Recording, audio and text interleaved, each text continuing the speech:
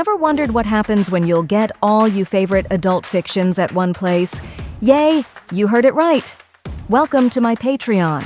Currently, we have more than 200+ stories collections. Exclusive, uncensored, 18+ fan fiction awaits you. Stories too bold for the mainstream, crafted for true fans. Dive into steamy world of Harry Potter, Naruto, and Deku. Untamed passion and raw power. Only on Patreon. Ready to unlock the secrets? Join now, link in the description. Now, today, we are gonna see, what if Harry Potter was mystical agent of God of Death? Harry x Daphne.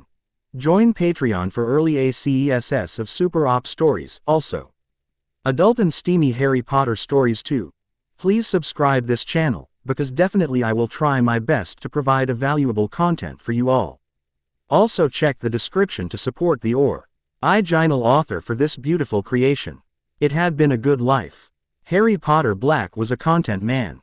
He had become an orphan when he was 15 months old and brought up with this Muggle guardians. He was a wizard, a real bone and flesh thing who could do wonders with a wand, and his guardians were non-magical folks and abhorred anything magic. He lived with them, tolerated their abuses until he turned 11 when he came to know about his position in the wizarding world. He was the boy who lived, someone who had survived the curse which no one else did. He started attending a magical school, where his parents had gone to study, and for the next 7 years his life was full of adventures that would fill books. He had become a leader of the world when his foe, his archenemy Voldemort, rose from the dead and started rallying his followers into a war. The Second Wizarding War, as it came to be known later, went on for 3 years before Harry Potter was able to put down Voldemort like a dog, but he lost a lot in the process. He lost his godfather, one Sirius Black, who was killed during a rescue operation in the Department of Mysteries in the bowels of the Ministry of Magic. The following year, he lost his mentor, an old wizard named Albus Percival Wulfric Brian Dumbledore, who was killed at hands of one of the men that he trusted with his life, one Severus Snape. That year, the Ministry of Magic fell and Harry Potter went on a run with his 2 best friends. They spent most of the next year battling Death Eaters, finding soul anchors of Voldemort, and were able to kill him then. In return, he lost Remus Lupin, the last link to his parents, Nymphadora Tonks, who considered him family and who had named him the godfather of their child, Ted Lupin. After the war, Harry Potter became an Auror wizard specialized in finding and capturing dark wizards. In his career as an Auror, Harry Potter captured many wizards who aspired to become the next Dark Lord. Learning from mistakes in the past, Harry Potter nipped every potential uprising in the bud so they won't have to face another Voldemort. After 4 years of the war, he married his girlfriend, Ginevra Weasley, and had 3 children with her. Within 10 years, he was named the head of the Department of Magical Law Enforcement. With time, he also realized the importance of being on the Wizengamot, i.e. the political body where the laws were passed, and took his traditional seat there with the one given to him by his godfather, Sirius Black. After 15 years of the Battle of Hogwarts, Harry Potter became the Minister of Magic when his best friends, Hermione Granger and Ronald Weasley, persuaded him to be so. Harry had wanted Hermione to don the role, but Hermione had confessed to him that he had more sway than her, and people Lee saw him as their savior because it was his wand that had put Voldemort down finally.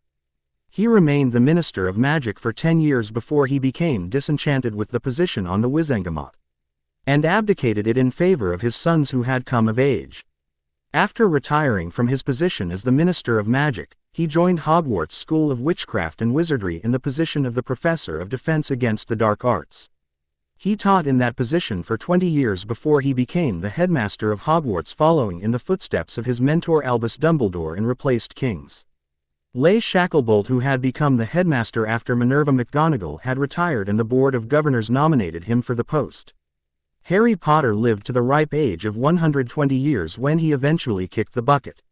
His wife had died 5 years before him.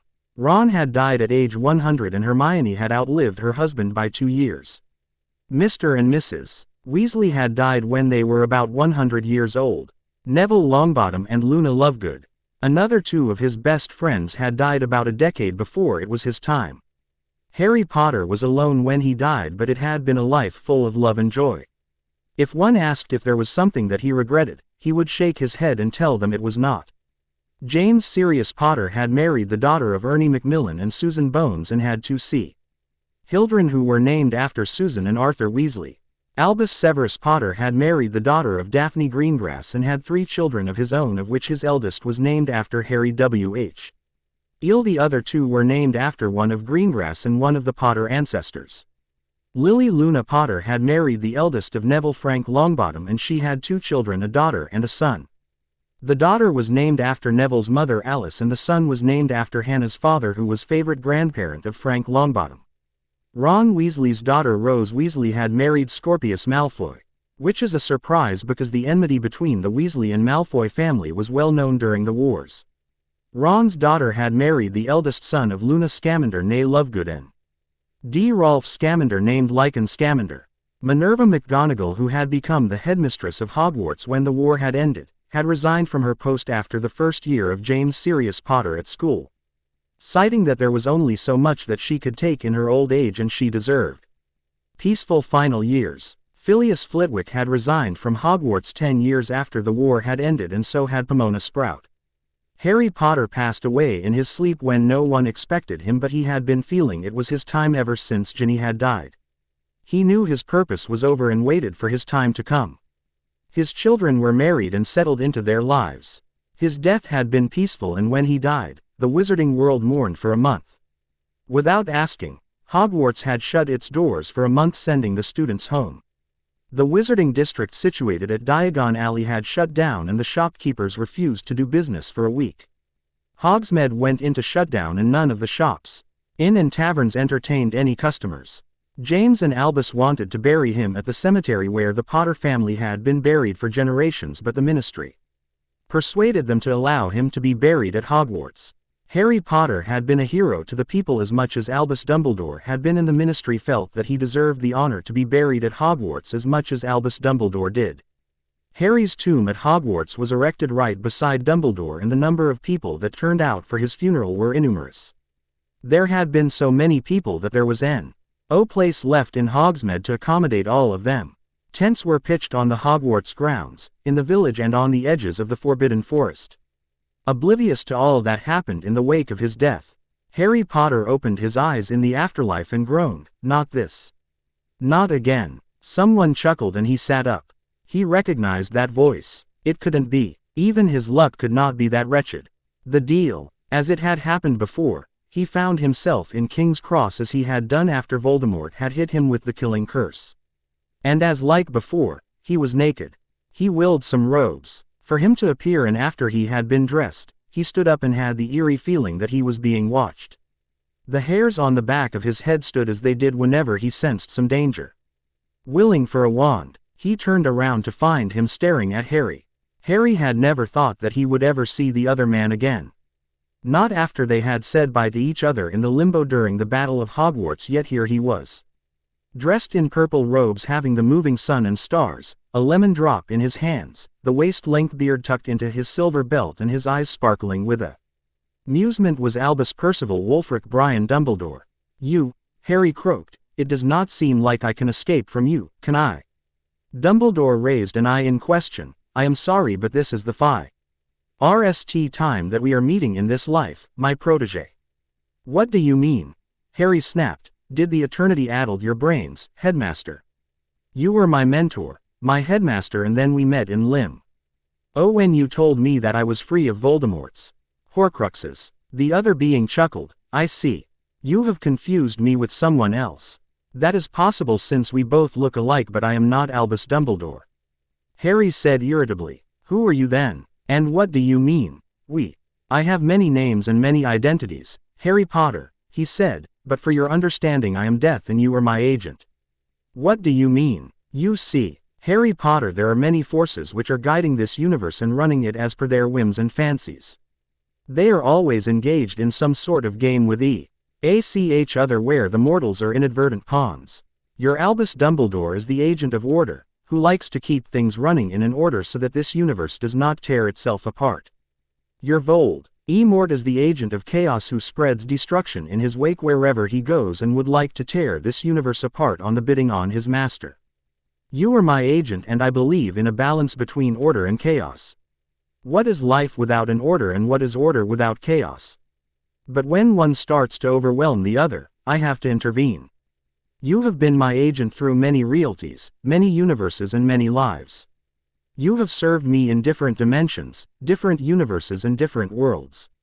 You have served me as Harry Potter, Harold Peverell, Hadrian Potter Black and simply Harry Potter. Black. I don't understand this, Harry said, his vision starting to swim around him and a headache coming. The one who claimed himself to be Death rumbled in laughter. I know it is hard for you to digest it but it is the truth. I don't believe you. What? Said Death. Prove you are Death, Harry demanded. The other being grinned evilly and the air around him condensed. A second later, in place of him was a being who was about 20 feet tall, covered in a cloak which was like the one Harry owned. His body looked as if on fire, a hood was drawn on his face and he swung a massive scythe on his shoulders. Just looking at the being incited Harry's worst fears into him and he wanted to crawl into a hole and hide. He could feel how insignificant he was in comparison to this being who reeked of primordial power. Is that enough to your satisfaction, mortal? Rumbled Death and Harry shuddered. Yes, yes, Harry cried and the being again appeared to him as Albus Dumbledore. I have a few questions, said Harry. I am sure you do. You always do every damn time that we have to do this again, Death grunted. Why or how I became your agent and what you do mean every time. It's been many lives ago that you became my agent. At that time, you were known as Ignotus Peverell, the last lord of House of Peverell, a tribe of druids who worshipped death as the ultimate reality. The Peverells were infamous for their magic and their prowess and they were a big clan with so many branches that even after 5 generations of their extinction, most of Wizarding Britain could claw. I am distant relation with them but the family magic or the familias magicas did not appear in any of them. Anyway, other tribes had it in them to drive out and kill all the Peverells. The allies of Peverells were picked off one by the agent of chaos who was the lord of the House of Slytherin at that time. It was when Ignotus's family started to die at the hands of his enemies and his brothers who were known for their prowess were killed that he did something that no one before him had done. He called on to me to help him avenge his family. I agreed to give him the strength provided he would become my agent and work to store order wherever there was chaos. He was so blinded by his rage and the thirst of revenge that he agreed to it without batting an eye. I did not gift him anything special but I gave him my powers. The Peverells were very gifted. The elder, Cadmus had created a wand that was very powerful and I infused it with some of my own powers and renamed it as the Elder Wand. The other brother, who was an alchemist had created a stone who could take necromancy to the next level but died before he could achieve his purpose. I infused that stone with my power so whoever had it could summon the dead. The twist that I added was that no one could actually raise anyone but call a figment of their spirits. If they had no control over themselves, their longing to be with our loved one who had perished would eventually bring that person to me. Finally, I gave Ignotus a piece of my cloak which he had fashioned into a cloak which cannot be seen by any enchantment and no magic can affect its wearer. Ignotus took my powers and had his revenge. Since then you have been serving as my agent, my enforcer in different dimensions. But that's outrageous. I mean how many lives have passed since then? Shouldn't it have been ended by now? Harry shouted. No. Death smiled evilly. It hasn't. You see, a part of the deal with Ignotus was that whenever he became a master of death, he will have to serve as my agent for next few lives. And you have been donning that persona since millennia, Harry Potter. You are mine, whether you wish it or not. No, I refuse to become your pawn again, Harry said tersely. How many times we will repeat this? Death asked. Should we duel again so I can best you and have you work as my agent? Sending you into another reality within clue and suffer whatever you have suffered. What do you mean? In one life, you were alive with your parents and a twin who was proclaimed the boy who lived. You had a family but you weren't loved as much as you deserved. In another life your parents survived but you didn't and they were eventually killed by Voldemort. In one life, you were born as the girl who lived and killed Voldemort. In one life, you ended up in another world where your own world had been destroyed by Voldemort and you had to defeat that Voldemort too. In one world, you were killed by Voldemort in the Battle of Hogwarts. This time it looks like you had somewhat peaceful life and now it's time for you to enter into another life again. If you serve me willingly, I will give you some memories of your past life and of this conversation so you won't find it hard to settle into that world. If you are willing to fight me, then you will be born in a world where you will have no memories of your past life or this conversation. It is your choice, but you will eventually serve me again." Harry said nothing, but he was thinking. He was also getting flashes of different lives that he had lived as the enforcer of death. He believed it as he felt it in his bones. He also knew that he would serve death eventually. There was no escape from this. "I will be your enforcer," said Harry, "but can you tell me somethings about the life that you are sending me into?" Death laughed. "Where the fun will be in it. Knowing is half the battle won. But what I will tell you is that there are 3 constants in every life that you have lived as Harry Potter. You, Dumbledore and Voldemort are always present in each of these lives, and they represent 3 different things.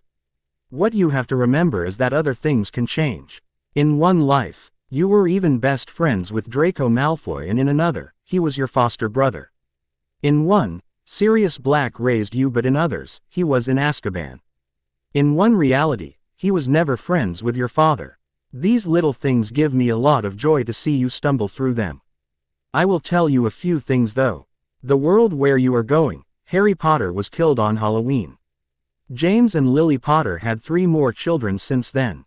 In that world, Peter Pettigrew was outed as the traitor when you were killed, and he has been evading capture. Voldemort has established base somewhere unknown and operates from there. No one even knows who the Death Eaters are. In this world, the Order of the Phoenix is the only thing that has been keeping him from overwhelming the world. His influence is restricted to the British Isles, since other countries keep their borders sealed and their laws strict. They are not fussy about throwing people into the Death Vale. You mean there are more veils in the world? Harry asked. Yes. These veils are portals basically, and were opened as a result of mortals tinkering with magic and the unknown. I will send you sometime before the summer of your 4th year. The Triwizard is coming to Hogwarts and you will need to be there. It will be a good start for you. You will need to convince Dumbledore that you are what you claim to be. You will be Harry Potter, but you will remember you are my agent, and you will have a few memories that will convince anyone that you are not from their world. A word of advice to you though, don't trust people blindly. Now off you go, Harry Potter. I can't afford to lose on the board against order and chaos. Wait, if I win this thing then? What do I get? Harry asked. Death smiled. As I have said earlier, you win this thing without invoking me, then you will get out of this cycle. Your soul will go to the powers that be, and then you will be out of my hands. What? Harry's question remained unspoken as Death snapped his fingers. A chasm opened beneath Harry's feet and fell into the void. A new world. When Harry's eyes opened, he found himself in a forest. He had no sense of direction or wherever he was. He was not even sure what year was it. Groaning, he sat up and pushed his limbs into action. His right leg protested of the strain and he fell promptly. He poked his leg, and from what he remembered of his Auror training in his last life, he knew that he had broken his leg. He tried to remember the emergency field medic training that was imparted to all the Aurors so they could heal themselves. To his consternation, he seemed to be forgetting everything that had happened in that world. He had already forgot what his children looked like. He remembered their names but barely. He shot a spell at his injured leg, and with a snap, the bones settled into place as he howled in pain. Then he cast a charm that would eventually heal his broken bones and wrapped his injured leg in a bandage. Grimacing, he stood up and then properly looked upon himself for the first time. He was dressed in the finest robes that anyone can afford. His hair fell to his shoulders as he preferred, but his body had shrunk. He groaned and cursed death. Conjuring a mirror, he looked on himself, and he looked exactly like he had looked when he was about 14 years old. He shrugged to himself. This was not that bad as he came to think of it. Somewhere out there were his James and Lily Potter. These were not his parents. Their son had died when he was little. He knew there would be differences between the two worlds, and he had to understand them before he could take any steps. His hand went to his wrist where he kept the wand holster attached and found it missing inside. Of course, Death wouldn't give him a wand just yet. No one crossed the dimensional portals with something in their pockets. A flash of a past life showed him where he had been an unspeakable and tried that exact ing, and everything on him had burned down except his body. He would need to find a wand. In the meantime, he could get a good sense of the direction by the sun. He climbed up to a tree and saw the sun in the distance. It was on his right and descending downwards, so that was west. He came down and started to walk in the east as he had done whenever he visited Forbidden Forest and wanted to return to Hogwarts. The road east always brought him home. He had to remain extra cautious because he had no wand on him and it would be hard for him to fend off any attackers. He knew wandless magic, but that was taxing on his core and he was not sure if his young body could take that stress. After about an hour of walking, he saw the first creature. It was a centaur and reminded him of another from his home world. The Palomino centaur looked like his divination teacher, Firenze. He was going to call the centaur when he realized that it would be a bad idea. He was not of this world and Voldemort was at large. This was extremely stupid if he were going to make himself known before known someone for who they truly were. Keeping to the shadows of the tree, Harry tried to get away but ducked when there was an incoming whoosh and an arrow lodged itself into the bark inches from his face. "Where are you going?" asked Firenze. Harry raised his hands in surrender. "I have no intention of hurting you. I am just trying to find my way out." The centaur pawed the ground and snorted, "As if you can hurt me, human. There are 20 centaurs around you who have their arrows pointed at you." Harry cursed himself. In his last life, he could have sensed so many people around him, but maybe he was getting sloppy. "Who are you?"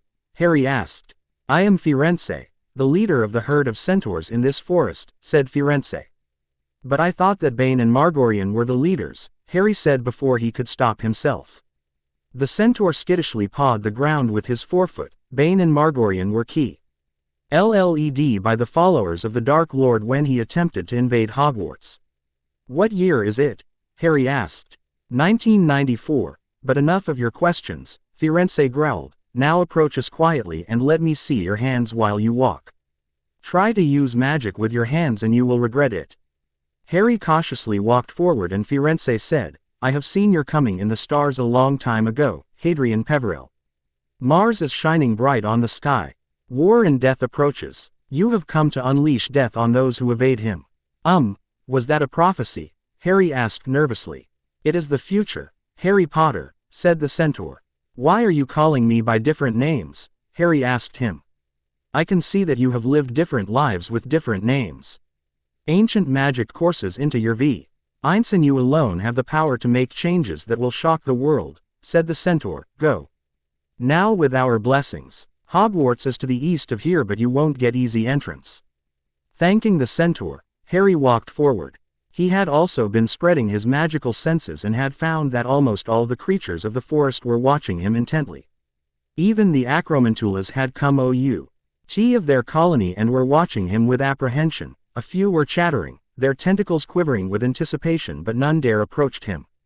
Soon, Harry felt the powerful wards which surrounded Hogwarts. In his earlier life, he was always comforted by them, but now they looked oppressive to him. Almost as if they would kill him if he did anything hostile. Skirting around the wards, Harry reached the gates of Hogwarts, which looked like a fortress. An entire Auror contingent was on duty there. "Halt!" growled a familiar voice. "Identify yourself." Harry was overjoyed to hear that voice. The owner of that voice had died when he was being rescued from his Muggle relatives to go to the home of the Weasleys. He turned excitedly to see Moody and was shocked. The person who bore Moody's voice did not look like him. Sure, he had a leg missing replaced by a wooden leg, but that was where the similarities ended. His hair was neatly combed and tied in a ponytail. His face had no scars, which he had become used to seeing. He had both of his natural eyes and his nose was intact. "Master Auror Moody," Harry said happily, "I am here to see Dumbledore." The man eyed him suspiciously. "Do I know you?" "I don't recall to have ever met you." Harry sighed. This was not the Moody that he knew after all. "No, we have not met in this world, but it is important that I see Dumbledore." "Who are you?"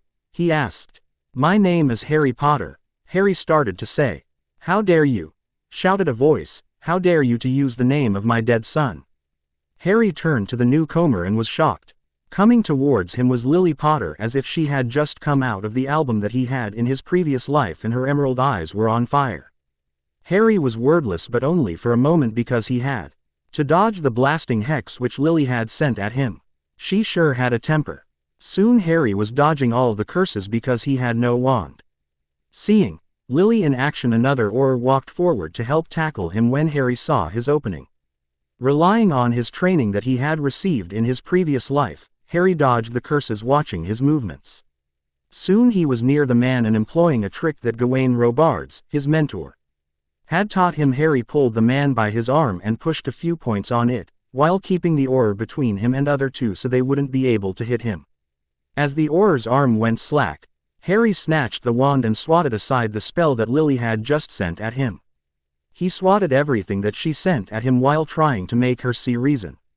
He shouted multiple times for her to hear him out, but it looked like Lily was not going to listen. Finally, he swatted aside her last spell and shifted left while sending a spell at her. Lily fell to the ground, knocked out cold. Moody, seeing how two people had been easily defeated by him, went on offensive.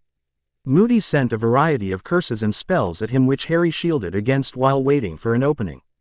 The wand that he had won was serving him well, but he was not going to answer a spell with spell. He waited for his opening, which came soon. Moody halted for a second to catch his BR. And Harry sent a spell chain at him. The Auror barely dodged them when Harry started peppering him with Bombarda. The Auror was barely able to keep up his shield when Harry decided to use some transfiguration in his duel. He ran towards Moody, who was flabbergasted. By the time Moody was able to raise his wand, Harry had vanished his fake leg and the Auror fell on the ground unceremoniously. Harry wasted no time in stunning him and then binding him with chains. "Well, that was an interesting duel, Prongs," he heard someone say, and turned to face the newcomers, and his wand went slack. Standing in front of him, dressed in Auror robes, were James Potter and Sirius Black. James looked like he did in those pictures, but it was Sirius that surprised him. This Sirius looked healthy, full of vitality and powerful. His voice was full of enthusiasm and his eyes were full of merriment. "Padfoot," he whispered, and did not notice James raising his wand and intoning, "Petrificus Totalis." Harry fell forward, petrified, and a stunner had him knocked out. "My secrets are mine, yours are also mine." When Harry came back to conscious, he found himself in the headmaster's office. He of course recognized it well because it had been his in his last life before he resigned when he reached 104 years of age. He was tied in a chair with magic restraining cuffs on his wrists. Of course, they would use magic restraining cuffs on him because they did not know that an accomplished wizard could escape them. He saw Severus Snape opening his mouth and administering him a clear potion, and even then, it was only 3 drops. If they thought he was going to be speaking the truth under Veritaserum, then they were in for rude awakening. "What is your name?" asked Alistair. "My name is Harry James Potter, the Neo-Marauder. The harbinger of troubles and the hottest wizard to ever live, according to Teen Witch Weekly," he said, and watched them squirm. "Is it not working?" Lily Potter asked. "Impossible," said Severus Snape. "It is my strongest dose." "Clearly you have lost your touch, Snivelus," Harry drawled. "Your potion is potent enough for a flobberworm but not an occlumen's." Harry heard the snickering in the background, clearly from Sirius and James. "Is it?" sneered the dungeon bat. "Then I will pry those secrets from your head." Harry evilly smirked. "Try your worst." As Snape looked into his eye and cast the spell, Harry realized why death had left him some memories which were not going to fade away. Snape went through the boy's memories and saw himself going into a classroom and starting the roll call. "Ah, Harry Potter, our new celebrity." The scene changed and he was in his office and threatening Harry Potter with the Veritaserum. "One more toe out of the line and you will find th. At my hands mist, and 3 drops of this potion will be found in your pumpkin juice, and you will tell your most hidden secrets to the world." Snape watched in disbelief as the boy led him through an other memory where Sirius was casting the Legilimens spell on the boy. Another memory shifted and he was on the astronomy tower with Dumbledore, whose right hand looked as if it was dead. "Why do you trust Potter so much? He is mediocre at best. What makes you think that he can defeat the Dark Lord?" Before he could make sense of what was happening, he found himself in another memory where the boy showed him dying. He was covered in blood. A wound was open on his torso and blood flowed freely. Take these memories, and look at me while I die. As the memory ended, Harry threw him out of his mind. Sirius staggered and Moody caught him before he fell. What did you see? This boy. Severus had no words to explain what he had seen. Lily asked him, Snape, what did you see? Severus however refused to say anything. At that moment, the door opened and in walked Albus Dumbledore. He looked like his own Dumbledore but also different. This one wore plain grey robes. His eyes did not have the twinkle but a look that Harry had only seen once on his face, and it was during the battle of the Department of Mysteries. This was not the headmaster he had come to adore, but it was the victor of Bavaria. Have you found anything useful? Dumbledore asked of the group. He is impervious to Veritaserum, Albus, said Moody, and he showed something to Snape which has reduced him to a blubbering mess. Dumbledore looked at Snape, who almost looked catatonic, and was thoughtful. Anyone who could do that to Severus was not an ordinary wizard. He sat on a chair facing Harry. Who are you? Where do you come from? If you don't let yourself known, it is going to end very badly for you. Harry had the audacity to laugh. I revered the man who always looked out for me, but you are not that man. I know how powerful you are and that you can do what you say, but I am no slouch either. You think these cuffs can stop me? Before Dumbledore could say anything, Harry gave a jerk to his hands, and the cuffs slipped out of his wrists and fell to the ground. Before anyone could do anything, Harry said, I am ready to answer all of your questions and I will tell the truth to you. I will take a wizard's oath for you to believe what I say, but I ask you that please ask others to leave. I only wish for you, James Potter, Lily Potter and Sirius Black to remain while I am speaking. Others protested but left when Albus pressed for them to leave. After they were alone, Harry raised his hand and intoned, I, Harry James Potter, do hereby solemnly resolve to speak the truth. If I am found untruthful in my words and intent, may Mother Magic smite me for my folly. So I say, so mote it be. After Dumbledore was satisfied with the oath, he asked the first question, who are you? I am Harry James Potter, born to Lily and James Potter in Potter Manor, Wiltshire, England. He heard gasps in the room and could see James straining to attack him, but Sirius held him back.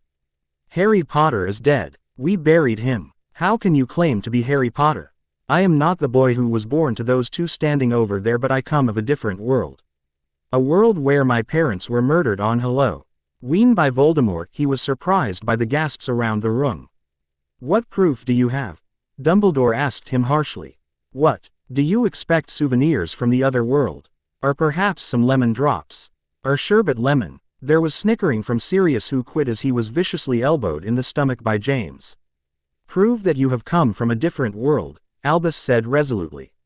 Harry shrugged. All right, I guess I will have to show you then. Do you still have the pensieve in that drawer behind your secret firewhiskey stash? Dumbledore watched him in stunned silence as others were now giggling. Harry continued, did you really expect no one would know it? Now bring it over and we can cut a lot of unpleasantries. After 10 minutes, during which Harry pulled out memories to show them, they were ready to view the first set of memories. This is the memory of the time when I came to know that I am a wizard, Harry explained about the first set of memories. What do you mean? Lily asked. Harry did not look at her but said, you will know once you see it. Headmaster, if we all are in the pensieve, who will keep an eye on him? James Potter asked. I will keep an eye on him, Sirius said. Padfoot, are you sure? James asked. Sirius nodded, of course. And you will let me know what you saw in the memory, right? James nodded and followed others into the memory. During the hour while the memory lasted, Sirius kept an eye at him, looking at him curiously but saying nothing. Harry tried to speak a few times but words failed him. What he could say to the man anyway? This was not his Sirius. This one had not gone through the hardships that his Sirius had. When they emerged about an hour later, James and Lily's eyes were wet. Lily rushed forward to hug him but stopped herself in time. I am so sorry. Harry, it should not have been this way. Harry casually asked her, why do you say sorry? You were obviously not my parents whom I lost in childhood. And even then they gave everything to save me from death. I love them and I am proud of them. I believe I speak for all of us when I say that I believe you, Mr. Potter, said Dumbledore, but it is very hard to believe and would be even harder to explain to our minister. Harry scowled. I know Fudge is an idiot. Fudge? You mean Cornelius Fudge? Dumbledore said, but he is not our minister. He is the head of the Department of Magical Accidents and Catastrophes. The Minister of Magic is Arthur Septimus Weasley. What? Chapter 2. Dumbledore smiled. Judging from your reaction, I guess that he was not the minister in your world. Harry chuckled. He worked at the ministry and headed the Department of Misuse of Muggle Artifacts before the Second War. He was a very kind person who took me in his family as a part of his family, making me his 7th son. He filled the role of father that I desperately missed. He and his wife were the parents that I so much wanted. His youngest son was my best mate and I married his daughter. Anyway, when Voldemort was vanquished for the first time, Millicent Bagnold was the minister. When she retired, Cornelius Fudge became the minister and later, he was replaced by Rufus Scrimgeour. Over the years, we had a few more ministers before I became the Minister of Magic. I retired then to become the headmaster of Hogwarts. Dumbledore's eyebrows rose high into his forehead. Quite an accomplished life you had, Mr. Potter. Harry smiled. Yes, I had a good life. I lived to old age to see my family grow. I even outlived you and then I passed away peacefully in my sleep. I know you did not grow up with your parents, but what about me or Remus? Asked Sirius Black. Harry was still surprised with the differences between this man and the Sirius that he had come to know. This one felt like Sirius should be, yet he looked different. Sirius Black died in my 5th year at Hogwarts, in the Battle of Department of Mysteries in the bowels of Ministry. He was knocked into the Veil by infamous Bellatrix Lestrange, Harry told them. Bella, you mean my cousin Bella? But she is Lily's best friend, Sirius exclaimed, and well, I married her. What? Harry exclaimed loudly. But she was Voldemort's right-hand man. In that world maybe, said Sirius, but she is not so in this world. Here, she is my wife. Harry's mind was spinning with all the changes that were there in between these worlds. The world was truly insane. Imagine Sirius and Bellatrix being married of all people, but wasn't she older than Sirius? Sirius, I don't know about here but back in that world. Bellatrix was older than you, Harry said, and she was married to Rudolphus Lestrange. She is older here too and feisty as much, Sirius said, but what are a few years when you live to 150? Anyway, Mr. Potter, Dumbledore said, you said Voldemort rising for second time. Can you tell us more? Harry yawned widely. That is too long of a story and I am about to fall asleep. Can it wait till tomorrow? Dumbledore nodded. Of course. I will arrange a guest room in the castle.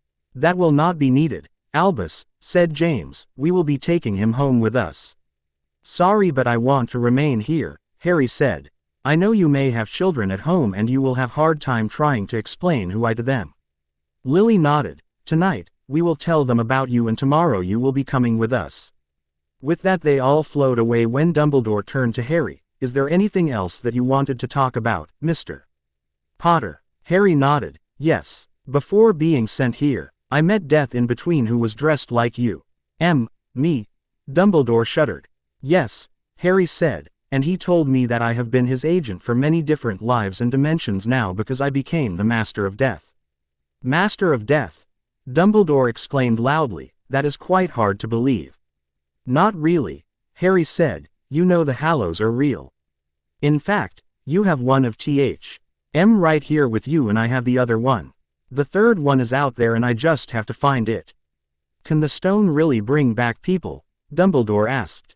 No, Headmaster, Harry said, it does not bring them but a feeble imitation of themselves.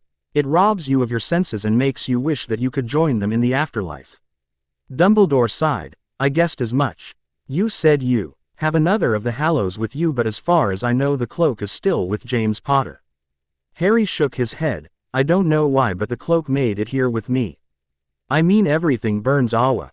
Why, when it crosses the dimensions or universes, but it was the only thing except my clothes that did not burn away. Even my wand is not with me. Your wand? Dumbledore said, but you had a wand when they brought you here. Harry chuckled. I won that from Dawlish when he tried to corner me at the gates. Please see to it that it is returned to him. I will, Dumbledore said, but what about you? You need a wand, I presume. Harry nodded. I need my wand, Professor. You have it. The Death Stick? Dumbledore asked. But that wand is mine, Professor, Harry said. I was originally B. Orna's Ignotus Peverell and that wand belongs to me. Even now, the wand has relinquished you. It is calling for me. Dumbledore pulled out the Elder Wand and it felt dead to him as if it were never capable of casting magic as it did in the past. Grudgingly, he handed the wand to Harry. As Harry touched the wand, it started sending sparks into the air and the air around him cackled with energy. At that moment, the door to the office flung open, and Sybil Trelawney entered, her eyes rolled into her head, her face a veritable maze of emotions, and she thundered. He with the lightning bolt has see. On comes the one wielding the Elder Wand, he cometh bearing gifts of death. The agent of death he is. To restore order, to end chaos he cometh bearing gifts of death, comes he bearing gifts of death. As soon as she had finished speaking, her eyes rolled up and she slumped. A moment later, she coughed violently and looked around the office. W.H., where am I? You were in my office, Sybil, Dumbledore calmly said. Did you need anything? Quote, no, Headmaster. I only wanted to get some fresh air, she said, and was about to leave when her eyes fell on Harry and she said, the war's drums start being sounded. Death approaches those who evade it. There is still time for them, time to repent and yield to the scythe. As she left, Harry turned to Dumbledore bewildered. What the hell was that? Dumbledore had steepled his long fingers together and looked interestedly curious. What is curious? Harry asked. She just gave 2 prophecies, Dumbledore said. Did she give a prophecy regarding one with power to vanquish Voldemort? Harry asked. What, you also had that prophecy? Dumbledore asked. Yes, she gave a prophecy in that world which made Voldemort come after me, Harry said and recited the entire prophecy to the headmaster, who had turned white when he ended up speaking. That is the exact prophecy that made him come after the Harry here, Dumbledore said. How did the Harry here die? Harry asked.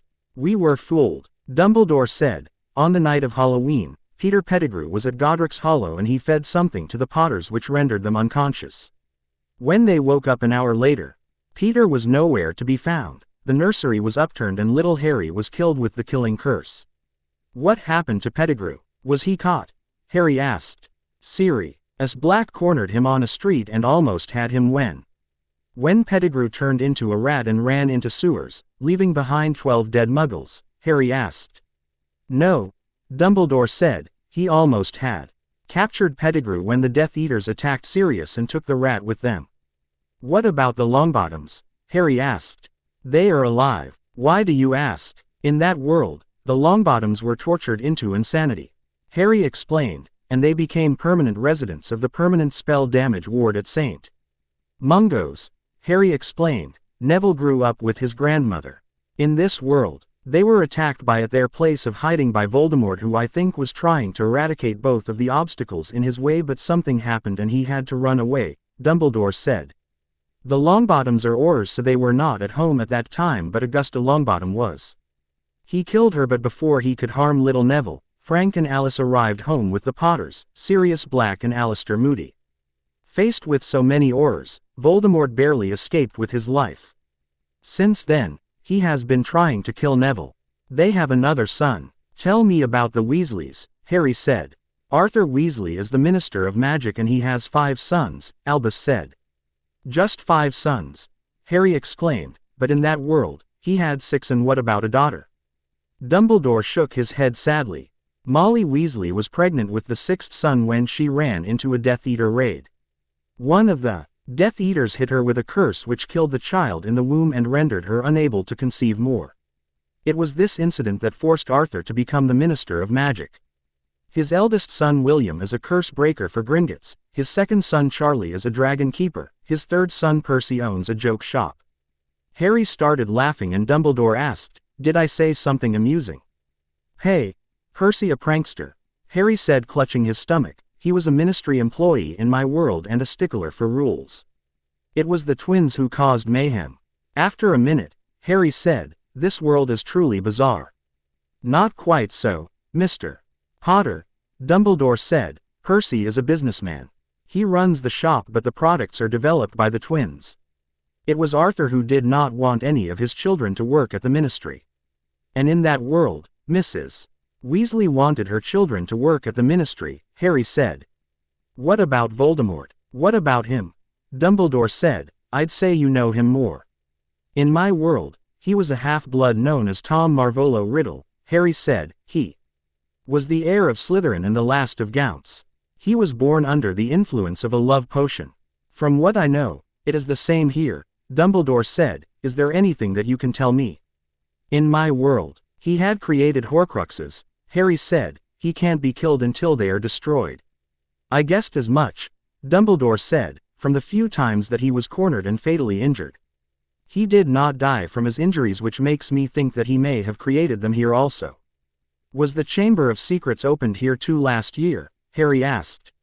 "No, although it was opened 50 years ago and a Muggle born which Myrtle Warren died," Dumbledore said. "Was it opened in your world?" "It was opened in my second year too, though I guess things are different here," Harry said. "What about the Potters?"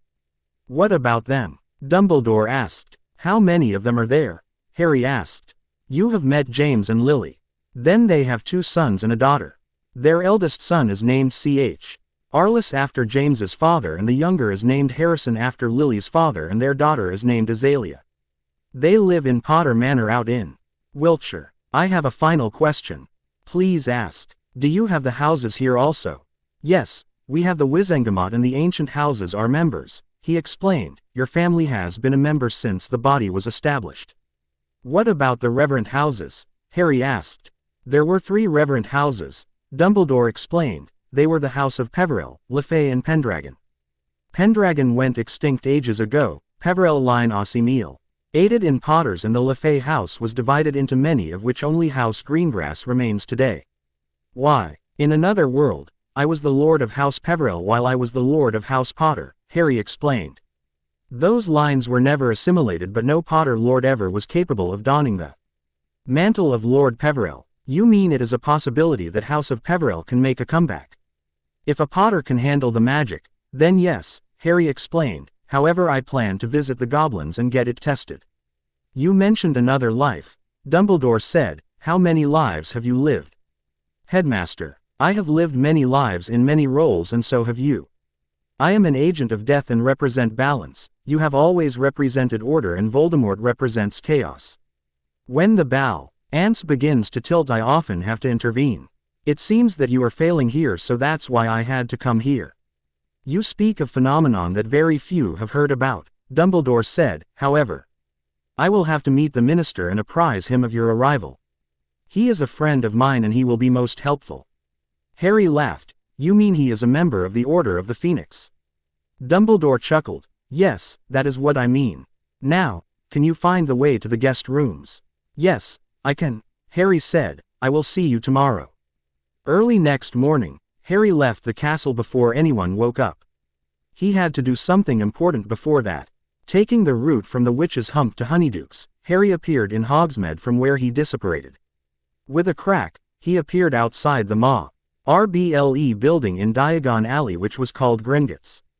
At the door of the bank, 2 goblins brandished spears at him. "Halt, wizard. No admission without permission." Harry frowned. "Since when Gringotts has started stopping customers?"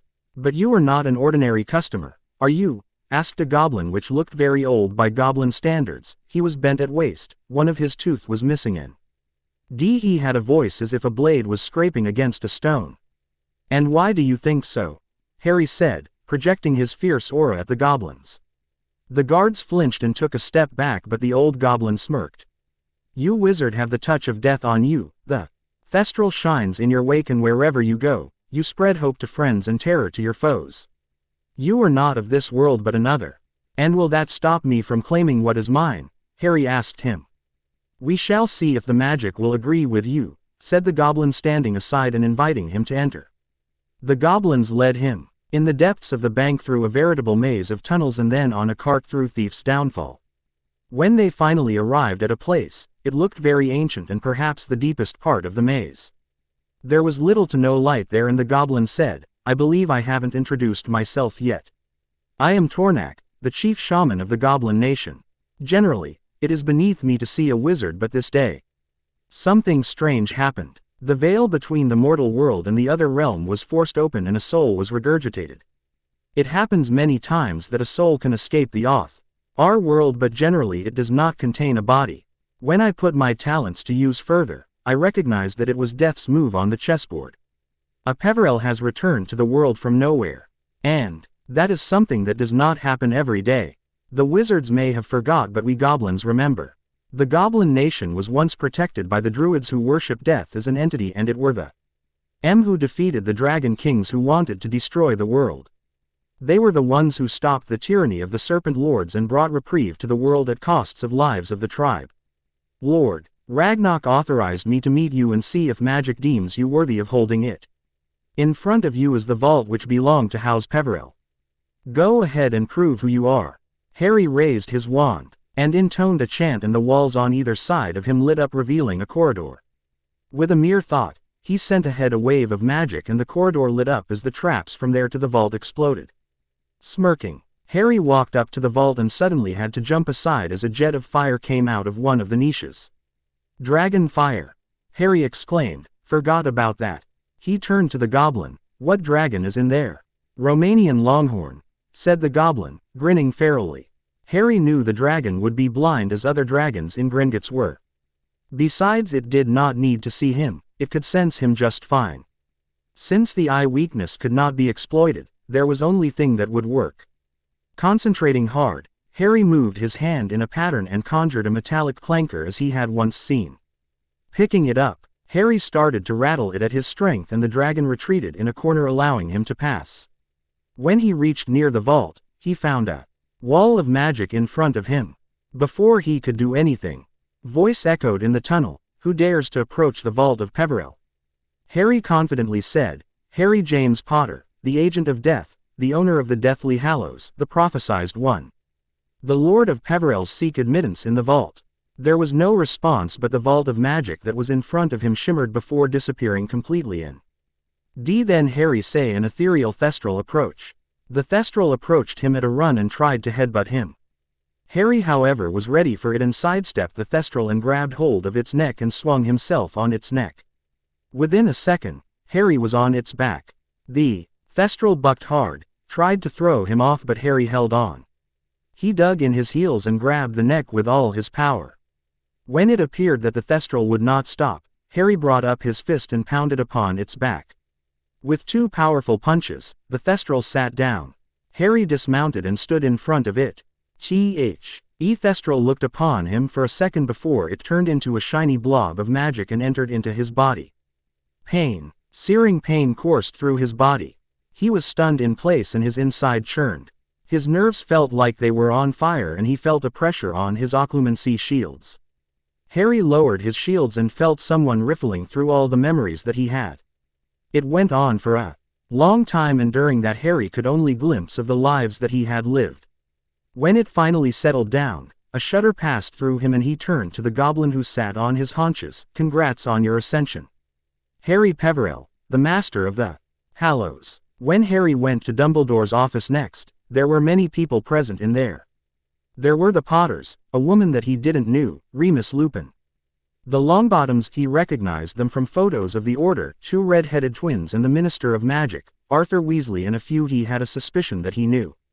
"Harry, please come in," Dumbledore said. "Let me introduce you to these fine people. Headmaster, let me get this correct before I ask for your help," Harry said, and then turned to the red-headed twins. "Since you are not Fred and George, I guess you are Fabian and Gideon the Pruitt twins." Then the one hiding in the corner is Elphias Doge, who was a very good friend of the headmaster. The Auror couple are Frank and Alice Longbottom. The big black scary Auror is Kingsley Shacklebolt. The one next to him is the ever-paranoid Auror Alistair Moody, the sandy-haired wizard Remus Lupin, and the little Wizza Road with titled hat is Daedalus Diggle, and of course I know Minister Weasley. Now this gentle wizard with the mask on his face, I am sure, he is Croaker, the head of the Department of Mysteries. "You seem to know many of them already," said Dumbledore, "and then you seem to know Croaker by name, and that is astonishing." No one in this hall even know his name. Harry snorted. In that world, I had help. Director Croaker test some of his theories regarding time travel. Do you have any idea where you have come from? Croaker asked. I mean, there are thousands of alternate realities or universes. Timelines, and it is often hard to find where one has come from. I have no idea, Director Croaker, Harry said. However, in a couple of years I will help you increase your knowledge on some of your most intriguing theories. In the meantime, said Dumbledore, we all have questions. Harry nodded. Ask your questions. Tell us about your Voldemort. In that world, Voldemort was born in 1926. To a near squib witch of the ancient and noble house of Gaunt named Merope Gaunt and a common muggle who were the landowners in the area named Tom Riddle. He studied at Hogwarts, where he opened the Chamber of Secrets in 5th year of his education at Hogwarts, which led to death of a muggle-born student named Myrtle Warren, and he framed Hagrid for it. Later, he went on to work at Borgin and Burke's, and after a couple of years, he disappeared from that place. 10 years later, he appeared as Lord Voldemort and started a war which went to a halt briefly when he was vanquished by me due to an ancient magic that was done by my mother. 11 years later he possessed a professor and tried to get to the Sorcerer's Stone, but it was destroyed by me. The next year he caused the Chamber of Secrets to be open. Again with the help of a diary, and I killed the basilisk in the chamber, and in my 4th year, he came back into a body at the end of the Triwizard Tournament.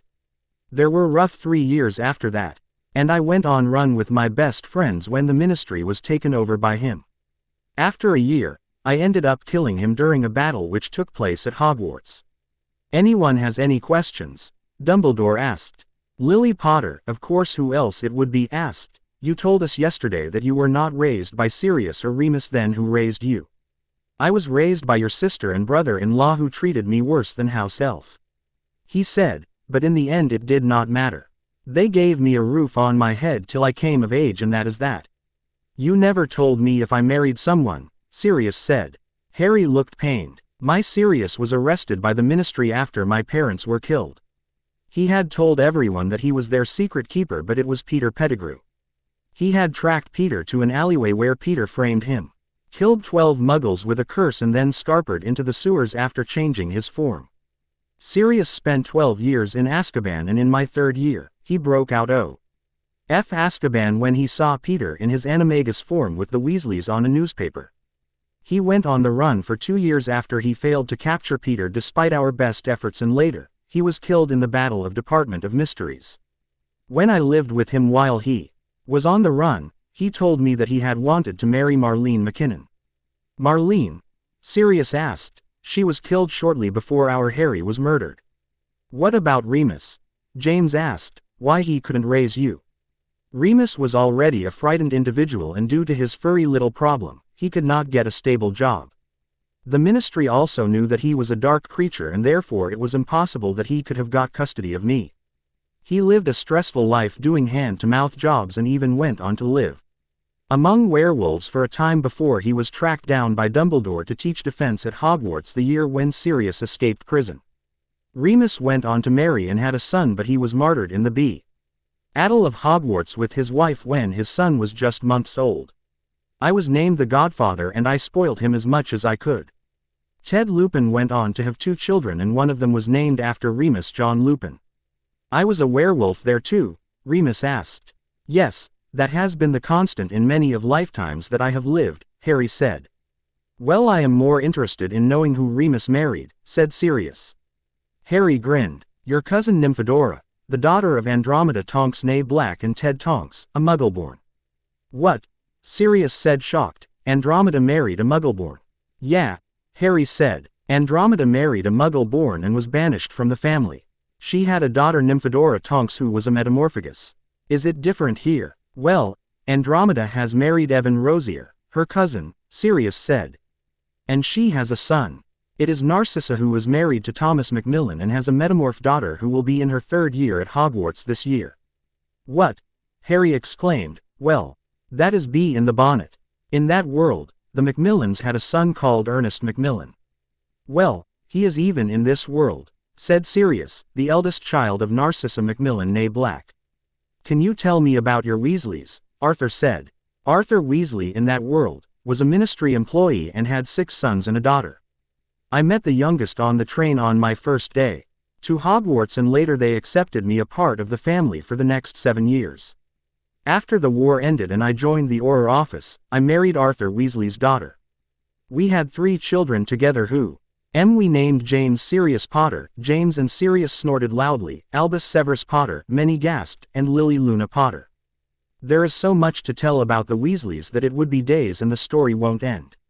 I understand, said the minister. I hope you would visit us someday. I will, minister, said Harry, provided Director Croaker is convinced with my story, for I see he has been chanting spells for minutes now. Croaker laughed. You know that too. Well, this lad is telling the truth. Where he comes from, I can't tell, but he is not from this reality. It seems then that all we need to do is to create an identity for you, said Dumbledore, and since no one knows anything personal about the Potters, we can tell them that you are Harry Potter. But everyone knows Harry Potter is dead, said Harry. Have you lost your marbles? Hear me out, Mr. Potter, said Dumbledore. Things were dangerous for you and Neville Longbottom at that time. We will tell the people that your parents had taken you out of the county a day before that eventful day and you were raised in a different country. Now you have come to take your place. Harry nodded. That can work. Do I have to go to school? You look like what? 14 years. You'll have to go to school, said Lily, and it will do you some good to stay around people your age. Harry sighed. All right, I will leave the details to you all. I think my work is done, said Croaker. I have received a plausible reason for the disturbance in the Vale which I had noticed yesterday. I will see you later, Albus. As the unspeakable left, Harry turned to Dumbledore. Are all of them members of the Order? Yes. Your world had the Order too? Asked Sturgis Podmore. Yes, Harry said. Dumbledore was the leader of the Order until he was killed, and then it was led by Alistair Moody for 3 months before he was killed, and then Kingsley Shacklebolt led the Order. I see. Mr. Potter, can I ask a question? Said Alice Longbottom. Yes, Lady Longbottom, Harry said. We have kept our son well hidden from the world, she said, yet we don't know the reason that why we have kept doing it. The prophecy is the reason, Harry explained.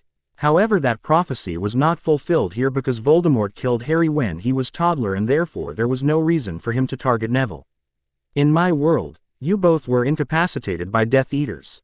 After the fall of Voldemort, Neville spent his entire life without ever knowing you, but he never failed in visiting you at St. Mungo's. He named his firstborn after his father.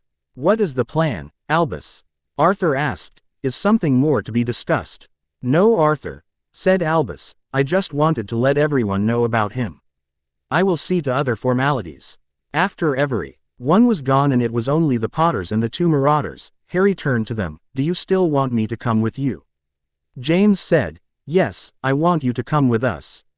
But we have decided and it is final, and if Prongs doesn't want you, then I will take you in. I was your godfather, after all, even if in another world.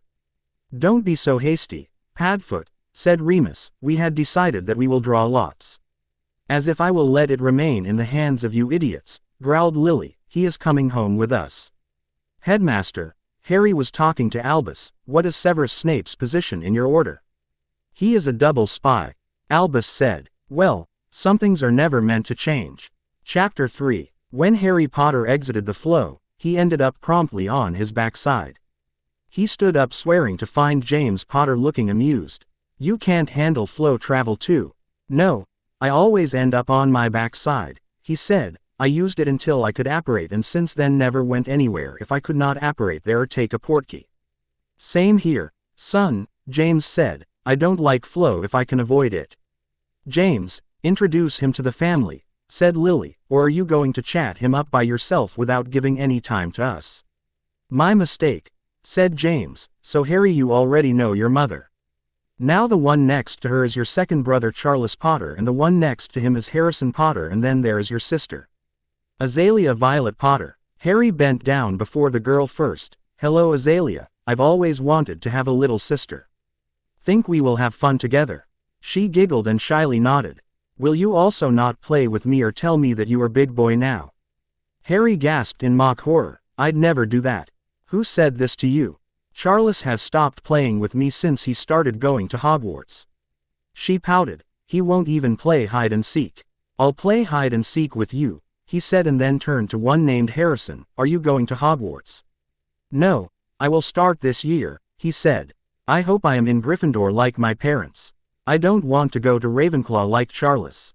Harry's eyes widened in surprise, but he concealed it. Why does it matter? Houses are just a place to live in for 7 years, and when we will get out of Hogwarts, no one will remember it. He then turned to Charles. What year are you in, Charles? The boy said nothing but looked at him disdainfully. You are not my brother. Before anyone could say anything, he stomped upstairs. James herded the others upstairs as Lily had him sit down. Sorry, Harry, Lily tried to say. Don't worry, Harry said.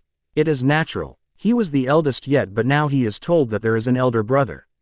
It may take some time for him to come to terms with, and then there is the fact he was being groomed as the heir of the House of Potter, and now he thinks that he will lose it. James, who had come down, shrugged. It doesn't really matter. He will get over it, and the heirship always goes to the eldest.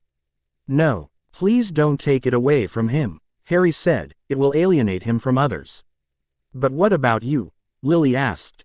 I don't understand, Harry said. I am not the son that was killed on Halloween. Then why are you being concerned so much for me? You may not be the same boy, but you exactly look like he would have if he was alive, she said, and you are so much like me and James that it is hard to think that you are not our son. Harry smiled. I understand, but I don't want the Potter heirship. I already have another. What? James bellowed. What do you mean? Did Sirius offer Black Lordship to you before I got there? Don't tell me Padfoot beat me to it. Harry snorted. No, but I took another lordship which I have always held. The Lord of Peverell. There has been no Lord of Peverell since last 1,000 years, James said. No Potter Lord had the power to wield the family magic. Harry showed him the finger on which the Peverell ring sat. Well, I am glad then that I can wield it.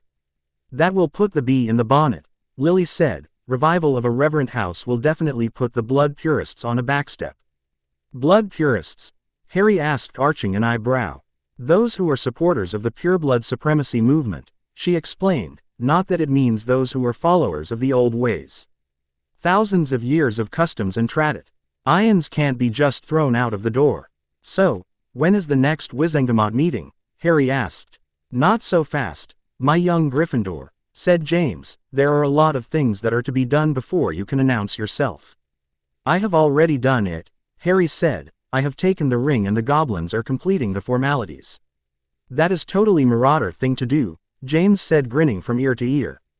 Of course you will have to appoint a proxy, but the faces of the Wizengamot members will be worth seeing. James, Lily tried to scold him, but Harry's attention was on something that James said. Tell me about the Blacks. What about them? James asked. How many of them are there? Sirius became a Gryffindor in Hogwarts and his mother tried to banish him from the family. Is paterfamilias Arcturus Orion Black took away her name and kicked her out of the family for that. Since then, Sirius and Regulus were raised by Melania Black née Macmillan, who was a pureblood but very tolerating of the world's views. Arcturus also kept Sirius's father in line and forbid his family from going in support of the pureblood movement since he believes that a Black is his own person. Sirius became a lord of the Wizengamot and married his cousin Bellatrix Black. Her two sisters have been married into Macmillan and Rosier families. So, no one there is a Death Eater? Harry asked in surprise. I didn't say that, James said. It is widely believed that Sirius's mother Wolberga Nameless, who was banished from the family, joined the pureblood movement and has been pioneering their cause since then. Of the few Death Eaters whose identity has been confirmed to us, she is certainly one of them. Well, this world is as different as it can be, Harry said, musing aloud. At least me creature is there in Black Townhouse.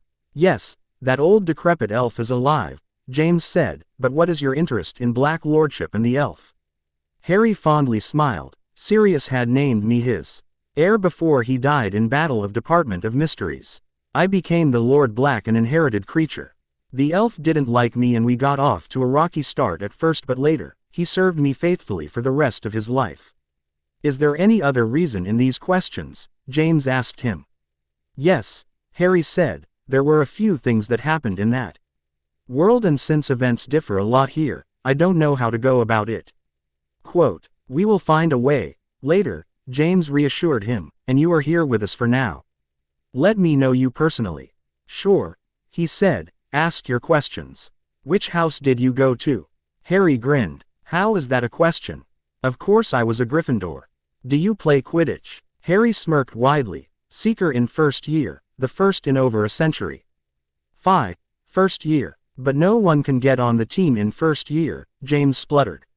Oh, Gryffindor had no Seeker that year and Professor McGonagall was able to convince Dumbledore to bend the rules for me. And I became the Quidditch captain in 6th year. James grinned. Oh, I am so proud. Merlin's beard. Seeker in first year and Quidditch captain, that is feat indeed. What was your favorite subject? I know you were an expert in transfiguration and Mum was dab hand in charms, but I excelled at defense, Harry told him. I could cast the Patronus charm in my 3rd year. James raised his hands. Stop. Stop. You are now giving me a complex. You mean to tell me that you could cast a Patronus when you were 14 years old? Yes, Professor Lupin taught me in 3rd year. James looked like he would faint.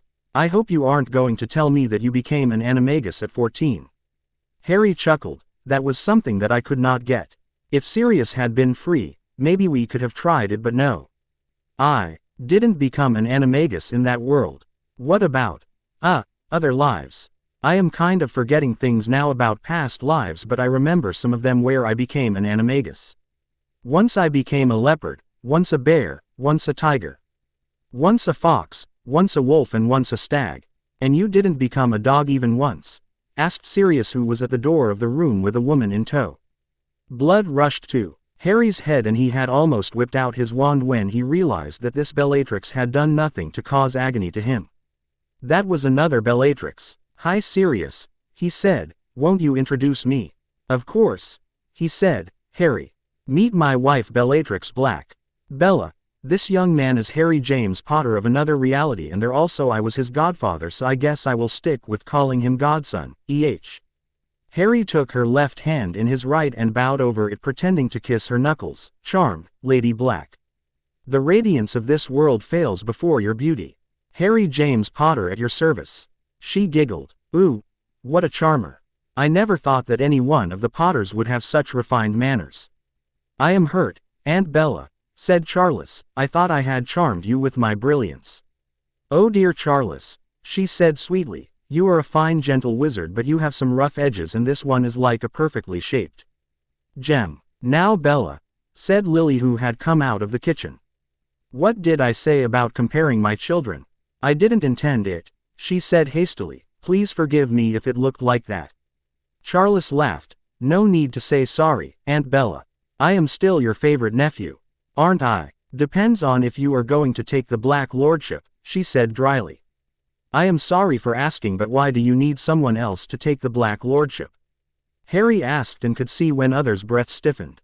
Sirius hushed James, who was going to admonish him. Harry, when Bella was young, she was attacked in Diagon Alley and the attack left behind some lingering consequences.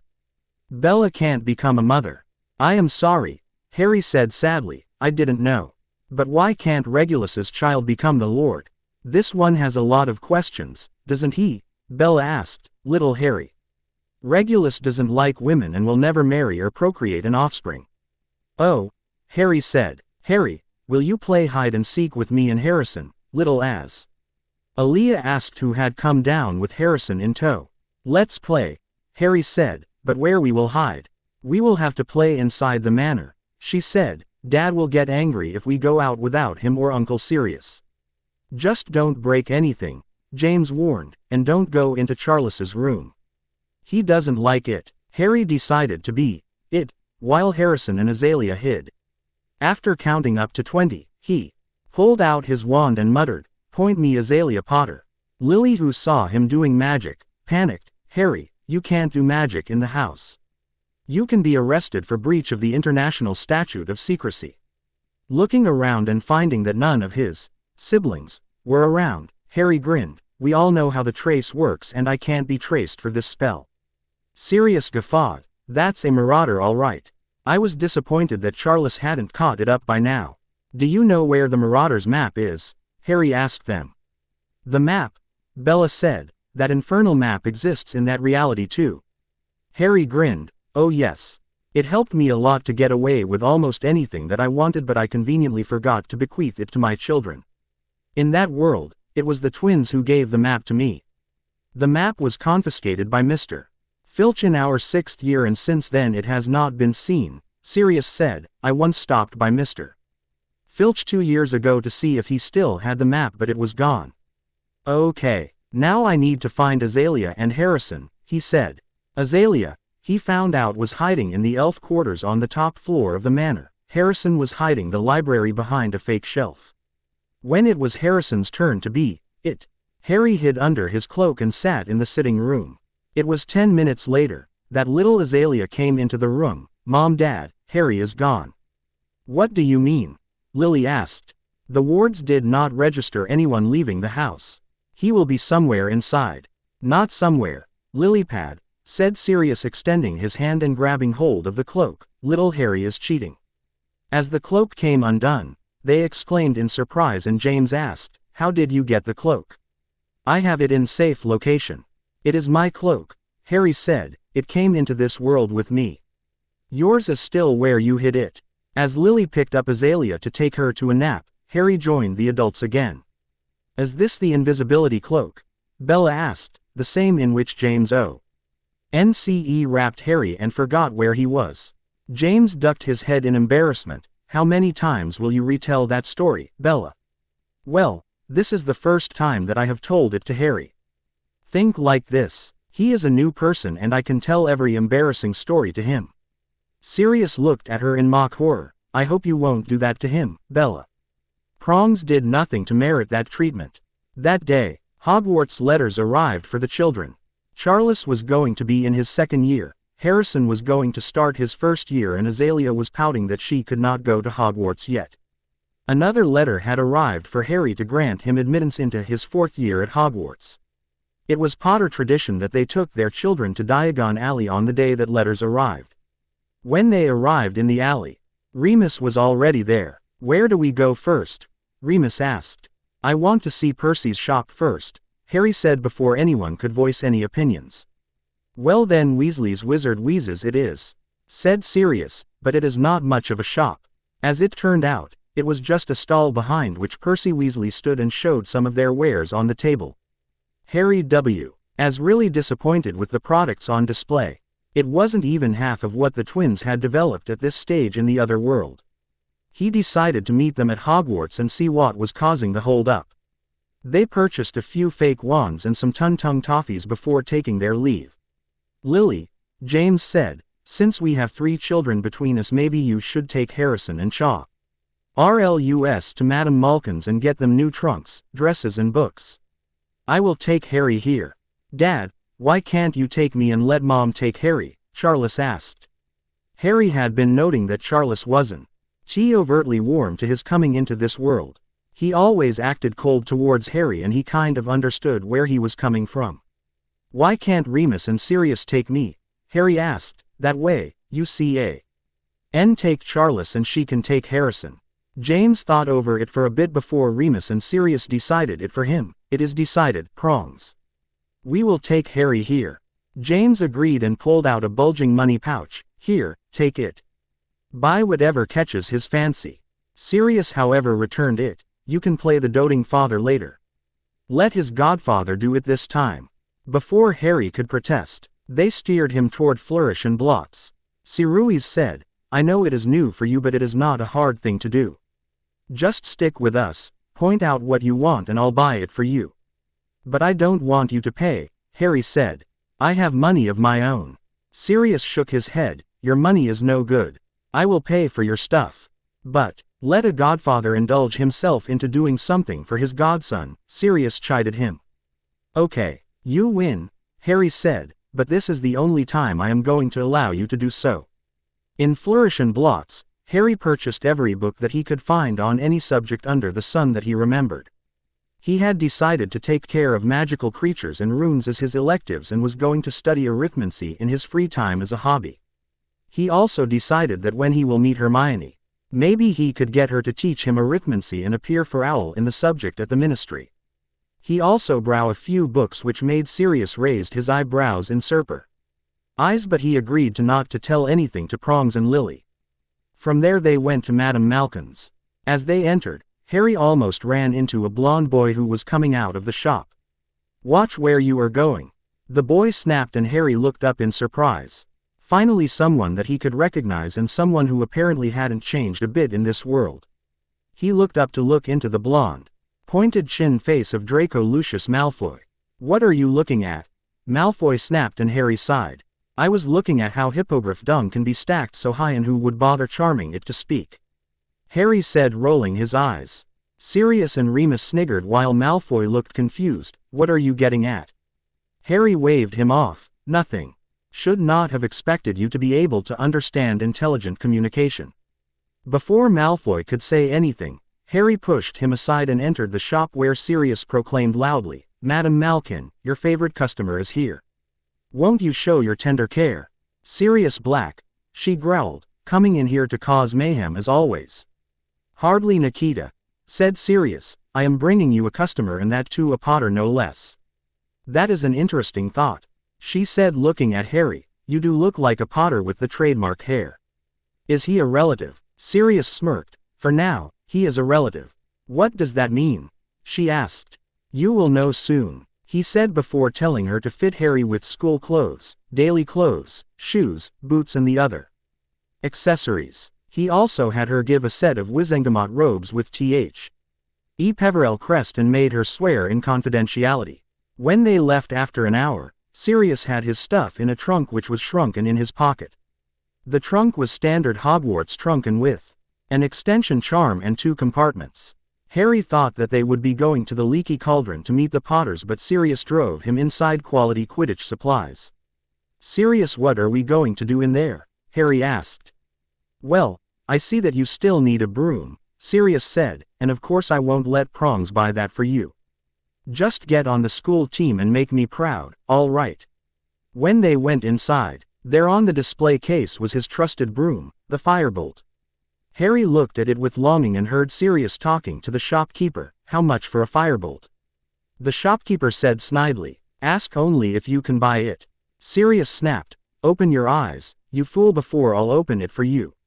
You presume to tell the Lord of Black that he can't buy a measly broom." The shopkeeper snapped to attention.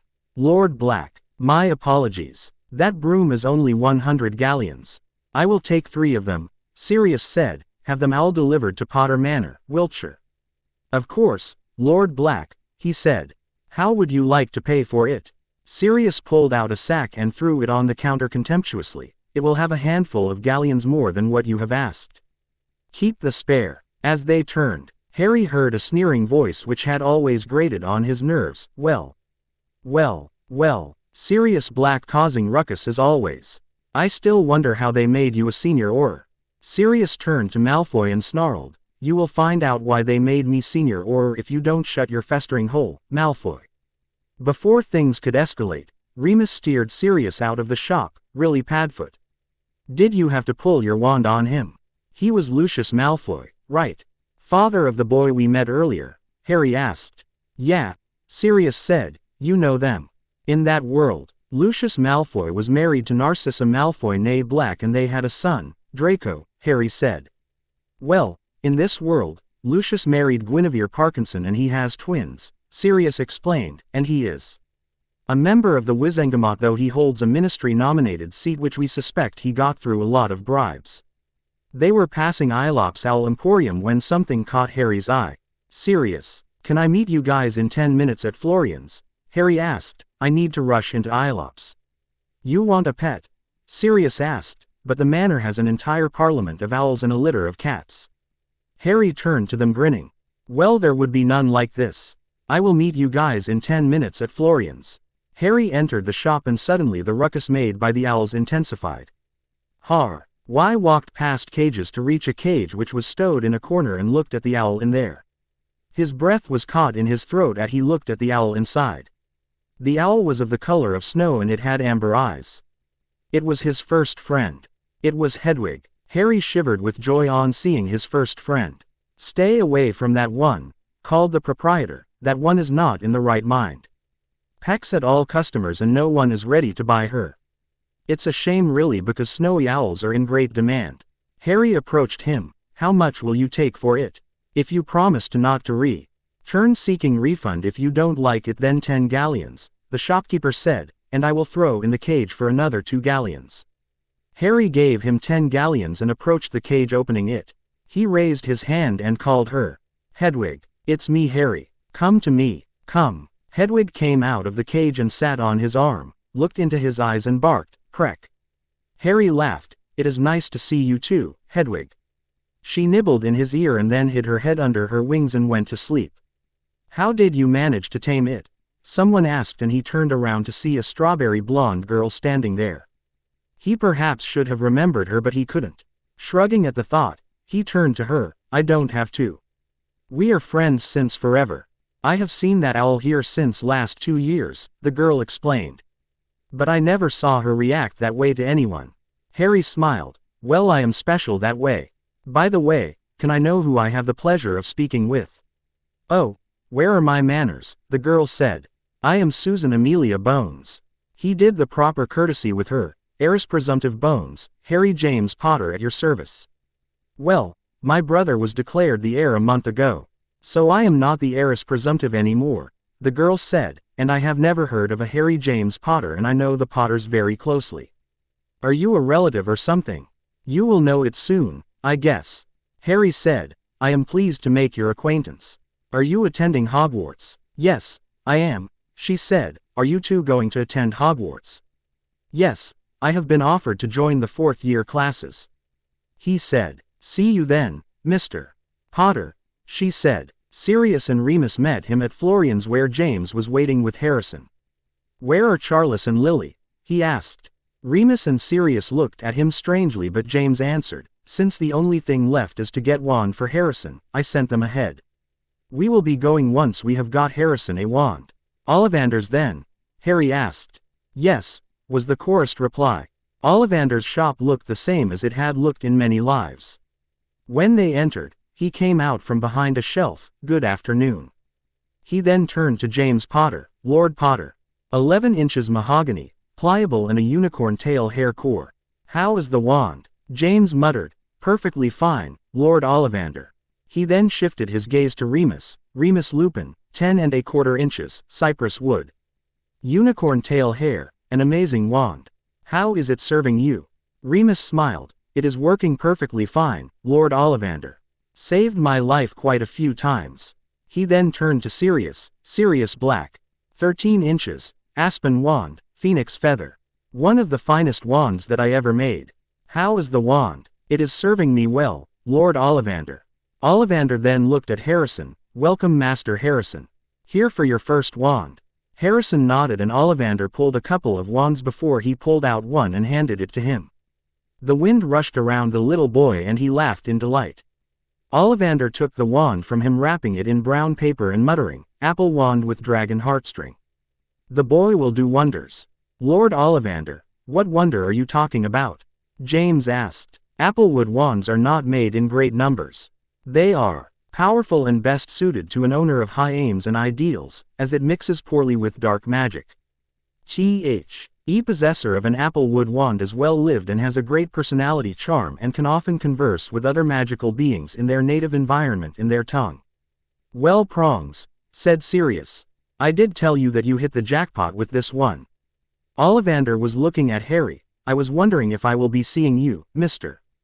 Potter, because I know you have a wand already." Harry's eyes widened in surprise. "Do you know me?"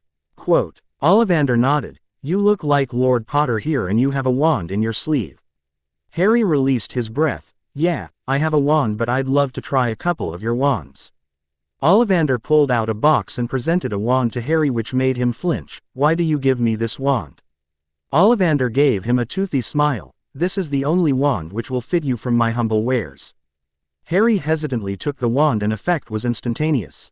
His magic started flaring around him as the wand let loose sparks as if it were overjoyed at meeting him at last. "That is interesting," he dryly commented. "What is interesting?" Sirius asked. "This wand is made of holly with phoenix feather as the core.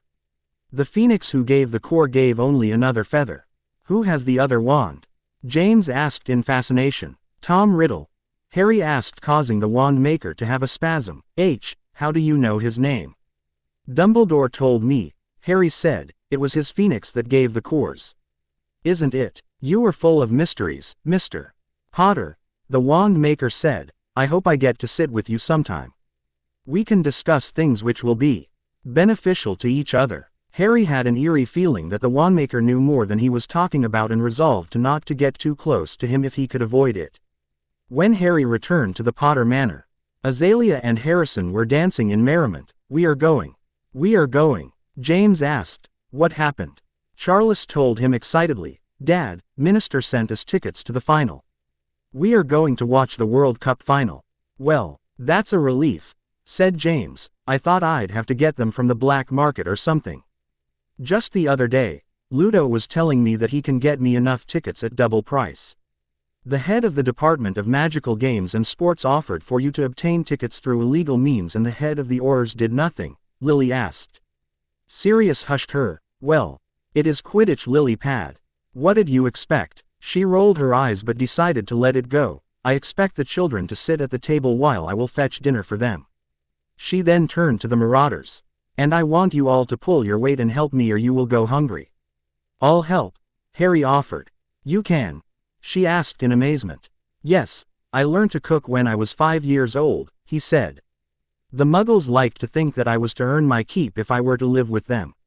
She icily said, sounds exactly something like Petunia would do. Why would you be sent to her? If it were me, they would not be my first choice of guardians. In my world, Sirius Black was considered a traitor and was in Azkaban. Remus Lupin couldn't raise me. Peter Pettigrew was seemingly dead.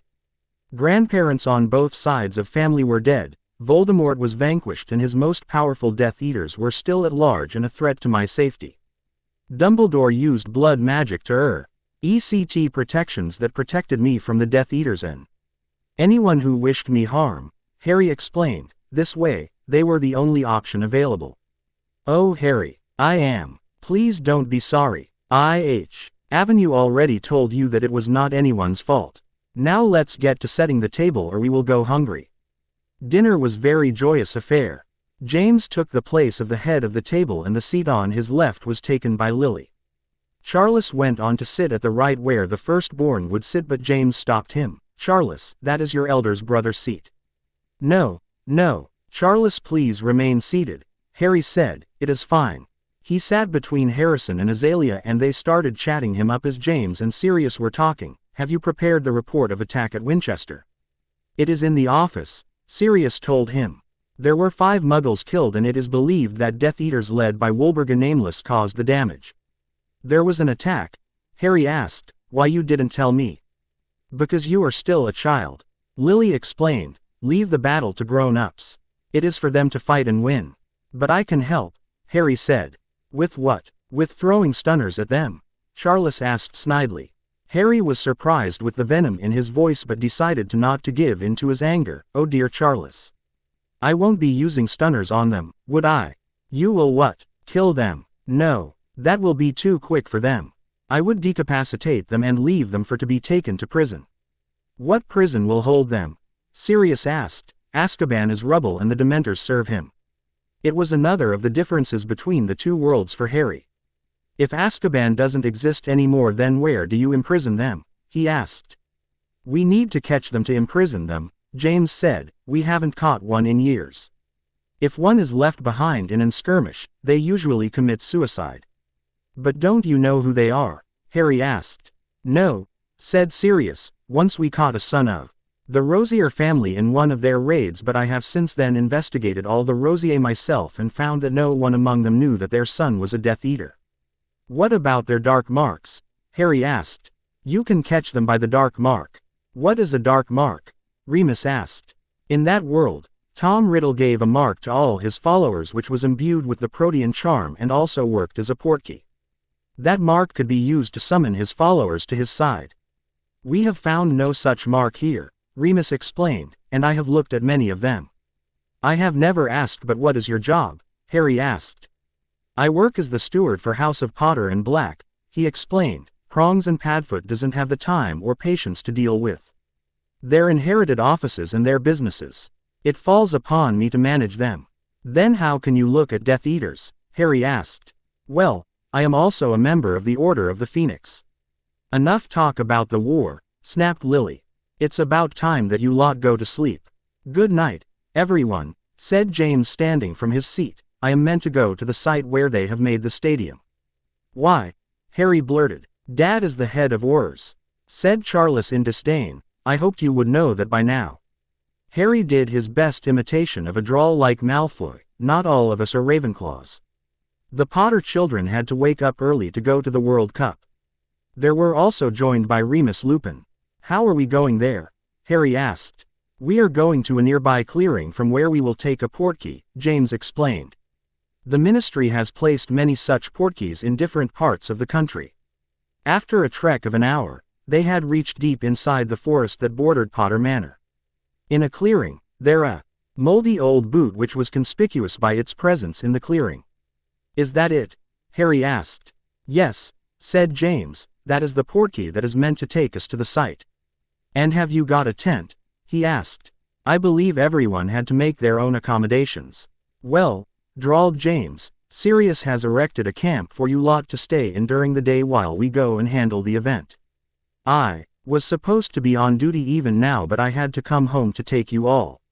There, let's not tarry, said Lily. The portkey will be activating any moment now. Each of them touched the portkey, and as it began to glow, Harry muttered, Wait, I don't care. Before he could finish whatever he was going to say, there was a jerk behind his navel and the people in the clearing vanished. Chapter 4. Harry came floating down when the portkey released him and started walking to lose momentum as his feet touched the ground. Charles, Harrison and Azalea had crashed in a jumble on the ground. The adults Weaver had fared better than the children.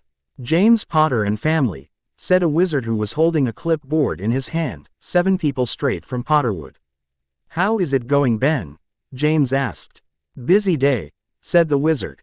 Get out of the way because we have a great party coming in straight from the Black Forest within a couple of minutes. Come on you lot, said James, herding them behind him. We are just around the corner from here. To get to the campsite, witches and wizards had to cross a deserted moor. It was difficult to see through the mist present on the moor. After 20 minutes, a small stone cottage next to a gate could be seen. Beyond it, Harry Potter was able to make out the ghostly shapes of hundreds and hundreds of tents. The tents were located among the gentle slope of a large field toward a dark wood on the horizon.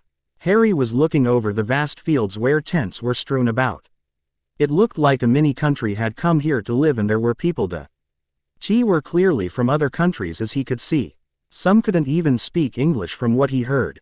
He also saw a group of African wizards huddled together and smoking pipes while stroking a fire windlessly. There was a tent which was about 3 stories high, and there were peacocks outside it, and Harry knew it was the Malfoys. There were many which clearly looked magical.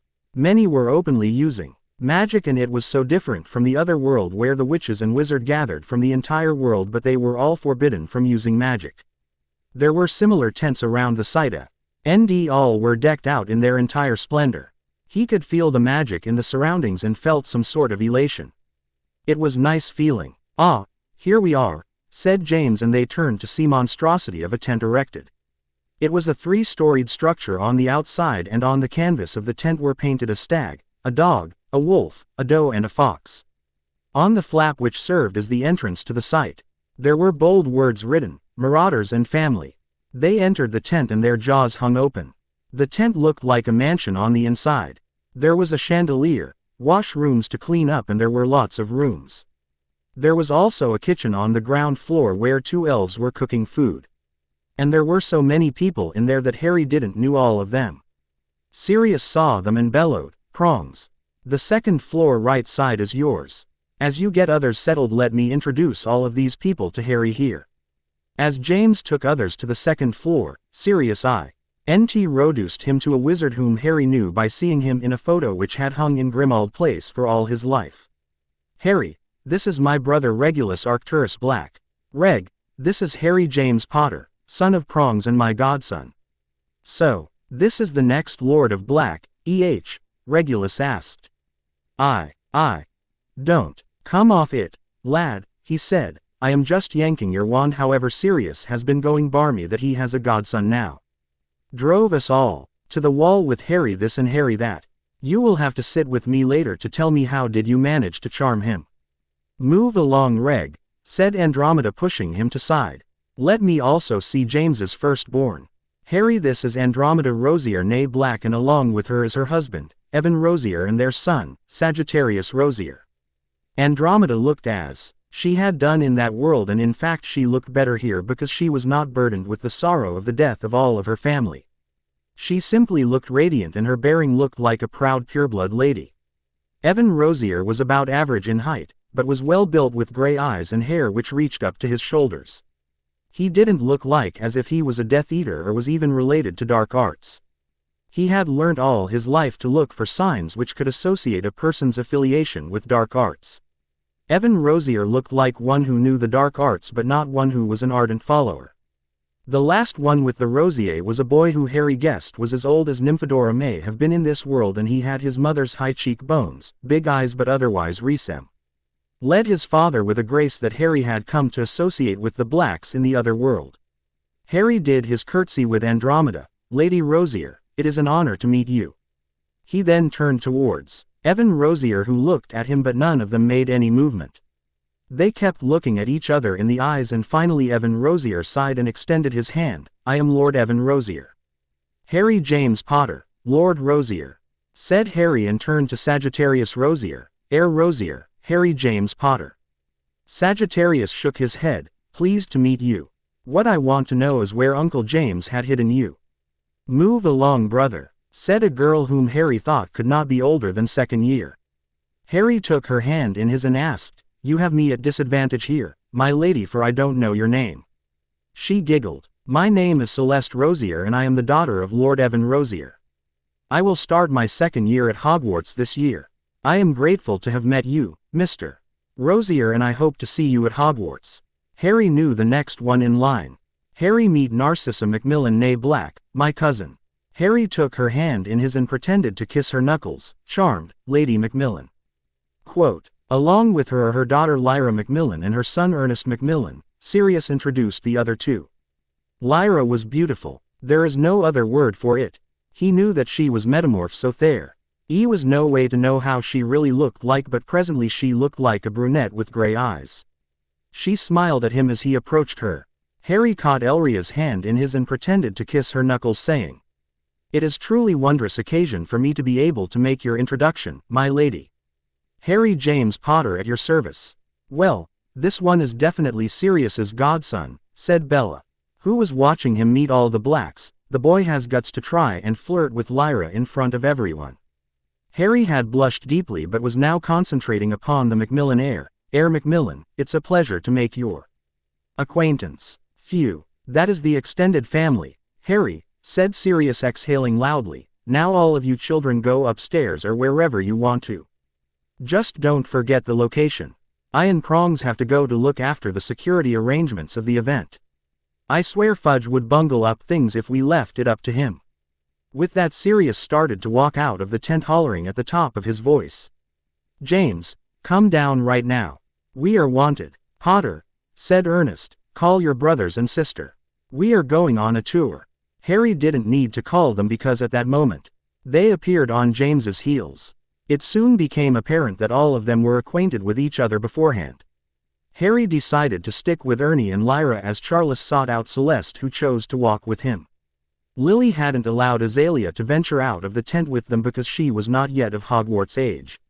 Harrison had decided to stick to Sagittarius, and it was apparent that the Rosier heir liked the youngest Potter son a lot. So, Harry, Ernie was saying, you look like you could be in fourth year at Hogwarts and yet we haven't seen you before. Where you were hiding. It is all a secret right now, Ernie, Harry was saying, you will know later about it. However, it was felt that I should join Hogwarts from this year, and so here I am. Who raised you, Potter? Asked Lyra. I know Uncle James and he has no other relatives here or elsewhere. Well, that is the secret, isn't it? What can you tell us? Asked Celeste. Well, I am Harry James Potter. And I am the son of James Potter and Lily. I was born in Godric's Hollow, he said. That is all that I can tell you at the moment. Ernie, Lyra, said Susan Bones as she walked towards them with a boy in tow. The boy looked younger than her and was talking to Charles as she talked with them. Mother was not ready to risk coming here, she was saying. It was only when Auntie intervened that she allowed us to come. Hello, Ms. Bones, Harry said to Susan. I hadn't hoped to meet you again so soon. Hello, Mr. Potter, she said jovially. Allow me to introduce you to my brother Edward Bones, heir of House Bones. Harry shook hands with the Bones heir, who looked as if he was shy on being confronted with so many people. As they took leave of the Bones, Harry asked Ernie, what can you tell me about the House of Bones? Susan's father Edmund was the Lord of House Bones, and he was killed about 6 months ago in a Death Eater raid in Manchester. Many say that he was caught in the crossfire, and many say that he was a member of the Order of the Phoenix and was there to stop the Death Eater attack that day. What is the Order of the Phoenix? Harry asked. The Order of the Phoenix is a secret society which is made of wizards who are fighting you-know-who and his Death Eaters. Like the Death Eaters, no one knows what they look like. Many people say that many upstanding lords are members of this secret society, but no concrete evidence of the same has been found so far, he explained. So, no one knows who has founded it or who are its members? Harry asked, and no one knows any of the Death Eaters. Well, there are some very well-known Death Eaters in this world, said Ernie, but the Ministry keeps everything under wraps. The head of the DMLE Bartimus crouches very tough on them. You don't know even a single one? Harry asked, resignedly. If there was not a single Death Eater in this world same as his last one, then Harry's work was cut for him. Well, I have wrote that the 3 of the Knots are Death Eaters, and so is Lord Knot, but there is nothing that can be certainly said about it. Enough of it, Potter, said Lyra, who was feeling left out. Tell me about yourself. Well, I like Quidditch above everything, Harry said, and then I like defense against the dark arts. I am good at transfiguration, and runes interest me with the possibility that they hold. However, I would like to stay outside and enjoy the scenes, and I have seen a lot of fascinating creatures over the years, so I like care of magical creatures. Will they sort you? Lyra asked. Professor Dumbledore told me that they will, Harry told her. He even insisted that I have to take a boat to the school. She chuckled. Well, you can keep Harrison company in that case. Anyway, which house do you think you will go into? Well, I don't know, Harry said. Besides, it doesn't matter which house we are in, does it? No, she conceded, but I hope you will be in Gryffindor like me. And what house are you in, Ernie? He asked Ernie. I am in Hufflepuff, Ernie said, the coolest house. As they talked, they kept walking around the site, and when Harry saw people doing magic openly, he asked Sagittarius. Won't the Muggles notice them using magic? What Muggles? Sagittarius asked. This war which we have been fighting for years now has dwindled the Muggles. Many of them left the British Isles, for they could not explain the unexplained things which happened to them. In fact, the Ministry won't admit it, but you know who has started to foray into different territories? Why now, and has been attacking our neighbors for months. What do you do for a living, Sagittarius? Harry asked. I have just joined the Ministry as an Auror, said the older boy. It desperately needs more Aurors, as we have been losing many in the recent months. What made you become an Auror? Harry asked curiously. Lord Potter and Lord Black, he answered. Well, I used to think how cool THEY looked in those Auror robes and how they knew so much fascinating magic. Now I know better. Aren't you supposed to be on duty? Harry asked him again. I am on duty, he said. I have been a Sig Ned to protect you lot, and I am doing my duty. Well, I for one. Whoa, Ernie had stopped because he had come in the Bulgarian section where there were massive banners floating around sporting photo graph of one of the most famous Quidditch players of the world, Victor Krum. And the entire section where the Bulgarian supporters were was painted in the colors of Bulgaria. Wherever they looked, THEY could see the visage of Krum painted on a flag or a banner. Let's get back, Harry said to the others. They would be looking for us. As they returned, Ernie kept pointing people to him and telling him whoever they were. With Ernie's help, he was able to spot many of his former classmates, but the only person that he could not find was Hermione Granger.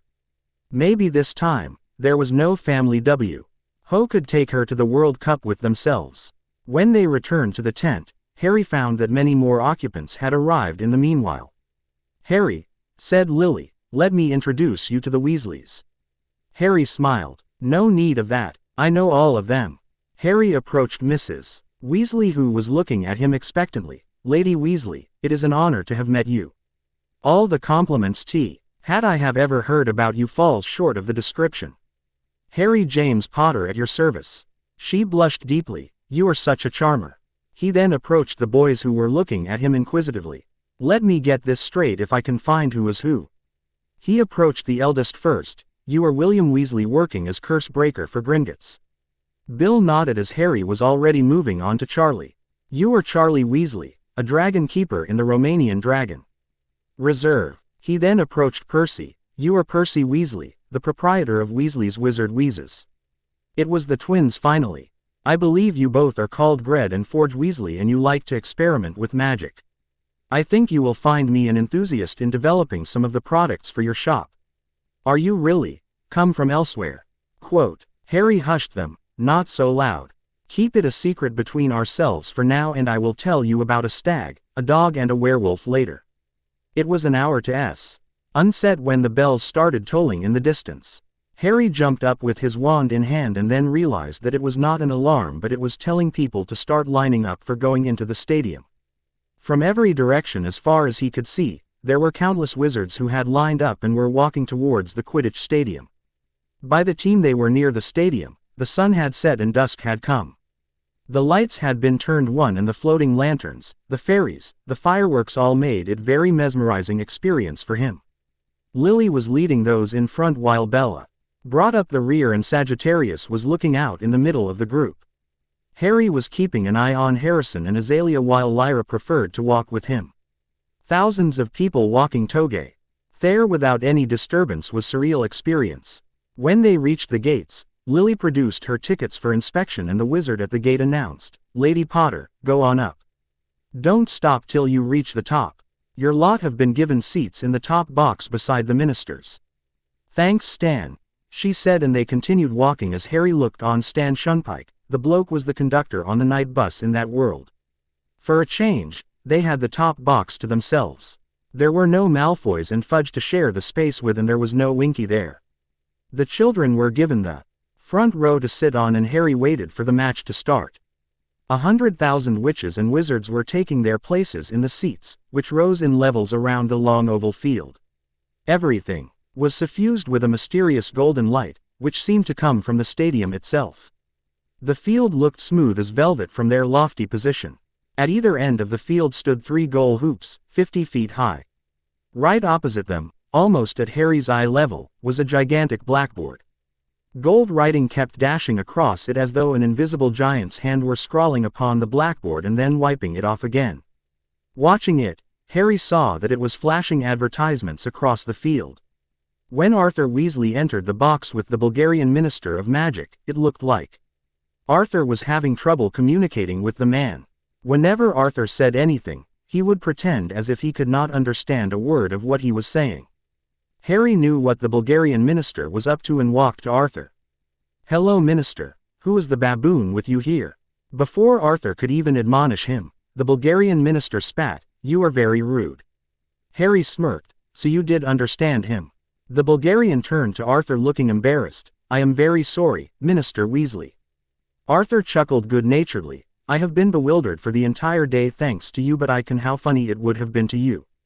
Quote, "Minister," said Ludo Bagman entering, "are we ready?" "Start," said Arthur and sat back watching the game start. "What do you reckon is going to win, mate?" Harry asked the twins. "Crumb will get the snitch but Ireland will win," they said together. "Want to bet that Ireland will win my 10 points?" Harry asked. They looked at each other incredulously and then turned to him. "You are on. What do you wager?" "I win and you'll do as I ask of you." "You win and I'll do whatever you want," he said. They both grinned. "You are on, mate. You don't what you have got yourselves into." Harry gave them a grin which scared them. "We will see, mates." "Welcome to the final of the Quidditch World Cup," boomed Ludo Bagman. "We are expecting a well-charged match." Here and it promises to worth every canute that we have spent on purchasing those precious tickets. Here come the Irish mascots, the leprechauns. Harry tuned them out for he knew them. They did as they had done in that world, and then it was turn of the Bulgarians. Here comes the Bulgarian mascots, said Ludo Bagman, the Velas. The effect was instantaneous. Arthur was cleaning his glasses on his robes before putting them on again. The Vela as before looked unearthly, and Harry watched them with interest. They were spreading their allure, and it started to overwhelm him, but before he would have lost his senses, he pushed on his mental shields and the effect vanished. The others, however, were not unaffected. The boys wanted to jump down, but Lily and Bella kept hold of them. Charles was straightening his robes and looking like a lost puppy. Lily saw him sitting unaffected and asked, "The allure does not affect you?" Harry shook his head. "No, once was enough for me. Here comes the Irish team. I give you Mullet, Troy, Moran, Connolly, Quigley, Ryan and Lynch." A shout of appreciating went up on the side of stadium where the Irish supporters were sitting. "Here comes the Bulgarians. I give you Dimitrov, Ivanova, Levski, Volchanov, Zagraf and Viktor Krum." A great shout went up on the other side where the Bulgarian supporters were sitting. "And they are off. Dimitrov takes the quaffle and passes to Ivanova." When the match ended, Harry had won the bet with the twins, who were looking at him with their mouth agape. "How did you know that?" Harry smirked. "That doesn't matter now. You will do what I will ask of you." They were still celebrating in the tent when a cry went up on other side of the field. Harry picked up his wand and ran outside with Sagittarius in tow, and they could see tents on fire. "What is happening?" Harry asked Sagittarius, who was shaking with fury. "Death Eaters," he said, gritting his teeth. "Harry, go and alert everyone and tell them to evacuate now." Harry could see dozens of Death Eaters walking in a group, setting tents on fire and shooting curses everywhere. Blood rushed in his head and he was running out when Lily caught his arm. "Where are you going?" "I am going to fight the Death Eaters," he roared. "Let me go." "No, Harry," she said sternly, "you will stay put. Aurors will deal with them." "No, let me go right now." Harry was trying to free himself from her grip. There was a sound of running footsteps and Sirius appeared. "Are you all here?" "Yes, Padfoot," Lily said. "What is happening?" "The Death Eaters are attacking," he said. "Take everyone and get away from here. Go into the woods and remain there until you receive a message from one of us. Keep your communication device at hand. Sagittarius, go with them and keep them safe." As Lily, Bella, Andromeda and Evan herded them out, Harry slipped out of the group with Sagittarius falling behind. "Oi, where are you going? Don't you remember what Uncle James said?" "I am going to fight," Harry said resolutely. "You can come with me or you can go with the others." Sagittarius sighed. "Uncle James and Aunt Lily will murder me for this." "All right, I am coming with you." They ran towards the site where the Death Eaters were causing mayhem. As they passed a group, Harry stopped suddenly. "Well, Longbottom," drawled one of the Death Eaters in mask, "you have caused enough trouble for the Dark Lord. He will reward us handsomely for killing you." The wizards who had surrounded Neville were laughing and he was bravely standing covering someone behind him. "I am not afraid of you or your master." "Well then, say goodbye, Longbottom," said the Death Eater and raised his wand. Harry saw red and he leveled his wand at them and yelled, "Fulminata." The curse hit Nay of the Death Eaters and blasted him apart. The Death Eaters turned towards them, multitude of curses on their lips when Sagittarius raised his wand, Protega Maxima. A shield appeared between them, and the Death Eaters and their spells were rendered ineffective. Harry, however, was itching to go, and as the shield dissipated, he shouted, "Aim for one on the left and I will go for the middle one." Sagittarius understood and pointed his wand at the one on the left and shot a blasting hex at him. Harry used a bone breaker at the one on the right. As this was happening, Neville dragged his companion away from the fight. Harry and Sagittarius were fighting as one, shielding for each other and taking down Death Eaters when one of them who had managed to get behind them roared, "Avada Kedavra." As Harry heard the incantation, he pulled down the rosier air and aimed towards the Death Eater, but the Death Eater was already knocked out cold with the heavy stone that had cracked his skull. "Harry, Sag," said Remus, who had arrived. "Thank Merlin you both are all right. When Lily told me that you both were lost, I assumed the worst." "No, we are fine," Harry said, pointing to Neville. "This block He was surrounded by the Death Eaters and was protecting someone. Neville, Remus exclaimed, what happened? Remus, they had caught Charles, Neville said, I was protecting him. Charles, Remus exclaimed, where is he? Is he all right? Yes, he is fine. Just stunned. Neville reassured him, but if they had not arrived on time, I would have been hurt. What happened here? Said a voice and Harry saw Bartimus Crouch approaching them on the head of a group of Aurors which included James and Sirius. Sagittarius stepped forward and relayed everything that had happened. Crouch looked at Harry critically. Where did you learn to cast like that? What do you mean? Well, those are not the spells that Aurors use. They stun them but not maim or injure, and you both have injured many of them gravely, he said. I will have to take you in custody. James snapped, are you mad, Barty? That is my son and Sag is an Auror, as you well know. I'll not allow you to take my son anywhere. I won't allow you to bend the law, Potter. Said Crouch, I'll have to.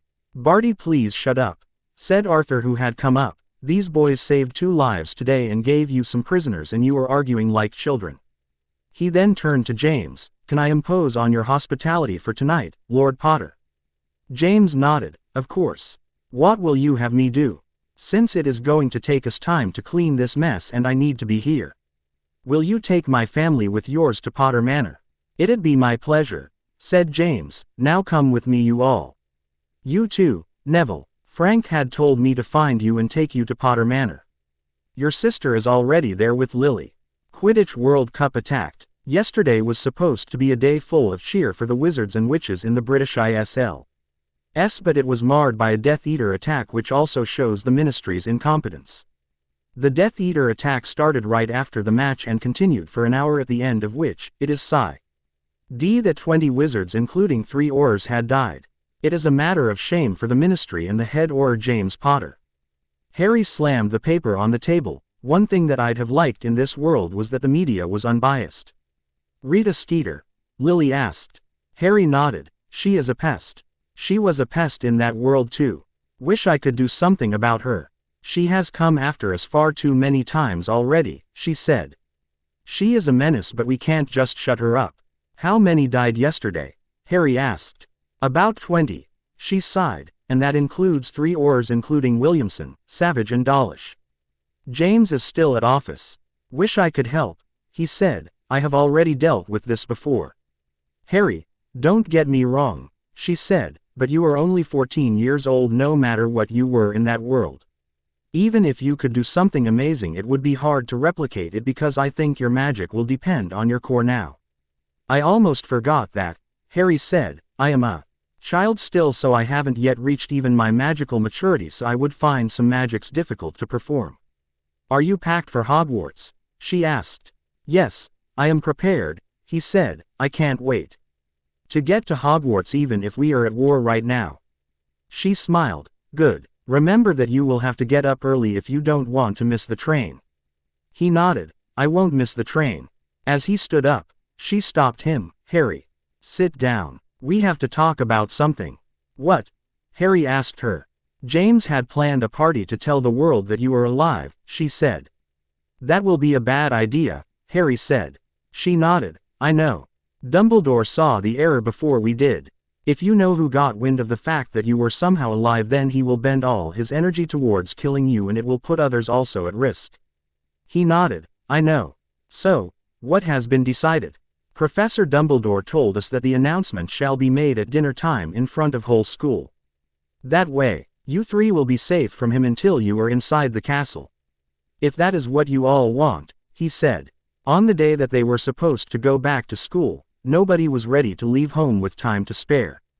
Charles had forgot to prepare his trunk, Harrison had misplaced his books and was frantically searching for them. Harry was the only one who was ready to go with his trunk packed ages ago. Harry turned to Harrison. Why don't you ask her to summon your books and sort them into your trunk? It will be less hassle that way. He then turned to Charles. If you were a marauder, you'd know that you can use a nifty little spell to sort your things in a trice and the Ministry won't know it. He looked at Harry as if he was speaking a foreign language. I guess you don't know the rule that an underage wizard isn't allowed to use magic at home. Harry shrugged. Suit yourself then. I was suggesting it for your benefit. Charles did not answer him but kept cramming his things in his trunk. Harry decided it was useless to argue with him over something so petty. He walked up on the top floor where the Parliament of Owls were kept and called Hedwig down. Hedwig, come here, girl. The owl hooted loudly and came flying down to perch on his outstretched hand. Off you go, Hedwig. Fly to Hogwarts and come see me tomorrow at breakfast time. When he came down, it was nearing 10 and the two boys were nowhere ready.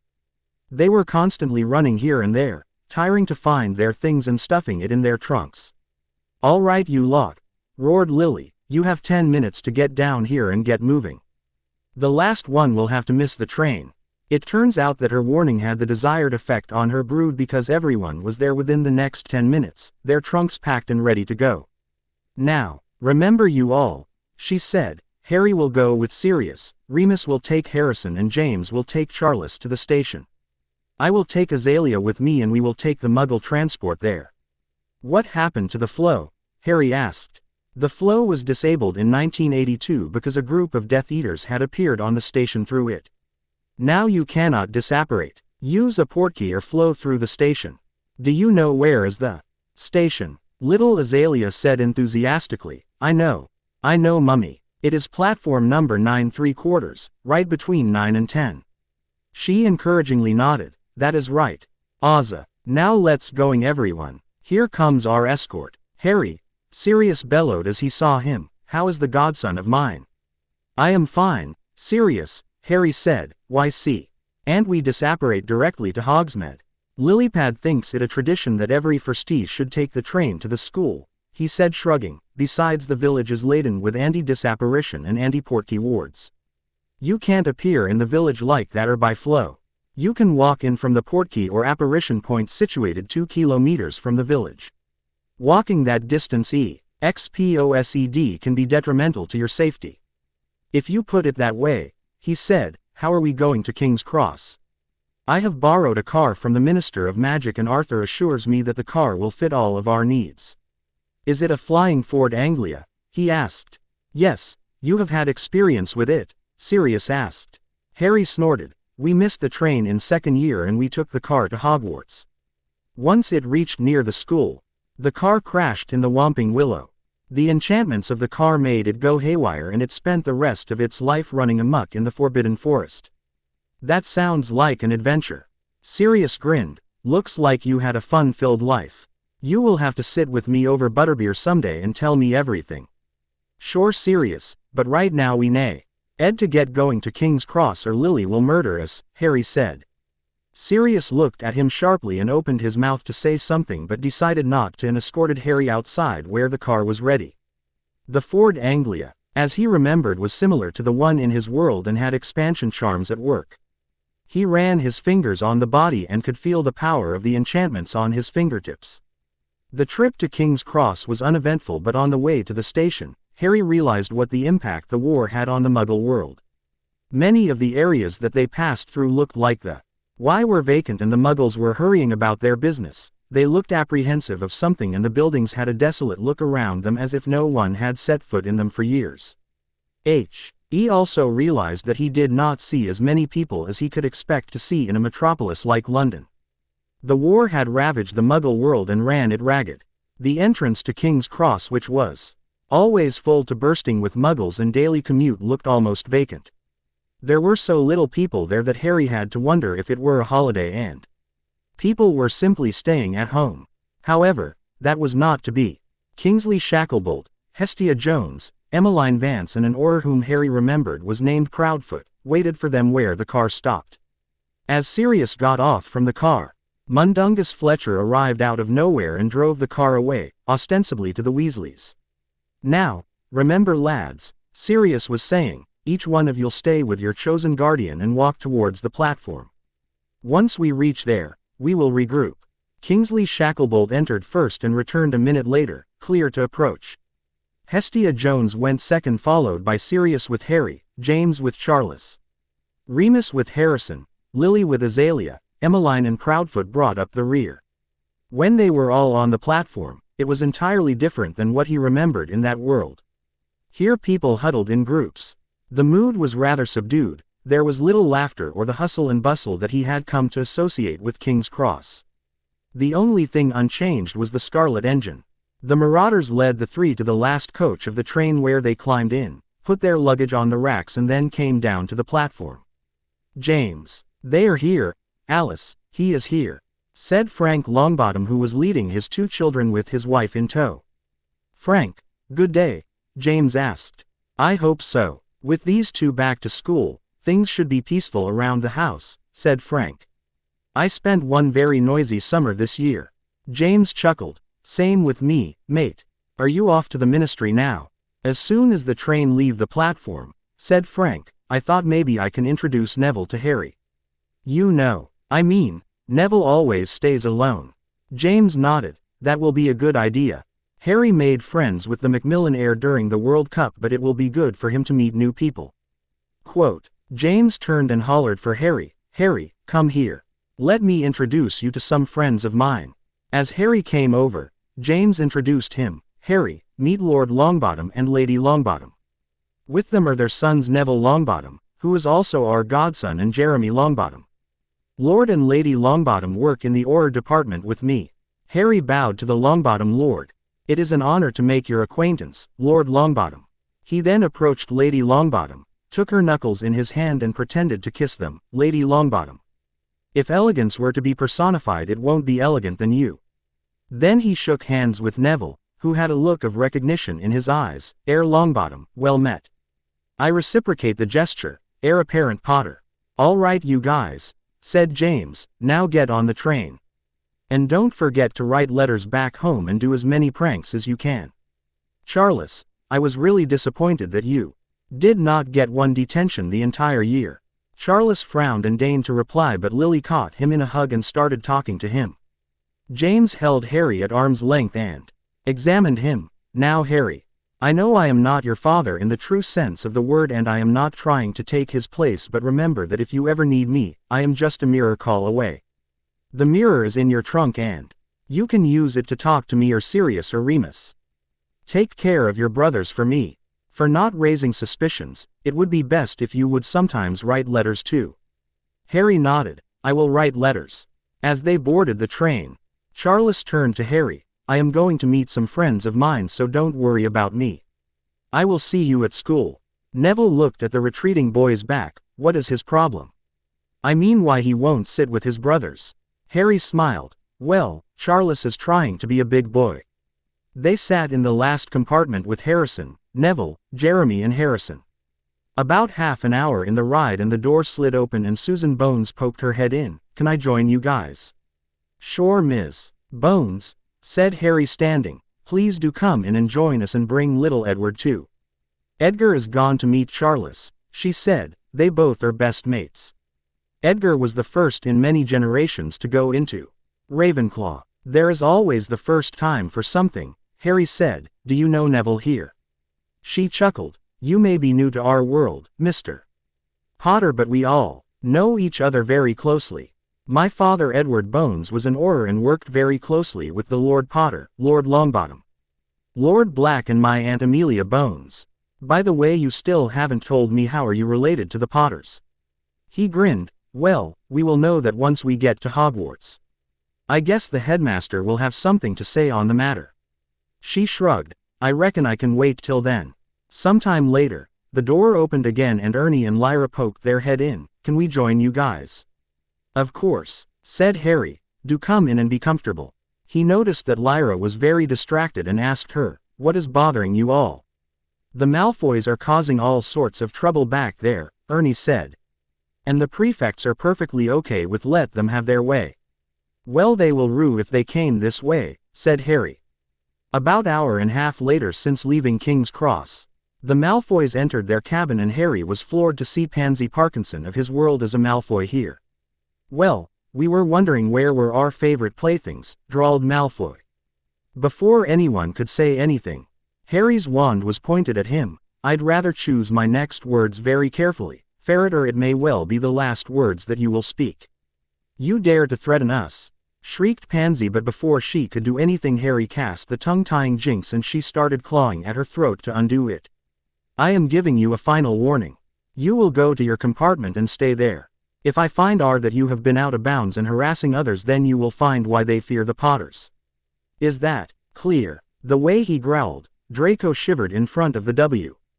And that was pointed at him, and when Harry gave them leave to go, they got away very quickly. That was cool, said Neville. You can do it too, said Harry. Mother has told me that I am not to get into fight with others or she will get angry with me, Neville explained.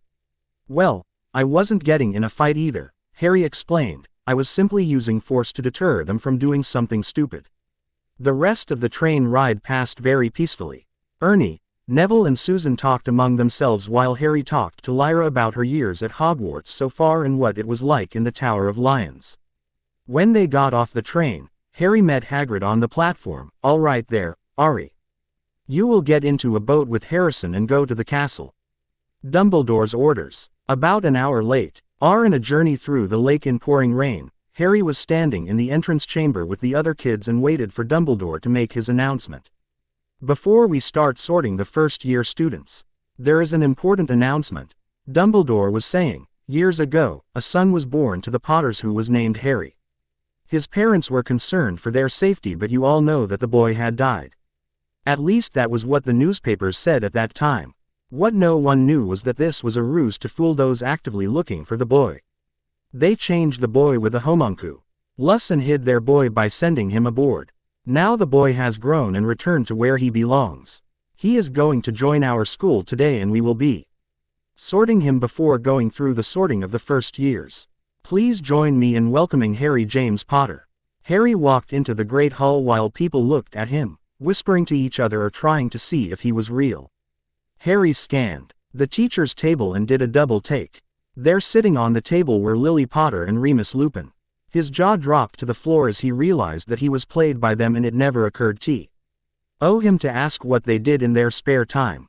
It hadn't occurred to him either to ask why she was in Hogwarts in the first place when he had come into this world. He looked for other teachers and realized that every one of them from his world was present here. There was Charity Burbage the witch who taught Muggle studies, Professor Sinistra who taught astronomy, Professor Babbling who taught runes, Professor Vector who taught arithmancy. Snape ought to have been teaching potions as there was no Horace Slughorn. There was another teacher who had a hook for an arm and gave a sinister look to Harry, and Harry didn't know him. Mr. Potter, McGonagall was calling him. Please sit on the stool and you will be sorted instantly. As Harry sat on the stool, he started projecting the images of his first sorting within in brain. The Hat was baffled for a moment. What? I have already sorted you. But that was the song I sang 30 years ago. No, I have seen no other Harry Potter. Suddenly, the Hat started chuckling. Oh, I get it now. Master of Death. That'll explain how you could have got these images. So where do you want to go this time? Is that even a question? Harry asked. He could have sworn that the Hat snorted. No. You are a reckless, hard-headed Gryffindor who rushes into thick of things without thinking them through. You would end up murdering half the Slytherin house conside. Ring, you'd be the basilisk among the snakes. You'd better be in Gryffindor. The triumphal roar that erupted from the Gryffindor table was monumental. The twins were standing and waving their arms wildly and chanting, "We got Potter. We got Potter." Harry walked to the Gryffindor table where Lyra had saved a seat for him beside her. When he fell in, he asked, "I know I am not a popular bloke, then why this sudden jubilation?" She snorted. The Potters traditionally always have been sorted in Gryffindor house. The last time a Potter went to some other house was so long that we don't remember. When Charles came to Hogwarts, it was a given that he will be Gryffindor, but he went to Ravenclaw. Having the eldest Potter child in our house has made us feel elated. I will call each one of you by your name and you will put this hat on your head. When the hat has put you in a house, you will join your house table, called Prosper McGonagall to the new students. Harry patiently waited while students were sorted, and to no one's surprise Harrison followed Harry into Gryffindor where Harry had saved a seat for him beside himself. Chapter 5. Before you all retire to your beds, there is an important announcement to be made. Dumbledore said, Hogwarts will hold the Triwizard Tournament this year. Harry gasped in shock. There was no Barty Crouch here. There was no boy who lived in the was no undead wraith trying to return to life. How they could hold the Triwizard Tournament here. And why. What was the purpose that could be served with it? Suddenly, he remembered Death's words the tournament was supposed to take place this year. It was perhaps some plan of Death. Harry decided that he will play whatever part he was supposed to play. On the far side of the table, the Weasley twins were shouting. You are joking. I am not joking, Mr. Weasley and Weasley, but now that you talk about it, I heard a good joke over the summer about a hag, a leprechaun and... Never mind about that. The tournament will be played here at Hogwarts and the school will host 2 other schools of magic, i.e., Durmstrang Academy and Bobaden's school. They will arrive in the school in October and stay for the entirety of the year. I expect you will show proper deference to them and do credit to your school. And owing to the dangerous nature of the tournament, it will be for wizards of age only. There were protests around the Great Hall, but Dumbledore silenced them with a blast from his wand. That decision is final, and I will be drawing an age line around the Goblet of Fire which will choose the participants. For students who are not going to be a part of the event, they can take part in other events which will include Quidditch and dueling. As everyone absorbed his words, he continued. Now let us welcome new additions to our staff this year. Joining us as potions teacher for 1st year to 4th year is Professor Lily Potter. Good luck, Professor. There was tremendous applause. Hitch went for some time before Dumbledore continued. For the first time in years, we have been able to retain a defense professor for a 2nd term. Please welcome again Professor Remus Lupin as defense against the dark arts teacher. The applause for Remus was thunderous, which made him realize that the werewolf was equally great as a teacher at this school. Professor Sylvanus Kettleburn retired last year for spending time with his remaining limbs, and joining us in his stead is Professor Malcolm Avery. Good luck, Professor. The applause was not as high as it was for the other 2, and Harry watched Avery cautiously. That one seemed like a rotten egg to him. He also remembered that one of the Averys had gone to prison at the end of the First War and was among the 10 who were broken out of Azkaban after Voldemort had returned from the dead. Being back in the Gryffindor Tower was a surreal experience for him. There were people that he remembered from his life, and then there were not. He knew Ron was never born in this world, and neither was Ginny, but he hadn't seen Hermione yet. Seamus and Dean were there, as well as there was another boy, Lucian Montgomery, along with Neville. Lucian was a blonde with brown eyes. Tallest in their year, and from what he could see was a popular bloke in the house. He had the stocky build of a keeper, and he liked to crack jokes at others and on himself. Harry couldn't see Hermione either, and it disturbed him a great deal. They both had been the anchors of his existence. He also noticed that Gryffindor had 4 girls in their year, them being Lavender Brown, Parvati Patil, Faye Dunbar and Ella Runcorn, and as he thought, there should have been at least 5 girls in their class. He decided to ask Neville, Neville, I have noticed that there are 5 boys in our year but only 4 girls. I remember someone saying that there were 5 girls in each house in our year. Where is the 5th one? Neville shrugged. That's Hermione you are talking about. Hermione Granger was a Muggleborn witch who joined Hogwarts in 1st year. Was? Harry asked, a feeling of dread settling in his stomach. She was a free soul and she loved to hoard knowledge. I don't know the real story, but somehow she encountered a troll in the Forbidden Forest where she was wandering during the day and barely escaped. Her parents wanted to remove her from the school and take her back to the Muggle world. Dumbledore intervened and got her transferred to Bobaden's in France because her parents weren't ready to keep her in this school. None of us have heard from her since, but she still writes to Lucian sometimes. What kind of bloke is Lucian? Harry asked. Reliable, friendly, but finds it hard to make friends with anyone, and if anyone tries to assert dominance with him, then he will take a strong dislike to that person. He can carry a grudge, he said. I haven't heard about his family, Harry said. Is he a Muggleborn? No, he is not a Muggleborn, Neville explained, but he is 3rd generation pureblood, so his family is pretty recent when you compare them to us. You think he can be befriended? Harry asked. Yes, answered Neville, he at least takes time to talk to me, unlike Seamus and Dean. Dean is also a pureblood? Harry asked him. No, Dean is a half-blood. His father was Vincent Sayre of the ancient and noble house of Sayre, and his mother is a Muggle, Neville explained.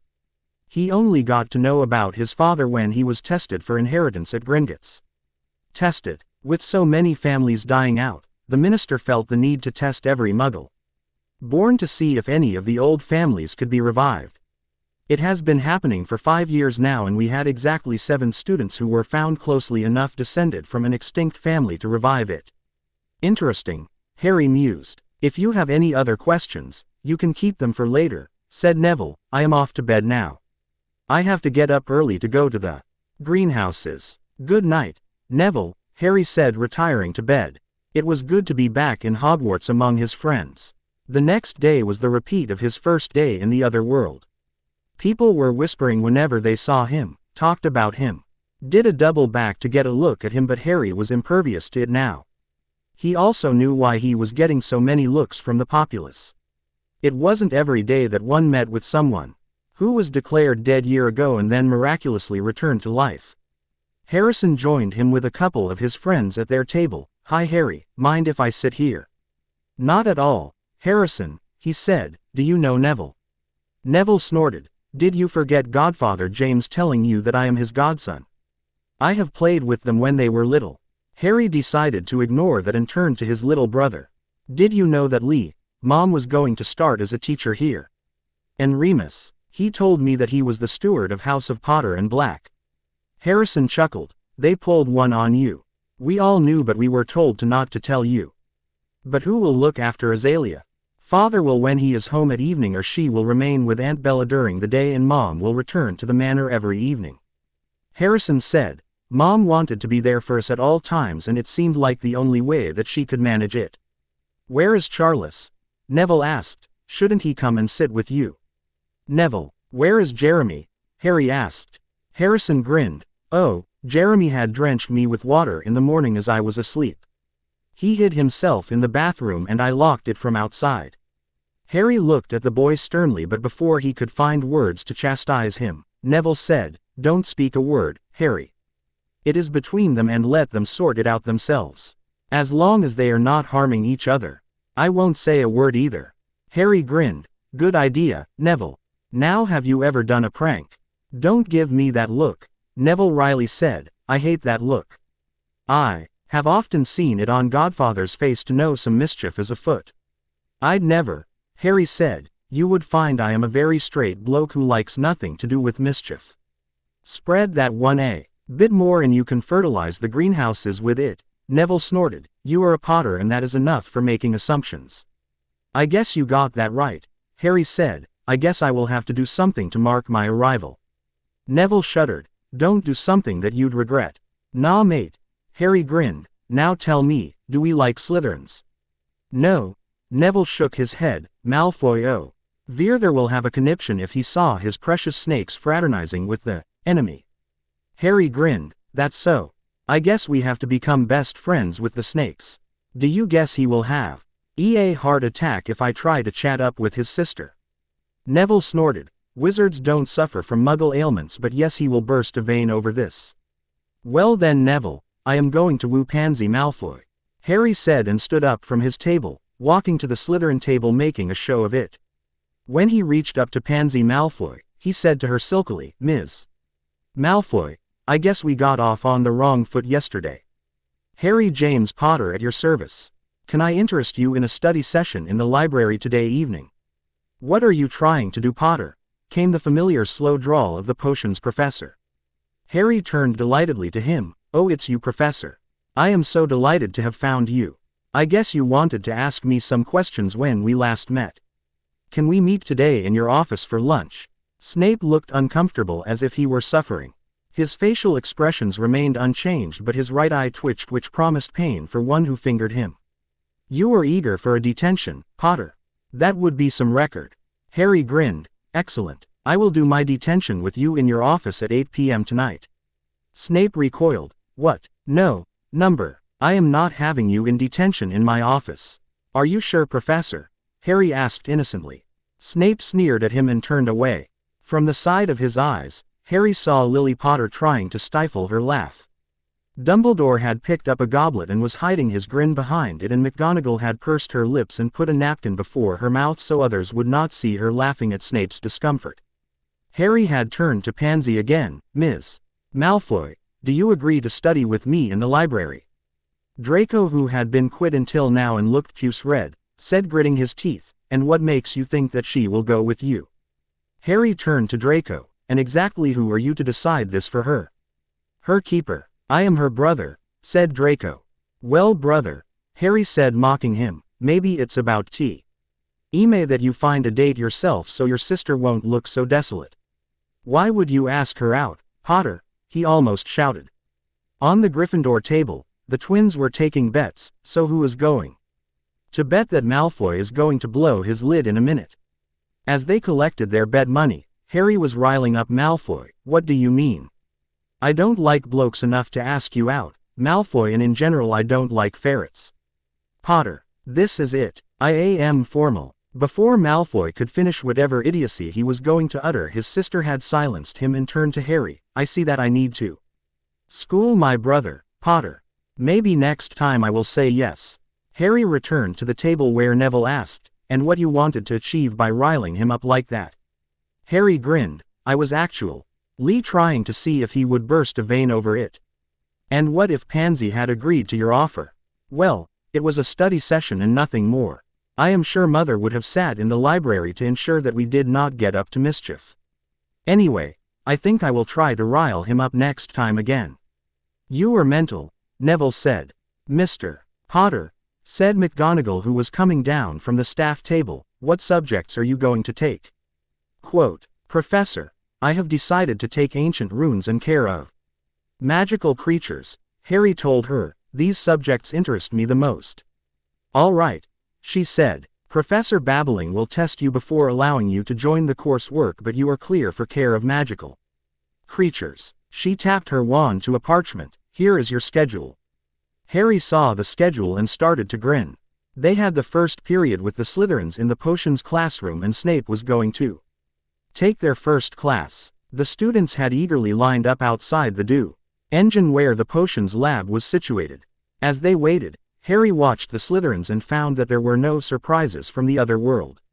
The only change was here were 2 Malfoys, as if one weren't enough. There was also Daphne Greengrass, the beautiful Slytherin who used to hit on him quite so often after the war, the half-blood girl Tracy Davis, the huge Millicent Bulstrode who was sent to Azkaban, the shy and quiet Lilith Moon who had married Blias Zabini, and of course there was Pansy, but she was a Malfoy. In the boys it was the same old crowd as in that world, except that here the influence of the Malfoys was not as far-reaching as it was in the other world.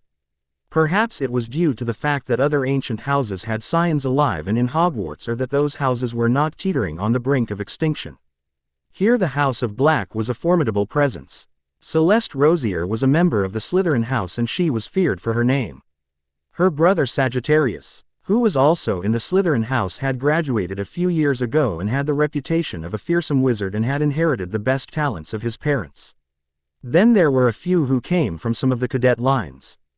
They were blacks but did not belong to the main branch, and as such, they couldn't claim the lordship if Sirius passed away without an heir or a will. The blacks kept the reign of the power in their hands and were aided in their effort by their many cousins. It was a fact that almost half of the wizarding world was related to the blacks.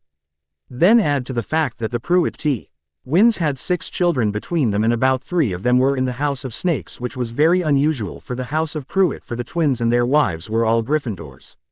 The Pruitts, the Blacks and the Rosier ruled the Serpent's Pit. The only house which seemed to support the House of Malfoy was House of Lestrange. Rudolphus and Rabiston Lestrange had 3 children between them, and they supported Malfoy in whatever devilish plot he had in mind. All right, you dunderheads enter the class, drawled Snape. As they were setting themselves up in the dungeon, Snape was saying, the headmaster has appointed another professor for you all, but I was given the privilege to take one class before I hand you over to Professor Potter until next year. While you all dunderheads aren't exactly very bright, but I hope you won't shame me in front of your teacher in your next class. However, you must remember, fame or family will only get you so far. As he finished speaking, he gave a fleeting look towards Harry, who was glaring at him. Now divide up in pairs and start today's assignment. Some of you may benefit from today's assignment, the Wit Sharpening Potion. You may begin immediately. The instructions are on the board. Harry knew this potion. They had been practicing this on the day when the article about Hermione playing with Harry and Victor's heart was published in Teen Witch Weekly. To give this assignment was just cruel on his part. As Harry worked through his assignment, Snape walked past Neville, who was Harry's partner. If you haven't forgotten anything, Longbottom, you should be at the half stage by now. Harry was annoyed. It looked like Snape here had it in him against Neville for some inane reason. Come to think of it, Harry was not even sure why Snape was a double agent here. Perhaps he would have to find it. Or maybe, here he was a double agent for Voldemort, not Dumbledore. Hist! Longbottom, Malfoy whispered to the Longbottom heir, maybe if you took a sip of your potion, you will learn to remember things better. Harry was annoyed at the boy. Neville, will you tell Snape if I made Malfoy cry? Neville grinned. Well, my father has stopped me from buggering him, not that anyone else can't bugger him. Harry grinned. Well then, trash talk with him. I will give some show. Neville turned to Malfoy. Oi Malfoy. Potter is saying that he is gonna ask your sister out to tour some broom cupboard. Malfoy was turning puce red, and Harry recoiled once he heard what Neville was saying. He wanted to chastise his friend but stayed fixed on the task at hand. He discreetly picked up a porcupine quill and banished it to Malfoy's cauldron, doing a handy bit of wandless magic. Boom! Malfoy's cauldron exploded as the potion in it bubbled as the quill landed in it. Malfoy was drenched in the potion and was shrieking like a girl. Snape was on the scene in a moment and was administering some treatment to the boy. After making sure that Malfoy was not hurt, he called forward the two Malfoy lackeys. Crabbe, Goyle, take Mr. Malfoy to the infirmary. As Draco was led out of the dungeon, he turned to the class, seething with rage. If I ever find who did this to Mr. Malfoy's cauldron, I will make sure that person is expelled from Hogwarts forever. He glared at Harry, who braced himself for a mental probe, but that never came. He had a very nice memory re-80 to show to him, and it involved Snape being knocked out by a stunner from 3 of his students in the Shrieking Shack. The next class that they had was of Defense Against the Dark Arts. Probably, the Remus of this world was different than the one in the other world. There was only one way to find it. When Harry entered the class, it was empty. Neville was just behind him. As they stepped inside, there was darkness in the room. Harry was suddenly very alert and strained his senses to hear what was happening. He heard the rustling of the wind, but before he could do anything, Neville pulled him down with him. As they fell, he whispered, "Play dead." Harry understood what he meant, and they waited. They heard movement behind them and falling of bodies on the floor. By then they had good guess about where the spell had come from.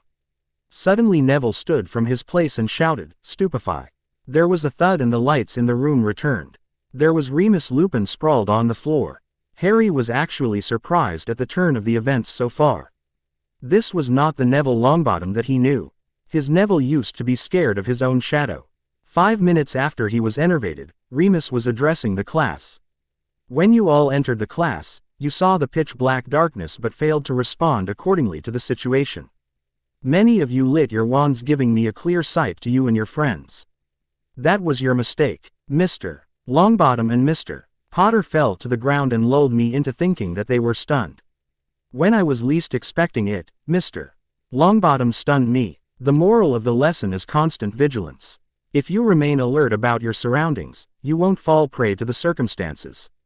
Now who can tell me about a detection spell? The class was seatually pretty entertaining now that Harry thought about it. It was better than fake Moody showing the class the 3 unforgivables in their first class. The only thing that he was disappointed about was that there was no one to turn Malfoy into a pure white ferret.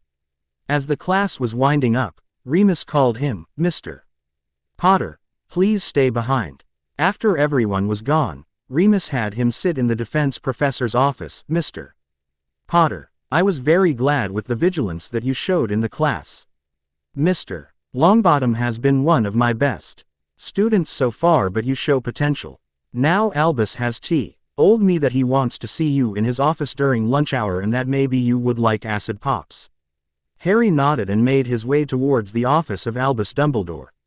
After giving the password to the gargoyle, he was promptly admitted in the office. "Mr. Potter, I know it may sound ominous to you to be called to the headmaster's office all of a sudden." Harry snorted. "Professor, I have been called into the headmaster's office quite a number of times. Let's not tarry. I presume you have questions," Dumbledore said. "Yes. Why the Triwizard Tournament?" Why not let it lie dormant as it has for centuries? Harry asked. In my world, it brought nothing but pain and sorrow when it was started again. The end of it started the Second Wizarding War. The situations are desperate than you know, Dumbledore said. This tournament is our only chance at getting any outside help in our war before Voldemort's rebellion spills out of the borders of Wizarding Britain and starts another great war. The mugwumps of ICW knew they could not openly respond to our pleas of help, so they devised the plan to restart it. Since when Lily Potter has been teaching at Hogwarts? Harry asked. Dumbledore chuckled. Lily wasn't supposed to teach at Hogwarts even now. When you came into this world jumping dimensions, she decided that she needed to be near you whenever she could. I have also received reports about Snape's way of teaching students and that he is not perfect to teach students below 4th year, so I hired her. And Remus Lupin? Harry asked. How come they allowed you to hire a dark creature? There were no options, Dumbledore said gravely. In 1991, I hired a teacher who was named Quirinius Quirrell, who turned out to be Death Eater, and Mr. Longbottom outed him in spectacular fashion in front of Aurors from the Ministry. Later Quirrell was murdered by the Death Eaters while he was being transported to Azkaban. In the same raid, Azkaban was turned into rubble. The year after that, I hired a celebrity writer, Gilderoy Lockhart, who was a fraud, and that time, many students working closely with Mr.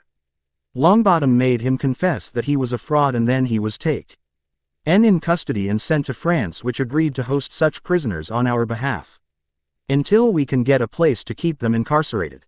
Since no one else was applying, I leaned on the minister, who allowed me to hire Remus Lupin, and he proved to be an instant hit with the students. It helped that we never kept it secret that Remus is a werewolf, so they had no grounds to object if he barricaded himself and took his potion. What if they tamper with his potion? Harry asked anxiously. Dumbledore smiled. Well, that'd never happen.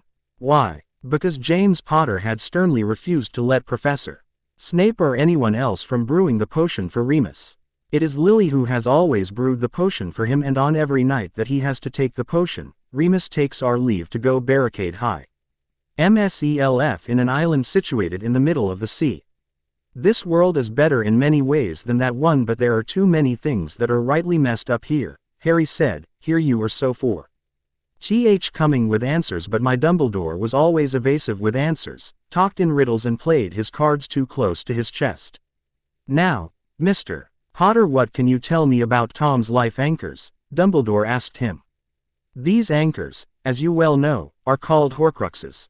He created 7 in that world, out of which one was made without intending to. Before he was vanquished for the first time, he had already made 5 of them, which made his soul unstable. The 6th was created when he came for me that night. The 7th was created when he was living as a wraith. So, is it possible that he has only made 5 in this world? Dumbledore asked him. Not unless we know for sure that Voldemort does not have a familiar with him over which he seems to have extraordinary control, Harry explained. If you had some spy in his ranks, I'd suggest you to ask your spy to find about it. Dumbledore nodded. If we find these Horcruxes, how do you think we should destroy them? Fiendfire or Basilisk venom are the only 2 things which can destroy it, and we have no basilisk venom. I can cast the Fiendfire, but it is too risky. So, any other ideas? Dumbledore asked. Suddenly Harry perked up. Professor, if the Chamber of Secrets was never opened, it is possible that the basilisk is in the Chamber of Secrets. We can kill it and take its venom. My boy, how do you suggest slaying a basilisk? Dumbledore asked. Harry grinned. Well, the last time I pushed a sword through the roof of its mouth, but I am not going to do it like that this time. Tell me, Professor, where is the sword of Gryffindor? That night, Harry Potter and Professor Dumbledore were standing in the abandoned bathroom. Myrtle had come out to see them when Harry and Dumbledore had arrived, but then slipped into her stall again. Harry was observing the taps, and when he was sure that he was at the right place, he hissed at the tap. The basin started to go into the ground and the tiles shifted. Soon, where the basin had been was a large pipe which reeked of foul odor. Without thinking twice, they jumped down and arrived on the floor of the chamber. The ground was littered with bones, old and dry, which crunched under their foot. As they walked in search of the chamber, they could see mounds of shredded skin, and Harry's eye bulged in their socket. It was almost twice the size of the one that he had slain. When the Y arrived at the gate where the chamber was, Harry turned to Dumbledore. Professor, it is important that you stay outside here. I am immune to all poisons, at least I think I am because it had buried its fang in my arm then. When you hear the grinding of stones on stones, then do what I have told you. Dumbledore nodded. I will. Have you got the sword? Harry nodded. I have it. Good, said Dumbledore. I will wait for your signal here. Harry opened the last door and entered the chamber. The statue of Salazar Slytherin here looked the same as it did in that world, like that of an overgrown monkey. Harry raised his right hand and hissed, "Speak to me, Slytherin, greatest of Hogwarts 4. As the sound of stone grating on stones was heard, Harry pulled out the sword and put on the specie Al glasses which he had asked Dumbledore to conjure. These glasses had a shutter screen just above the glasses. If he saw the basilisk turning towards him, he'd simply will the shutter to descend and start swinging his sword wildly, hoping that Dumbledore did whatever he was supposed to do. As he saw the shadows of the basilisk moving, he felt sudden warmth when he realized that Fawkes had come to his rescue. The phoenix had caught him in its claws and took off with him to the ceiling of the chamber, and Basilisk slithered around looking for its prey. Harry was readying the sword in a position that if he fell on the beast's back, the goblin's silver sword would cleave its skin. After he was in position, he was persuading Fawkes to release him when a rooster started cawing. Cock-a-doodle-doo, came the loud lustful cry.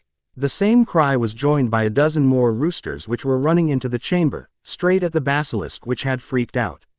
It was thrashing around, but there was no respite to it. It trampled down a few of them, but the roosters kept coming. Eventually, it fell down it with a thud, and that was the moment that Fawkes released him and Harry fell on the back of the basilisk, the sword penetrating the tough hide of the monster.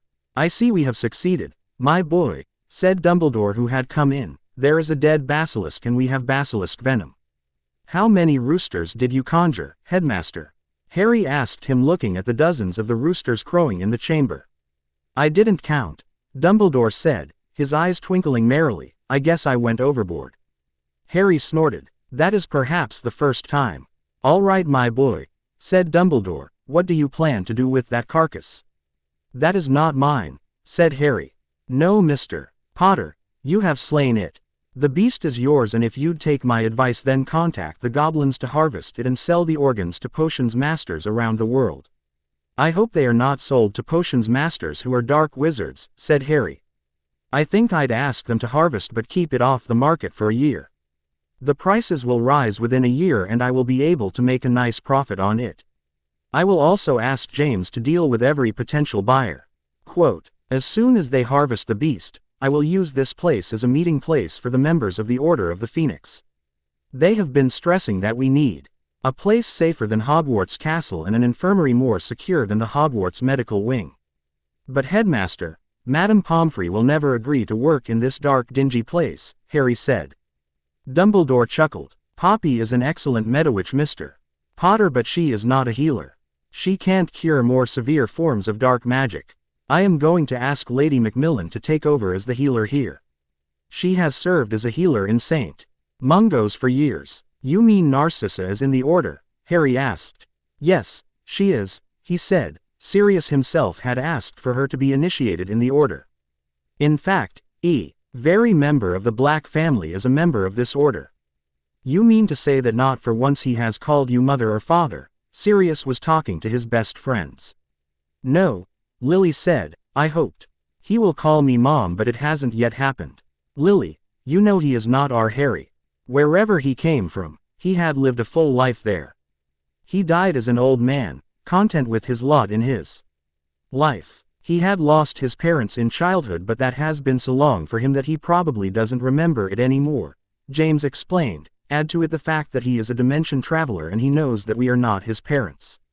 You can see why he would be reluctant to call us mother and father.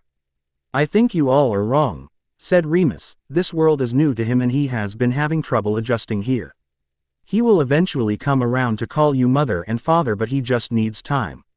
Haven't you both noticed that he has no problem calling Sirius his godfather?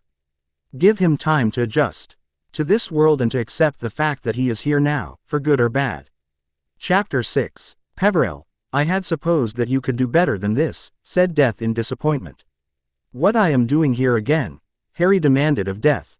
You have the audacity to meet after you have killed my best mate, drove another of my best friends away and made it so that my wife in that world was never born here. What is the meaning of this? Death sighed. You can't expect the same thing to happen every time. The worlds are subtly same and different at the same time. You are supposed to adjust with the scheme of things. Harry growled. As I reckon, I am doing pretty well here and mixing with the people here. What seems to be the problem? Why are you treating James and Lily as strangers? Death asked. Because they are, Harry said. My parents had died about more than 100 years ago, remember? Death grunted. It seems that allowing you to retain the memories of that world was a bad decision after all. No worries. I can always wipe them. Don't you dare. Harry snapped. That is all that I have left of them. Death laughed humorlessly. Peveril, that life is ended. It isn't like One there is waiting for you to miraculously return to life. All of your friends, your wife died before you and you were the last who was merely counting his days. I see that you are still attached to that life. Such a distraction is a lethal thing, especially for an agent of death. Why is attachment a bad thing? Attachment is what makes you keep lingering in the middle. Your soul gets stuck, in between the mortal and the spirit world. These ties of the human body have no relevance in the other world where a soul has no other identity. It is just that, a soul. You get attached to Somethy. And you won't be ready to pass into the next adventure. You would remember your life as it were, and you will keep clinging to it, never letting it go. What do you want me to do? Harry asked harshly. Forget everyone just like that. Death smirked maliciously. Well then, who are you? I am Harry Potter, he said. Harry Potter who? Son of James and Lily Potter, father of James, Albus and Lily. That Harry Potter is dead. Death said. Who are you? This time Harry tried to speak again, but no sound came out of his mouth. Death again asked. That Harry Potter is dead. Who are you? Harry was clawing at his throat, trying to speak something, and Death kept laughing in his face. Tell me, who are you? Who are you? It seemed like eternal torment that Death was subjecting him to. Why kept trying to speak but no voice would come out. A time came when he even forgot what his name was. He forgot who he was. He forgot that he was an agent of death. He only remembered nothing, as if he has never existed before. After hours of agony, Harry Potter started remembering who he was and what he was. Death, who was staring at him, was saying softly, I suppose you know now what happens to a person after they die. You have died in that world and all those relations and ties have ended there.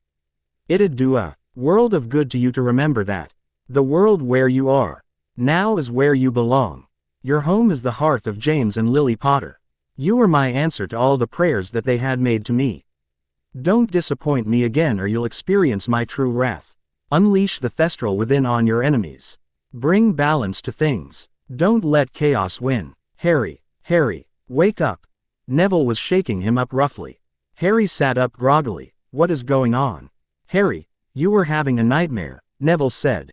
You were tossing and turning in your bed and mumbling that I am Harry Potter, I am Harry Potter. It was a bad dream, Neville, Harry said, sorry to wake you all up. You didn't wake us up, mate, Neville said. It's already 7 o'clock in the morning. Rush to the bathroom or there won't be any hot water left for you. When he came out of the bathroom, he saw several students huddled around a notice board. He asked Lucian who was among them, what is it? The boy said excitedly, Angelina, the Quidditch captain of Gryffindor, is conducting the tryouts today. For what positions? Harry asked. All of them, he answered. Oliver also used to conduct trial for the whole team. I hope we will get a decent seeker this year. What do you mean? Harry asked. We have, and had a good seeker since Charlie Weasley left and has been flattened in Quidditch Cup every year. In my first year, they had a third year try for it and half-time, he couldn't keep his eyes on it. Second year, they got one of the Pruitts to play seeker as opposed to chaser and that was a big disaster. Last year, the loudmouth Cormac McLagan was the seeker, and he was the biggest mistake. When the trial will take place? Harry asked. Today at 12 o'clock on the Quidditch pitch, he said. I have heard that your father was a prodigious Quidditch player. Are you planning to attend the trial? Harry nodded. Yes. See you there then, Potter, said he and left the common room. They met on the Quidditch pitch at noon and Angelina decided to cull the prospects, those who are first years and those who are not here to try out leave the pitch and go in the stands. Half of the crowd left the ground and she turned to the remaining ones, so here is what we are going to do. Forms lines echo, RDING to the position that you are going to play. First seekers, then keepers, then beaters and lastly chasers. As the lines formed, she went to the first prospect for seeker, mount up. I am going to release the snitch in 2 minutes. And you will catch it only when I give the signal. The nervous student nodded and flew up. Barely 3 minutes had passed before he crashed to the pitch with a dislocated wrist. The others after him didn't fare much better and Angelina was losing all hopes when it was Harry's turn. He waited for her to explain the instructions and then mounted up. As the snitch was released, he kept an eye on it and the other eye on the Weasley twins who were pelting bludgers at him. He was even using the school's old brooms to make it more exciting. As Angelina gave the go, Harry launched forward with speed and suddenly went into a nosedive and flashed past one of the twins who was so distracted with the flying that the bludger almost knocked him off his broom. The other twin sent the second bludger at him which Harry evaded by doing a barrel roll and as the golden ball which was within his hand's grasp started going upwards, Harry tilted forward and caught it by the wings. Angelina was clapping excitedly and the Weasley twins were watching him with curiosity. 2 minutes. That is quite a record, Potter. Congratulations, you are the new seeker for the Gryffindor team. You will need a good racing broom. Harry sheepishly said, does a firebolt count as good racing broom? She snorted, talk about show off. With a firebolt on the team, we will be unstoppable.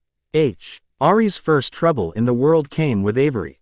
They had a period of care of magical creatures, and he was teaching them about unicorns when Harry asked him, Professor, are unicorns creatures of light? Avery grunted. No creature can be classified as such, Mr. Potter. Unicorns are nothing but magical horses. But Professor, if they are not creatures of light why can't you perform dark magic perfectly with a wand containing core of a unicorn tail hair? That is speculation, Mr. Potter. Ollivander likes to make big assumptions, but it is not so. But Professor, Mr. Scamander himself in his last, I remember. I was teaching this class, Mr. Potter and not Mr. Scamander and you will write what I tell you. Is that clear? Harry decided to tweak his mustache a bit more, but Professor. That is what I know and that is what I will write. He growled, insolent, aren't you? All right, it will be detention for you this evening at 8 o'clock my office and 10 points from Gryffindor for your cheek. Harry smirked inwardly. Avery wouldn't know what really hit him. However, before that detention, Harry was called to meeting by Lily Potter. When he entered her office, he found that McGonagall was also present in Lily's office. Harry, come in, said Lily, how was your week so far? Harry nodded respectfully. It was nice, mum. The word, mum, had a magical effect on Lily who beamed at the boy before him but maintained her facial expressions. Can you tell me why are you antagonizing Snape? What has he done to you? I don't know about this Snape, but my Snape had done a lot of questionable things in life. Can you tell me if Snape ever joined Tom Riddle here? She nodded. It is a secret but since there are probably no secrets from you so yes, Snape had become a Death Eat. Leaving Hogwarts but then something happened which made him defect sides and become a double spy for Dumbledore. So, he is friends with you? Harry asked. She shook her head. No. He burnt that bridge ages ago. Precisely in Owl's year. Quote, did he call you by that word? Harry asked. Yes, she replied, but I had also seen him involved in torturing some muggles during a Death Eater raid after we had graduated. And he used to be the interrogator for Tom Riddle. There are no chances of going back? Harry asked her. No, she shook her head firmly. How is father? He asked, is he able to handle Azalea by himself? Azalea has a lot of uncles and aunt to look after. James only has to see to it that she goes to bed by time, Lily replied. He is having the time of his life right now. The 3 rapscallions gather in the sitting room every evening and drink fire whiskey until 2 starts looking as 4 to them. Is there anything else? Harry asked her. I have got a detention to get to. She nodded. Harry, be careful of Malcolm Avery. We have our suspicions that the Avery Lord is a Death Eater and has been planted here to spy on Dumbledore and the Order of the Phoenix. I sus. Peck the same, and that is why I got into a detention with him, Harry said. By morning tomorrow, we will definitely know if he is a Death Eater or not. Oh dear, McGonagall whispered. What happened, Professor? If he is outed as a Death Eater, I guess we will have another staff vacancy on our hands, and the two at the start of the year. You sure don't wait like Mr. Longbottom till the end of year to strike. Harry grinned his famous lopsided grin, and it was eerily similar to James Potter. Well, someone has to break his record.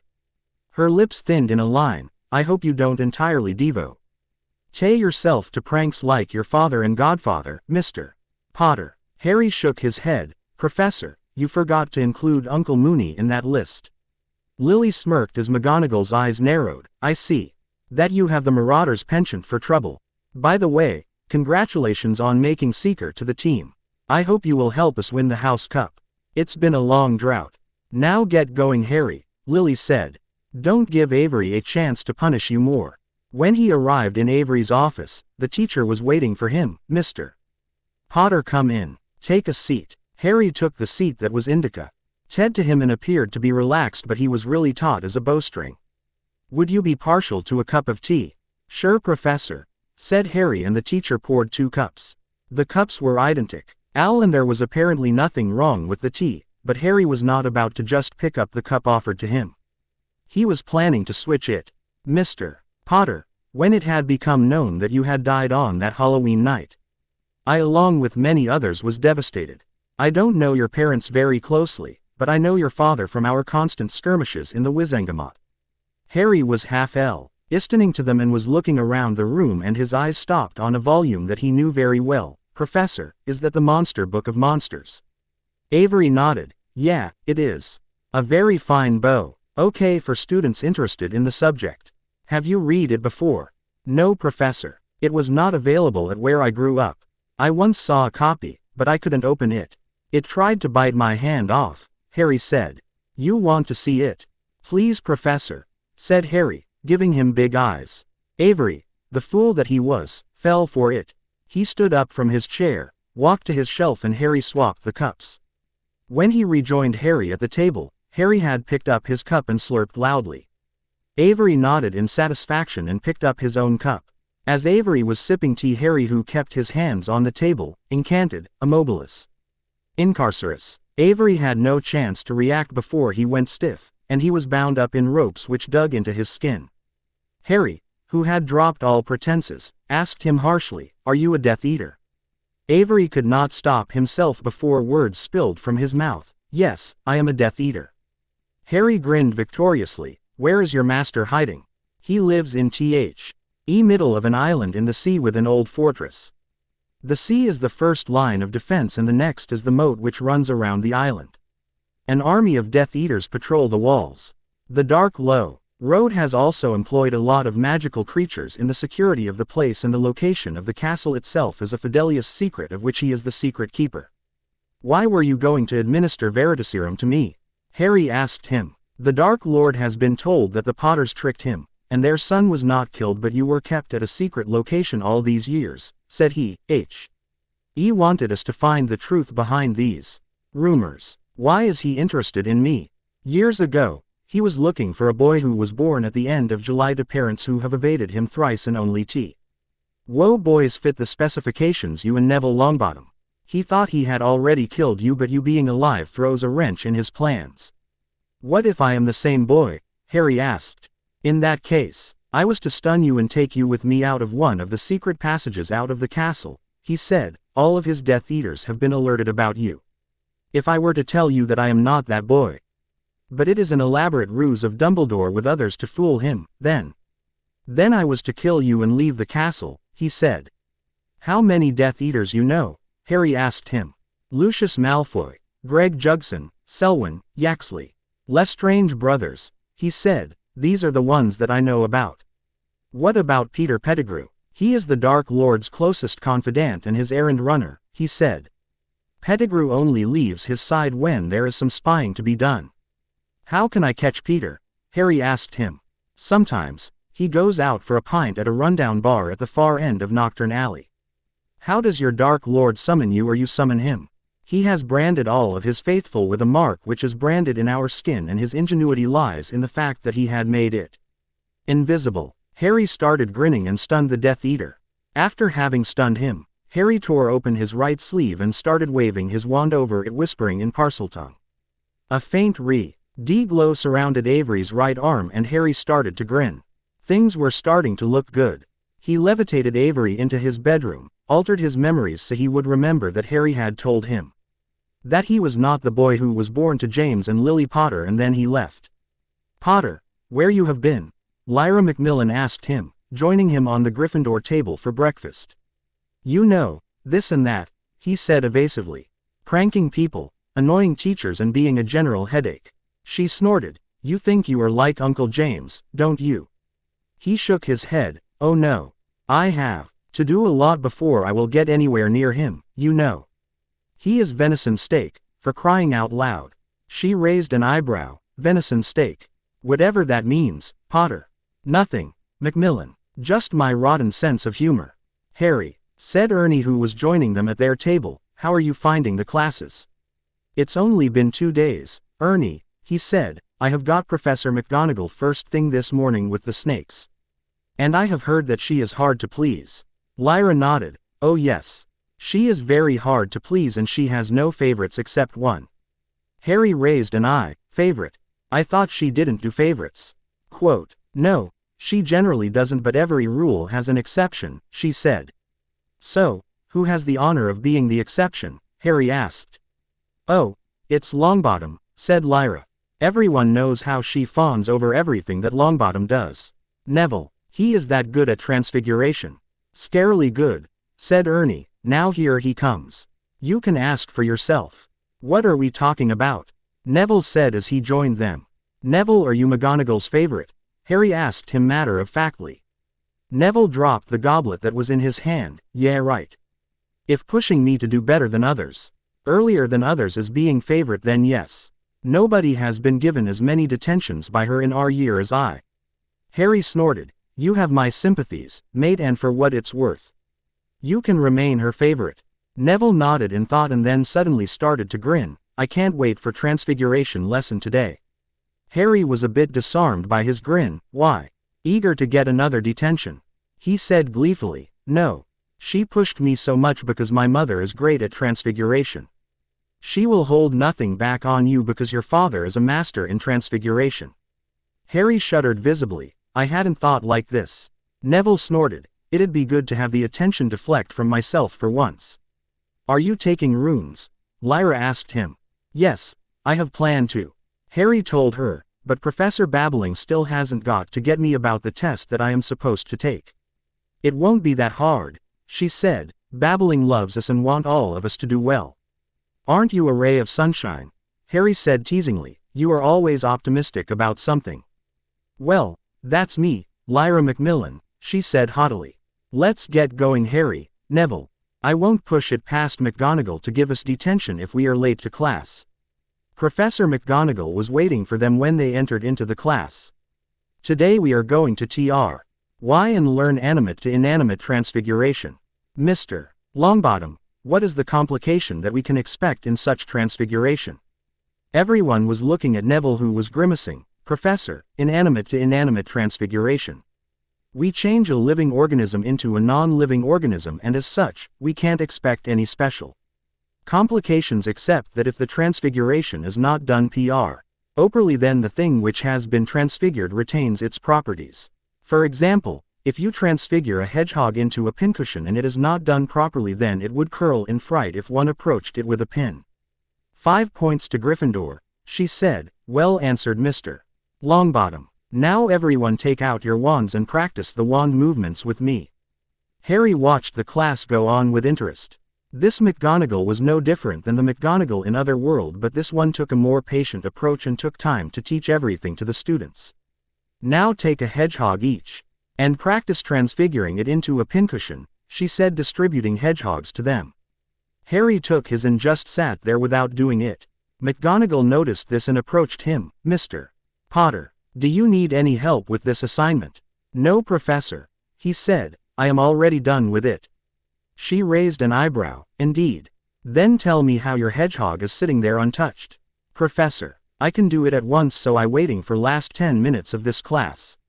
Well then why don't you show me? She asked. Harry looked around the class and noticed that everyone was watching him with interest. Perhaps they were thinking that he was going to be the new scapegoat and wanted to see him fall. Harry took his wand, pointed it at the hedgehog and said the incantation clearly. A second later, a pin cushion was sitting in place of the hedgehog and it was very detailed. McGonagall conjured a pin and pushed it in and there was no reaction from it. She looked appreciatively towards him. Well done, Mr. Potter. I will expect this level of workmanship from you in all my classes from now. 10 points to Gryffindor. Everyone who was waiting for the axe to fall was disappointed. Neville, however, looked relieved. Harry watched towards where the Slytherins sat and saw Daphne Greengrass looking at him curiously. Bold as brass, he stood from his seat and walked to sit beside Daphne. Need any help, Ms. Greengrass? She blushed. Please, Mr. Potter. What are you doing here, Potter? Hissed Malfoy, who was starting to froth at the mouth seeing her with him. Well, as I see we are sitting in class and last I read, it was not illegal for students to sit together. You can't sit with Slytherins, he hissed. Harry glared at him. What is exactly your problem, Malfoy? Why you have to interfere everywhere? She isn't your sister, is she? Daphne snorted. Obviously not. She then turned to Draco and glared coldly at him. Malfoy, I hope you don't want me to repeat what I did last year. Malfoy recoiled and said nothing. But Harry could see that he had started to harbor hatred for Harry in his heart. He turned to Daphne. Now heiress presumptive Greengrass, what problems are you having with this transfiguration? She smirked. Why don't you tell me, heir presumptive Potter? He mentally grinned. This Daphne was as sharp as that girl he had known, and this one too knew how to hit on others. Cast the spell, he said. I want to see what you are doing wrong. She cast the spell and Harry realized her problem within a second. Stop waving your wand too much, Ms. Greengrass, he told her. The movement is very simple. A quarter counterclockwise with a flick at the end. And the main problem is the intent. Intent? She asked, raising an eyebrow.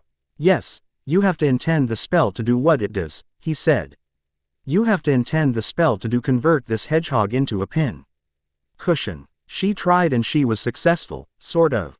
Her hedgehog had changed, but it was not as neat and perfect as Harry's had been. 5 points to Slytherin for doing it second, Ms. Greengrass, said McGonagall pleasantly. You have finished at the same time as Mr. Longbottom. She was pleased with the praise that she received. Thank you, Professor. Harry could see that Malfoy was mad because Harry was sitting near Daphne and talking to her, so he decided that he would goad him more. Ms. Greengrass, would you honor me by letting me be your escort to the library for a study session? The pompousness which Harry could taste in his own mouth as he said those words felt like bile to him. But he plowed ahead. You certainly move fast, Mr. Potter, she said, and since you have helped me, I definitely cannot refuse you. Come and find me in the library after classes at 5 p.m. He grinned. As it happens, I like transfiguration the most. If you have any problems with it, we can discuss it, or if you like, we can discuss other subjects. I see you like to cause disturbances in the class like your notorious father and godfather, said Professor McGonagall, so if you are done with the assignment for this class, Mr. Potter, if you are free to go. Harry stood up sighing. Yes, Professor. You are Harry Potter, right? Asked a younger girl when he arrived on the ground floor of the castle. Harry bent to her level and asked, What can I do for you, little lady? My name is Natalie MacDonald. I have a letter for you, she said, handing him a letter which was addressed to him in Dumbledore's fine curse writing. Thank you, miss, he said, bowing to her, making her giggle. The letter from Dumbledore was noticeably short. In fact, it only contained 3 words, my office. Now, Harry returned the way he had come and arrived at the headmaster's office in 5 minutes, where the password was the same. When the gargoyle admitted him, he saw numerous people in the room. Harry, take a seat, said Dumbledore, pointing him to a chair which was vacant. Harry sat and the headmaster turned to him. Harry, what happened yesterday with Avery? Harry knew this question was coming. He also found that Dumbledore was looking incredibly tired, as if he had been fighting for a long time. This Dumbledore had it hard in life. The Dumbledore in Otherworld did not have to fight a long drawn-out civil war, but this one did. It was bound to take its toll upon him. Professor, before I tell you anything, I need to know the identity of those who I don't know. Well, you already know James, Sirius, Remus, Sturgis, Hestia, Alistair, Kingsley, and Emmeline. The woman beside Emmeline is Dorcas Meadows. The one who is beside the Pruitt twins is Benji Fenwick. I trust every one of them. Harry nodded. Yesterday, Avery tried to spike my tea with Veritaserum, but I swapped the cups on him and under the influence of the potion. He told me a lot of things. Did he tell you anything about the Death Eaters? Moody asked eagerly. Harry nodded. He did. He told me that he is a Death Eater, and his master in hiding on an island which is under the Fidelius. He also named a few Death Eaters to me. Moody whispered in anticipation. Tell us their names, lad. Lucius Malfoy, Greg Jugson, Patrick Selwyn, Yaxley, Lestrange. Brothers and Barty Crouch Jr., Harry told them, just throwing the last name in casually. He guessed that Barty Jr. would be a Death Eater in this world too. What else were you able to find out? Albus asked, as if he knew there was something more. Harry grinned. All of his followers are branded by a mark, precisely the dark mark. It is branded in their skin. Works as a protean charm, and he can find their locations through it and torment them with it. We have never found any such marks, Moody growled. Well, you won't find that mark until you know how to find it. It is invisible and requires a spell to be cast in a language that is not known by everyone. Parseltongue to be precise. How do you know it? I am special that way, Harry said. I was born with this power. So, you can find the mark on their arms? James asked him. Harry nodded. I can. Albus, what shall we do next? Alistair asked the headmaster.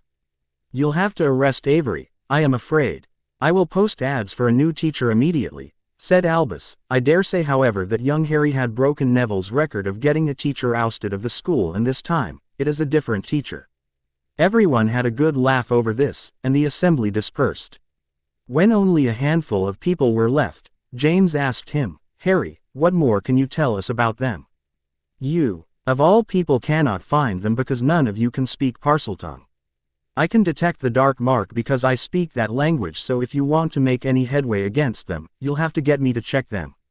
That will be hard. Barty will not agree to using a child, said James.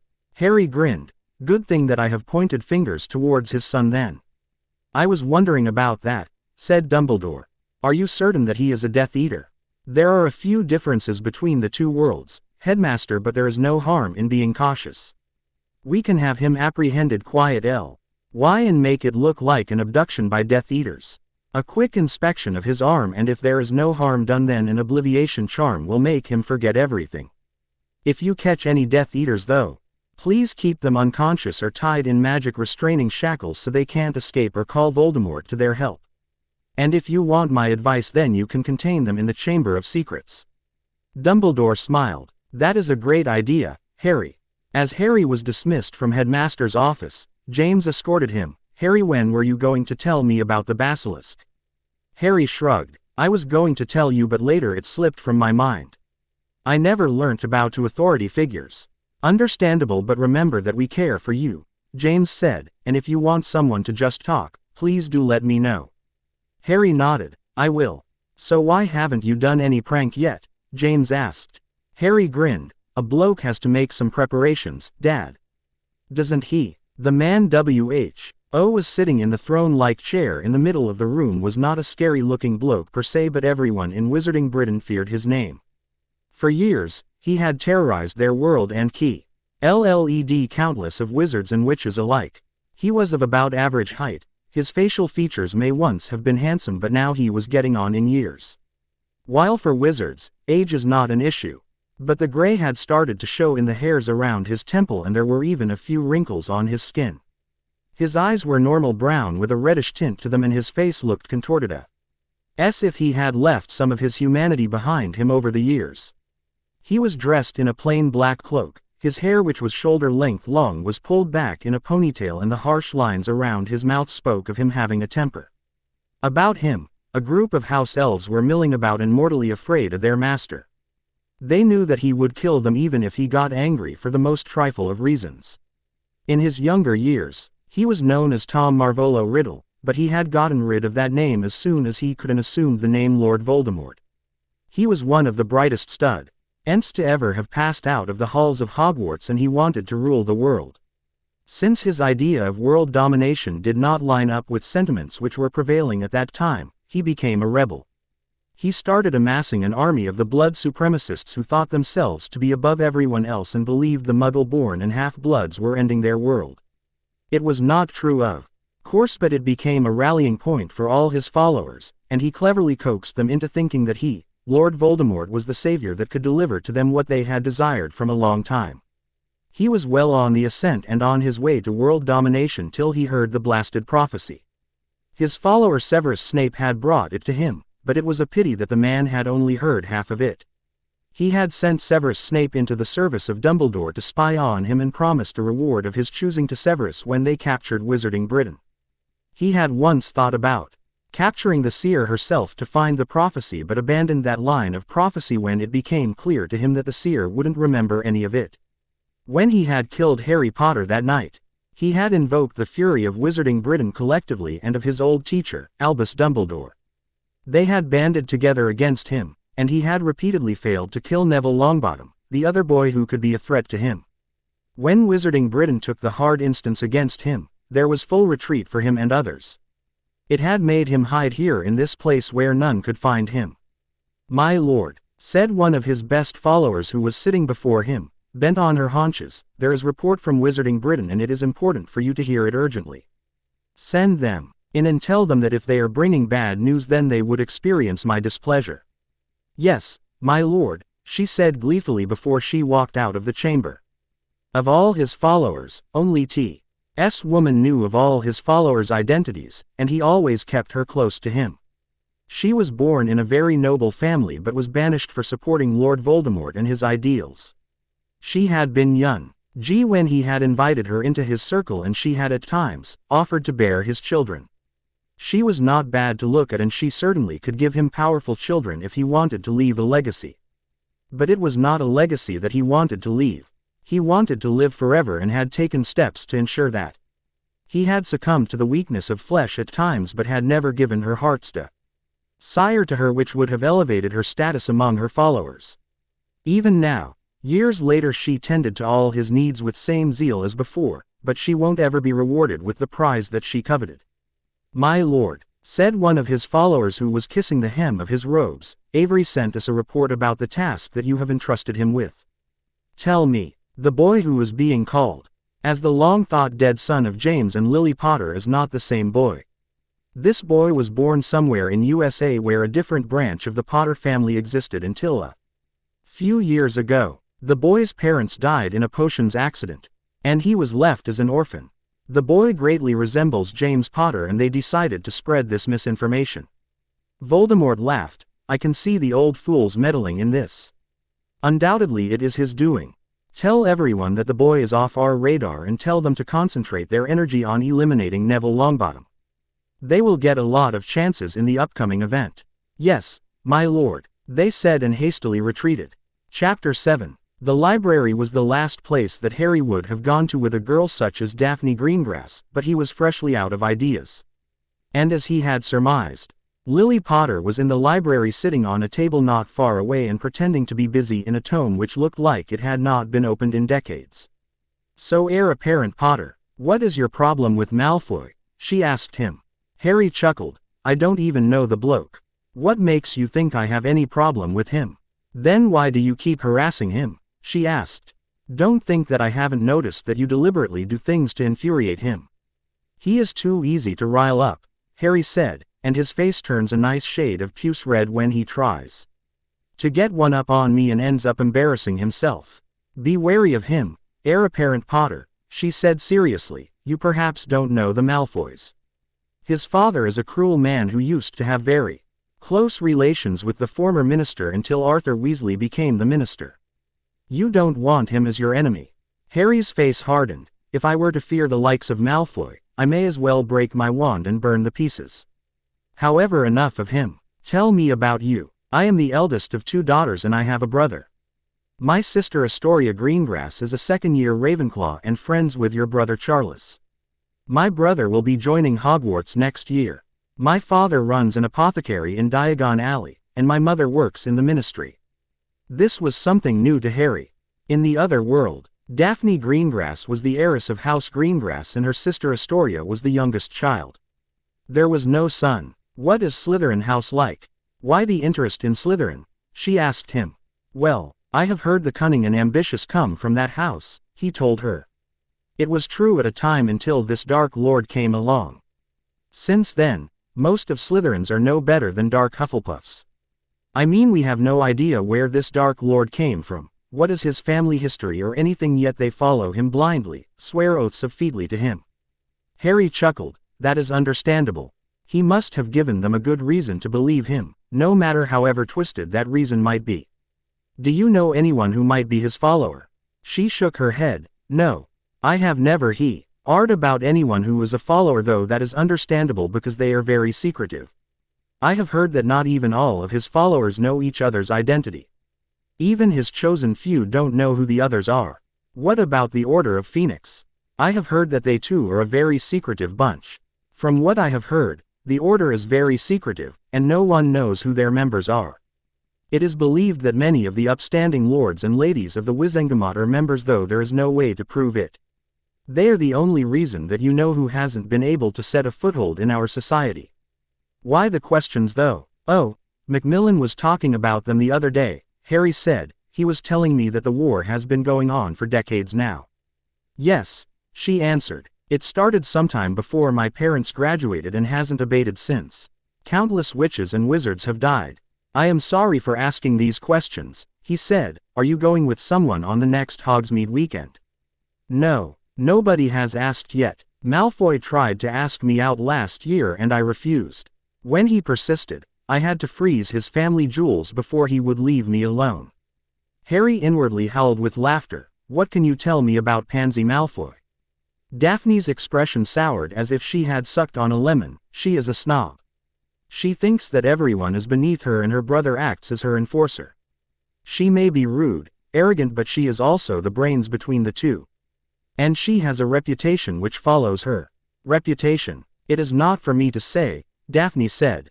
Just know this, that many boys in this castle can tell you stories of her adventures. She likes to think that boys are conquests. And her brother knows this. No, if he did, he would murder the boy that would try to get near her. Quote, I see. Would you allow me the pleasure of being your escort for the next Hogsmeade weekend? He asked her. Are you asking as a date? She asked, raising an eyebrow. No, I am not asking you out on a date, not yet.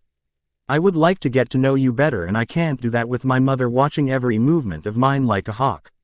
She snorted. O's Professor Potter know you talk like this. I take after her in these matters, Harry said, giving her his lopsided grin. Breakfast was well underway in the Great Hall when hell broke loose. The students were talking among themselves. The teachers were busy in discussions or the newspapers when the owls started to arrive in the Great Hall. It was more than the usual numbers, for almost every person in the castle got a letter. In fact, Argus Filch too got one. There was no sender's name on any letter, or any sigils on the wax seals to show where it may have come from. A few of them, who were smart ones, kept their letters from opening for a while as others went ahead and opened the letters. As the letters opened, it looked like colors danced in the Great Hall and everyone ended up looking shades of many colors. Dumbledore's silver beard had turned the color of gold, and so did his robes. Minerva's emerald coat had turned to blood red, as did her skin. Severus's pale complexion was further enhanced by the soft yellow color which seemed to get everywhere on him. Lily Potter was sporting a bright pink shade. It was, however, not the end, not by a long shot. There was also the song buzzing which filled the air for a minute before a miniature tornado exploded into the Great Hall and miniature dwarves on tiny brooms zoomed in the Great Hall, lobbing dung bombs everywhere. The students panicked, but the teachers spurred into action at once. Professor McGonagall had her wand whipped out, and everywhere her wand turned, the miniature dwarves were vanished into nothing. Lillian, D. Phileas Flitwick were also enthusiastically undoing the charms. It took about 10 minutes to get the situation under control, and by then, everything was smelling of dung bombs. There was debris on the floor and students were muttering among themselves, asking who was responsible for it. Dumbledore stood and reigned order in the chaos. As you all can see, it was someone's idea of a prank that has been brought under control by our very able teachers. I assure you that there will be an inquiry into it and the perpetrator will be severely punished. Now off you go to your classes. As the students started leaving for classes, Neville was asking Harry, "Do you have anything to do with it?" Harry scowled. "I am appalled that you'll think that way, Neville. If I did this, why I am sporting Gryffindor red." Lucian, who was just behind them, said, "A likely trick to fool others into thinking what you want them to believe, Potter. I have heard stories about your father and his friends, and pardon me if I don't believe you at your face value. You'd be wise not to believe him so readily, Mr. Montgomery," said Remus Lupin as they entered the class. "Even I won't trust Mr. Potter in these matters, and I am one of those friends that you just mentioned." They realized that they had walked in defense against the dark arts classes while talking. "We will have a practical lesson today," Remus announced. "How many of you are familiar with the disarming charm?" A few of the students raised their hands and Remus turned to Neville. "Will you care to give a demonstration, Mr.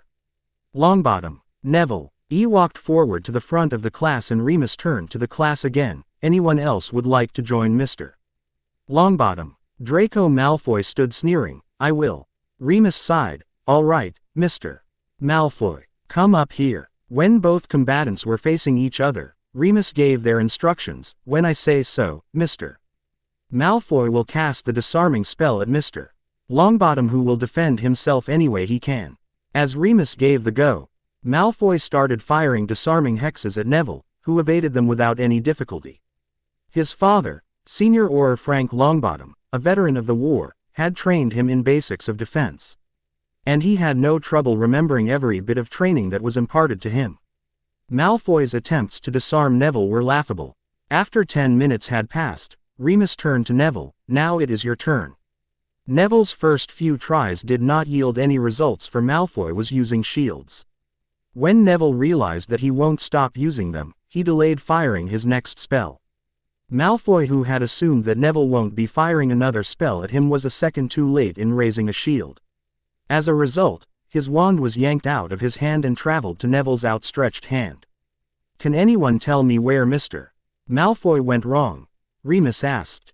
Malfoy did not think before he cast. He also did not consider in the fact that Neville was constantly moving, so he should have kept that in consideration. Also, his aiming was atrocious. Not even once did it seem like he was aiming his spells at Neville.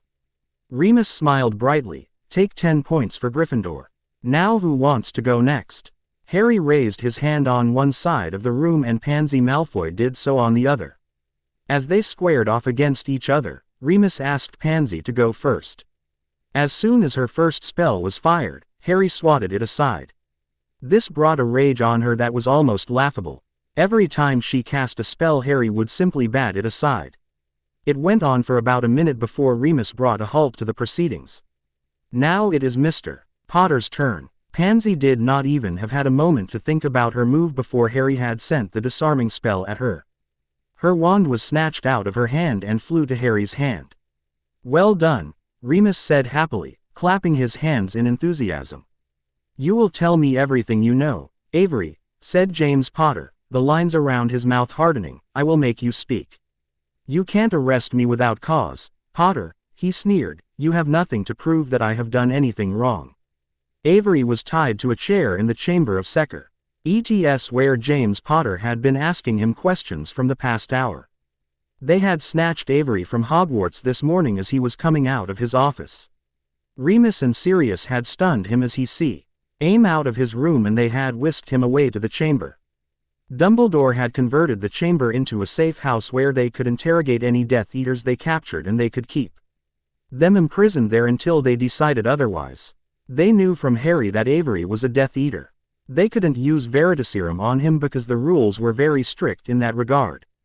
The wise Nomote prohibited use of the potion on people without the express permission of the head of the DMLE.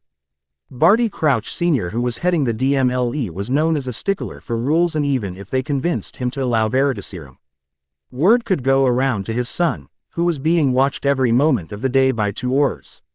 Sirius had suggested James to use Muggle torture methods on their prisoner because that way they won't have to use any of the magical torture methods or use Veritaserum. Their plan was to torture him so much that he would sing his secrets to them. "Look, I have no NCE to deal with your idiocy at this moment," James said. "I haven't arrested you but abducted you. If I killed you somehow while interrogating you, no one knows that I have you in my custody. I will throw your dead body in Diagon Alley and tell people that Death Eaters murdered you and threw your body in the middle of the street as a warning to others. You won't get anything from me," he said with gritted teeth. James picked up a cleaving knife from the table. "You know the Muggles use these to butcher animals. These blades are so sharp that they can cut through animal bones, flesh and tendon within seconds. I am curious to see what they would do to you." Before Avery could say anything, James tied his hand to the table in front of him and with a powerful blow, cut Avery's other arm in two. He had already lost one of his arms and used to wear a hook in its place, and now the other was on the table in front of him, oozing blood everywhere. James grinned. "So you are still not going to talk? You have 1 minute to decide, because within the next minute, you will either die of blood loss or I will cauterize this wound. Once I do that, no healer will be able to reattach this arm. Next time, I will go for one of your legs. Choice is yours." Avery shuddered with fright, and the loss of blood was already dizzying him. He felt lightheaded and the world seemed to revolve around him. He knew James Potter would do exactly as he said. The Potter Lord was a ruthless enemy, and it showed in the fact that James Potter alone had killed 20 Death Eaters since that Halloween night. He also had the dubious honor of having escaped the Dark Lord 5 times so far. Avery knew he was no match to the Potter Lord. I will answer your questions, he said, wheezing with exertion. James smiled. "I knew you will talk eventually." He shot a spell at this bleeding arm which staunched the bleeding, then conjured ice around the stump and buried the severed arm under a mountain of ice. Quote, "I will get your arm attached and working as soon as you can answer my questions." "Are you a Death Eater?" Avery shuddered with fright. "Yes." "When did you join him?" James asked. "As soon as I passed out of Hogwarts." "How many members are there in his army?" "About 1,000. He said. "No one knows for sure, but that is the guess." "Tell me about his inner circle." "There are 13 members in the inner circle and no one outside of the circle knows their identities," he explained. "I know only a few of them." "Where does he live?" "The North Sea. Somewhere near where Azkaban used to be. I can't tell the exact location because it is protected by a Fidelius charm, and I am not the secret keeper." "Who is his most trusted Death Eater?" "He trusts no one, but the one who is the closest to him is the woman who lives with him. It is rumored that she is more than a follower, but no one talks loudly about it." "What is her name?" "Walburga number name," he replied, and James grimaced. "What about Pettigrew?" "The filthy rat lives around him mostly. He is not allowed to leave the island unless it is for some special mission that only he can do by reason of his special talent. Though he is not fit to pee. Ick the lint off our robes, but we have to tolerate him because he is the Dark Lord's favorite." "Does he ever go out?" "Very rarely. He lives in the mortal fear that you and others will find him and kill him. But at times, he goes to Nocturne for a pint. You have cooperated with me and so you will live." "I will have more questions later," James said before he sent a Patronus. A few moments later, a fireplace in the corner of the chamber roared to life and Narcissa Macmillan stepped out. "James, what was the urgency?" "Mr. Avery was not being cooperative, so he lost his arm. Can you reattach it?" She had already drawn her wand and performing healing spells. Within 20 minutes, the arm had been reattached. The prisoner was put into enchanted sleep before they left the chamber through the flow. "Harry, there is something that we have to discuss," Dumbledore said, looking at him curiously. "What is there that we need to talk about?" "You have told us that he made Horcruxes. You also told us that he had made 7 in that world. It is possible that he has not made so many in this world, but there must be at least 6 of them." "What makes you think so?" Harry asked. "As I understand, you Told me that he was planning to make another Horcrux the night that he tried to kill you and use your death to make another Horcrux.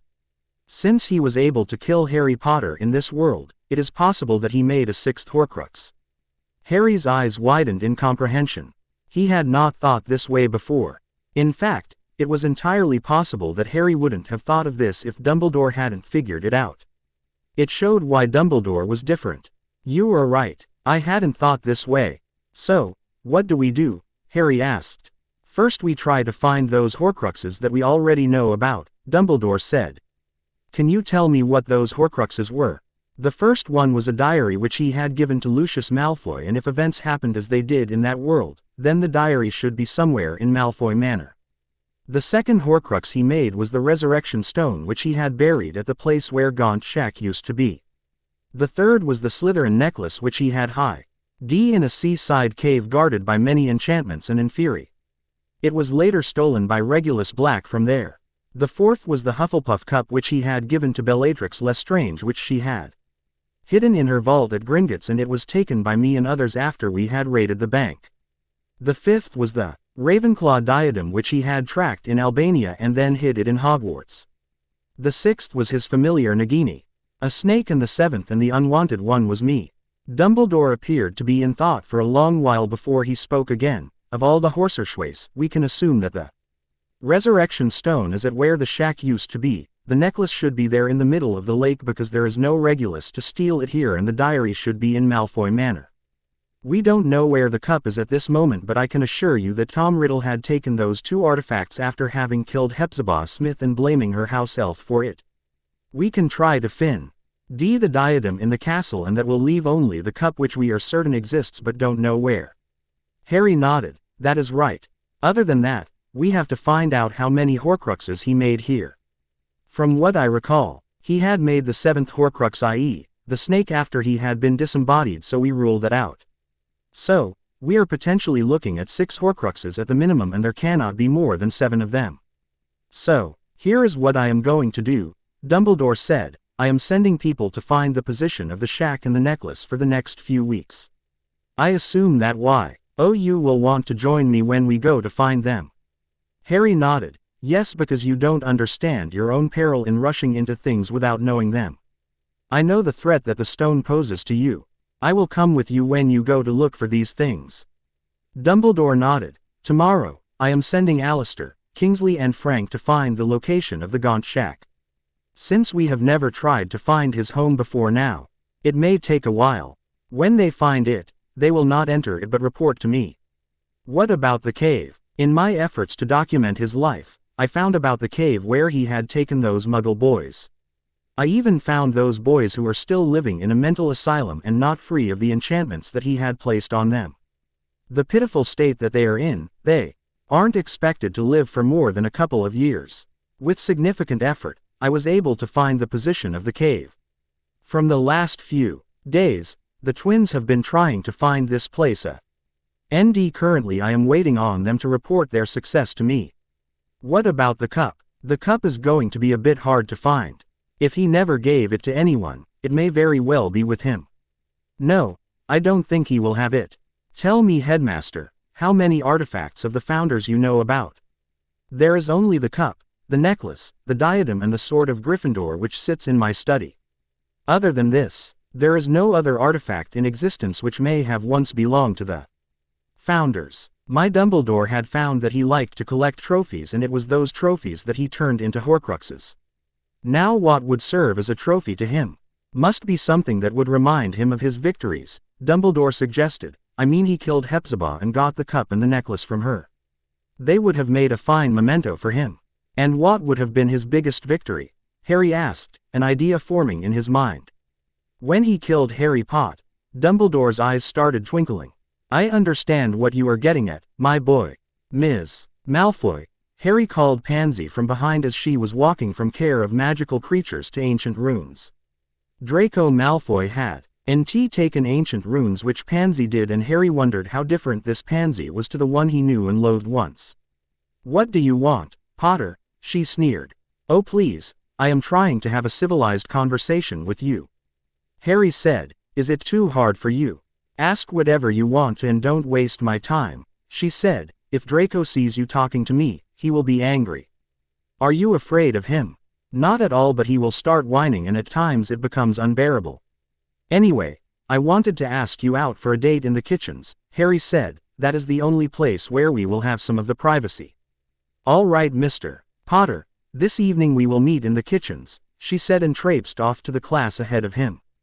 Headmaster, we have found some leads, said Fabian P. Ruet, and he and his twin reported to Dumbledore. I believe we have come close to identify the cave that you wanted us to find. Where is it? Somewhere on the Cornish coast amongst the high cliffs near Land's End. There is a particularly high cliff.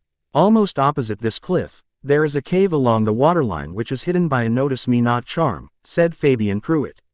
And how are you sure that this cave is what we have been looking for? Dumbledore asked them.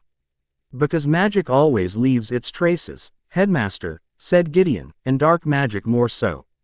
We have felt such a dark, stiff-ling presence over there that we have only experienced once when we fought our foe, said Fabian grimly. Did you find if there are any protections around the cave? We were told not to pry if there is something indeed present there. Answered Gideon. Even if you had not told us, we weren't going to try and find anything. We have no idea what are we fighting up here against, and it won't do to make any stupid mistake which may cost us the war. You both noticed anything other than magical protections? He asked. There is something that we have noticed. As we found, the place was deserted. In the past years, but since last decade or so, some people have started living around the place. We noticed a cluster of buildings about a kilometer from the cliff and the entire shoreline is visible.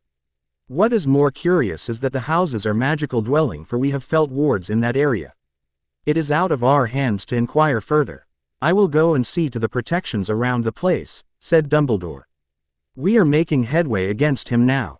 Headmaster, do you trust the lad can help us? Asked Fabian. Why do you doubt it? Asked Dumbledore. If you believe him, he killed you know who. Seeing his size and his ineptitude so far, I am inclined to doubt him. I have talked with him and seen into his mind. He has done everything that he says he has. He has slain Tom Riddle once and he'd do it again. Do you think it will come to bloodshed? We are already shedding blood of our own people in the service of Wizarding Britain. Fabian, Dumbledore said, it is time that we have some compensation for all the losses we have suffered so far. What are our next orders? They asked. We have been shadowing Barty Crouch Jr. for a few days now. I want you both to snatch him when he is out on a stroll. Since we have found his activities suspicious, it is no wonder that he does not want any security around him.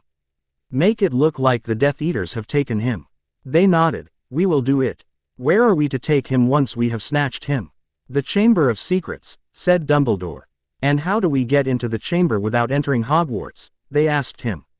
Dumbledore winked. The Chamber of Secrets can be reached through a flow address, the Lyre of the Basilisk. However, I would caution you not to use the address from any place except your manor, for the connection there is secure. Also, please do not share the address with anyone, even among the members of the Order of the Phoenix. Only a handful of people actually know this address. Potter, shish, reeked Draco Malfoy as he saw Harry about to ascend the marble staircase. Harry turned to find the blonde rushing at him, his face red. Why are you so obsessed with me, Malfoy? Malfoy staggered to a halt. What do you mean? Harry rolled his eyes. Why do you keep hounding me? You seem to have the knack of finding me wherever possible, but please, I have already told you that I am not interested in blokes. Wah, he started to say in confusion before comprehension dawned on him. Why did you ask Pansy out? Harry shrugged. Why can't I ask her out? Last I checked, she was a girl, and unless she has changed into a bloke, there is no reason for me not to ask her out. Stay away from her, Potter, he almost shrieked, or I will. Harry's voice hardened. Are you what, Malfoy? Are you, presuming that you can threaten the heir apparent of House Potter? You are not worthy of picking my shoes. It'll do you good to know your limits and not transgress them. Before Malfoy could respond, Harry had turned his back on him and started walking up the steps when he heard Malfoy whisper something. Quick as thought, Harry whirled around, his wand raised, but Malfoy was no longer there.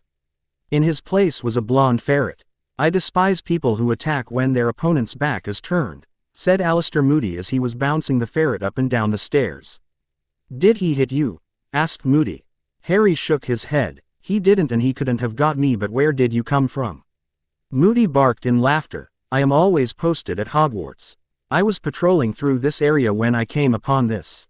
Before Harry could ask, he noticed Pansy Malfoy in the crowd and he turned to Moody. Please turn him back.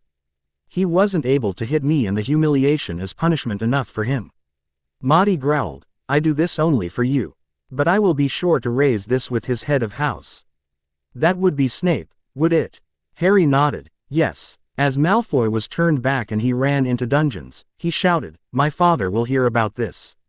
Quote, Moody barked at his retreating back. If you won't tell him, then I will be sure to ask your father what he has taught you.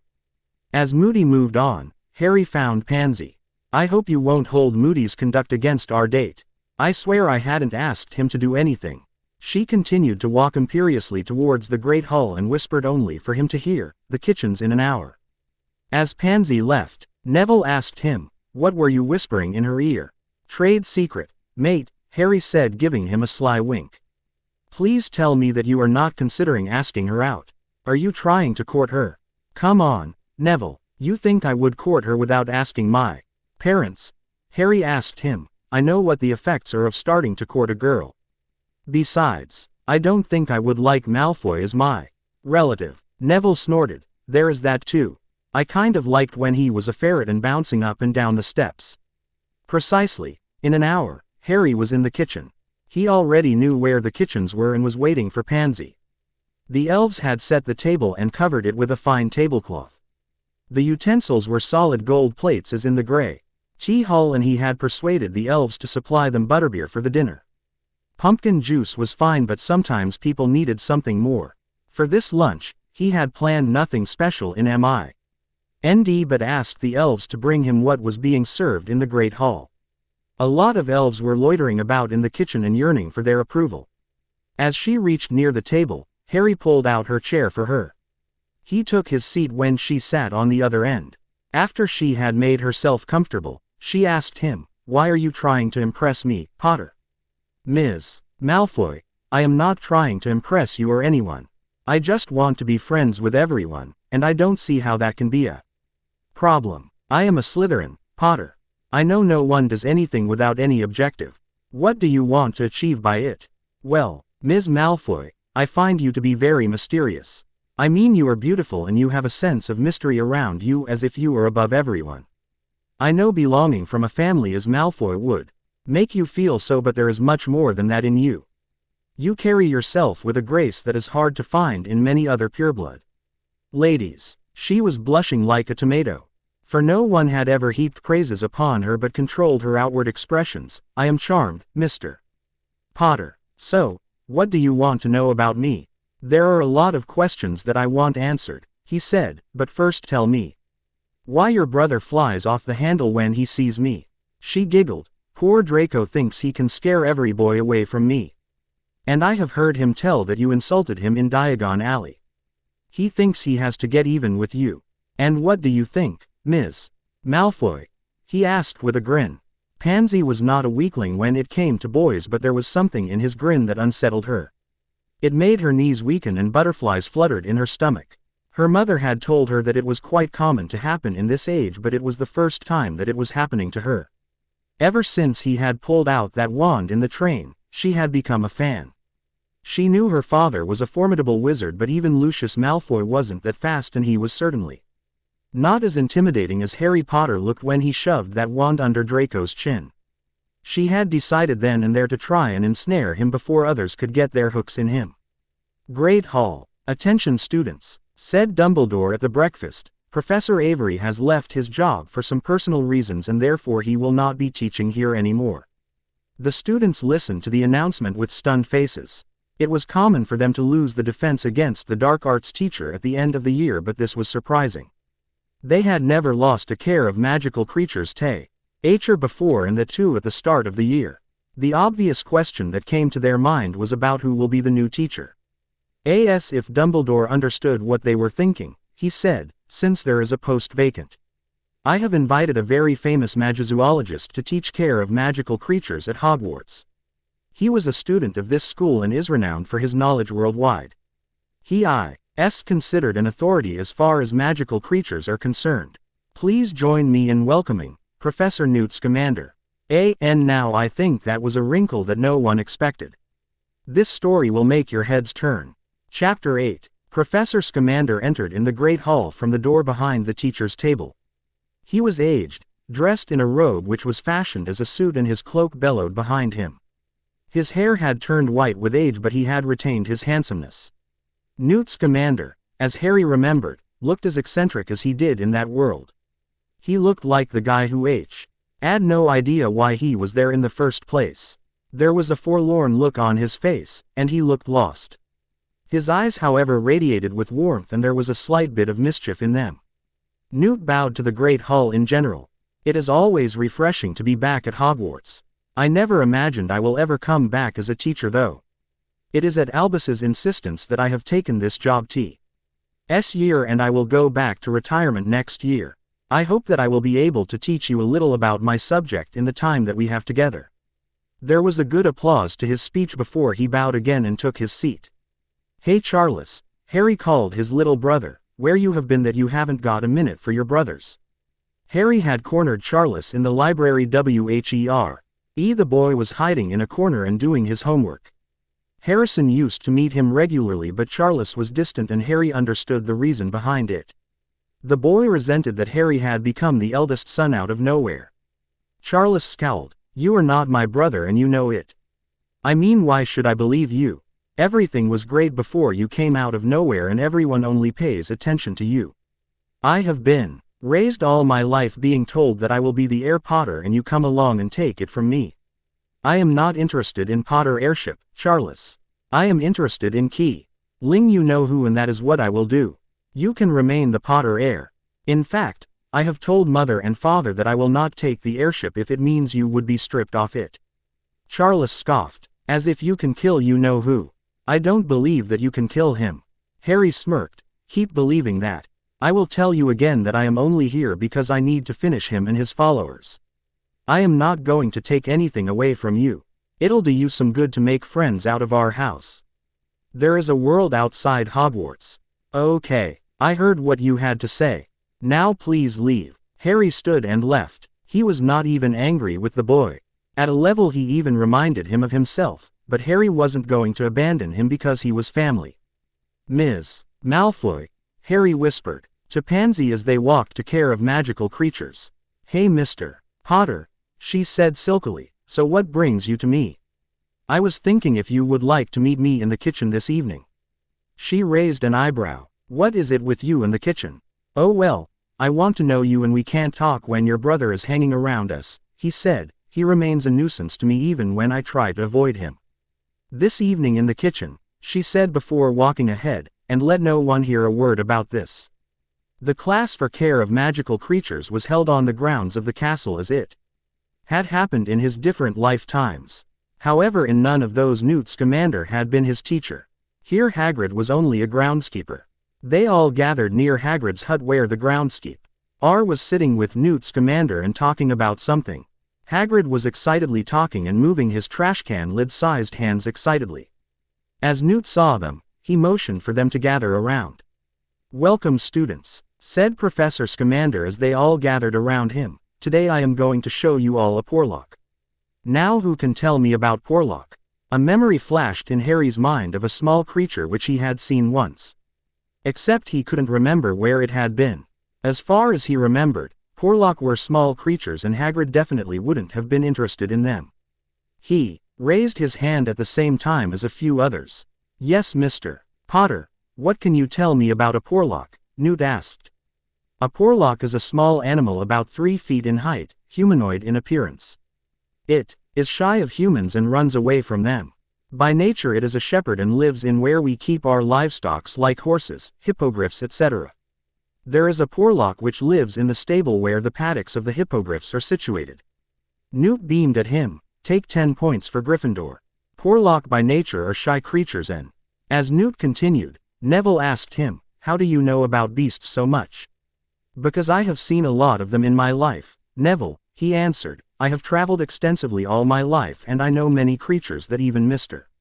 Scamander doesn't. Now you are taking the mickey, Neville said. Nah mate, he said affronted, I will prove it to you. He then turned to Newt. Professor, do you know about a Pravercarn owl? Newt's reaction was worth watching. I don't know how you know about them, Mr. Potter. They are not covered in your syllabus, but I have heard of are supposed to be an immortal species of owls which are found in the East. What else do you know about them? I have heard that they are magical species. They can see the future, and if one gazes into their eyes they would get a flash of future, Harry said. They are mostly golden in color. And are heavier than any ordinary owls. They are considered to be magical cousin of the phoenixes. Newt smiled. Take another 10 points for Gryffindor. Your knowledge of beasts is vaster than what is taught here. As Newt turned to answer questions from another student, Harry turned to Neville. So you were saying? Okay, you do know about beasts more than anyone here, Neville conceded. The less. Went on without any more hindrance from any of them, but Newt kept watching Harry with a look which Harry recognized too well. Himself couldn't remember how the Pravercarn owl had come to his mind.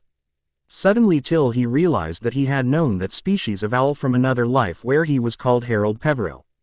Harry, we have herbology next, said Neville. Are you any good with plants? Ari looked at him sharply as if Neville was speaking a foreign language. Are you not supposed to be very good with plants? Neville shook his head. No. I kill every plant that I touch. Harry was stumped again. Here was a Neville Longbottom who was pants at herbology, and his Neville had become a master in the subject. So how do you pass the subject? Harry asked him. I get by with Susan's help, Neville confessed. She has helped me a lot of times in the subject or I would have failed. Is there anything going between you and Miss Bones? Harry asked, waggling his eyebrows suggestively. Neville harumphed. No, you prat. She is my god-sister. My father was close to Lord Bones, who asked him to become her godfather. And she does not like even a single boy that I know. What about Ernest? He seems interested in her, Harry said in a way of probing. No, Ernest doesn't like her. He is actually looking forward to solicit her help in impressing Megan Jones, Neville said. Megan Thin.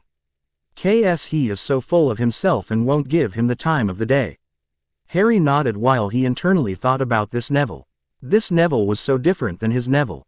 This one rushed into dangers, loved to face threats head-on, and was a social animal. Complete opposite to his Neville. Harry entered the office of Severus Snape, who was reading a heavy tome. Professor Snape, we need to talk. Snape barely moved and his wand was pointed at Harry. Don't you dare come near me. I have got nothing to do with you. You come a step closer, and I will cast my most lethal curse upon you. RRY merely smirked before his thrust his hand out, and Snape's wand was yanked from his hand and Harry snatched it out of the air. You don't get to choose, Snape. You'll do exactly as I say or there will be consequences. Are you threatening me? Snape bellowed. I am not going to hurt you myself, Harry calmly said. I will merely tell Lily Potter that it was you who heard the prophecy and told it to your master. It was you who was the reason that her son died. What do you think James Potter, Sirius Black, Remus Lupin and Lily Potter will do to you then? Let me tell you, I know you have a schoolyard history with the Marauders, and they tormented you while you returned the favor to them. If I told them that you are the reason that their Harry died, you will know what real torment is like. And I don't think even Dumbledore will be able to save you from them. Snape looked fearful. You'll not dare. Harry smirked. I will do exactly as I said. You can't stop me. However, if you were agree to do just as I say, I won't say a word until it is necessary. Do you give a wizard's oath? Snape asked. No, Harry said. I am not taking a wizard's oath. You'll have to trust me on this. Fine, he said. What I am to do? You will go with the order to capture Barty Crouch Jr. I know he is a Death Eater and you will help them in capturing him, and after they leave, it will be our duty to cast the dark mark so everyone would think that it was the Death Eaters who took him. If you fail to do that, I will personally make sure that you don't have another moment's rest after this. Severus Snape was not one who could be scared too easily, but he was fearful of the boy. He knew the boy would do just as he said. His option was to do as he was told. Why have you called me here, Mr. Potter? Pansy asked as she entered the kitchen. Ms. Malfoy, you know it well that we can't be seen meeting openly in the castle or it will cause problems for both of us. I am genuinely curious to know more about you. Are you speaking the truth?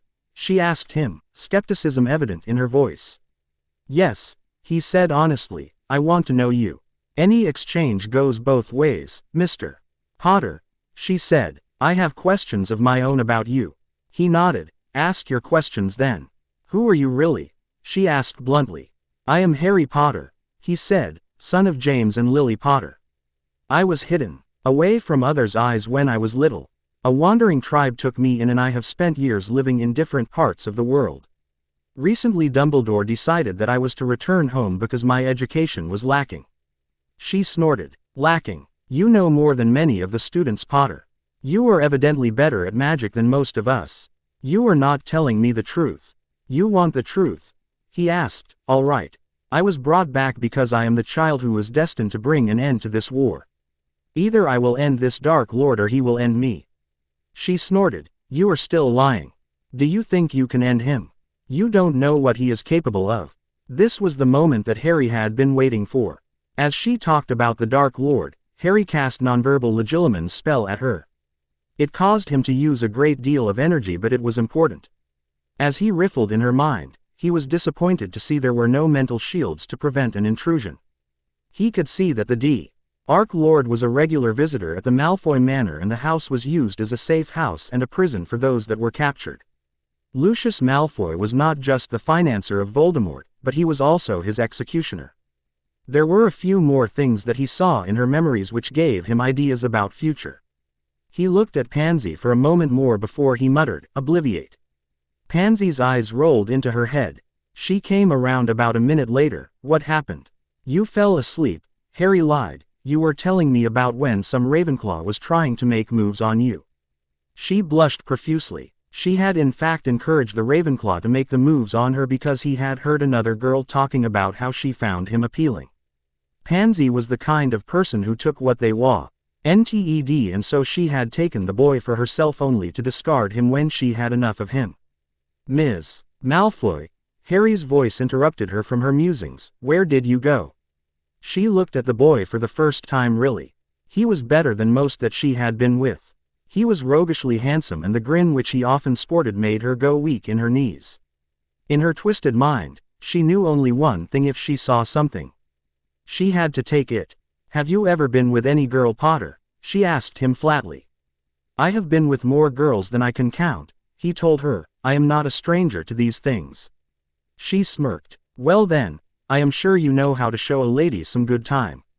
I have heard that the abandoned room on the 4th floor right beside the statue of Warlock remains deserted all the time. Why don't we go and see that room?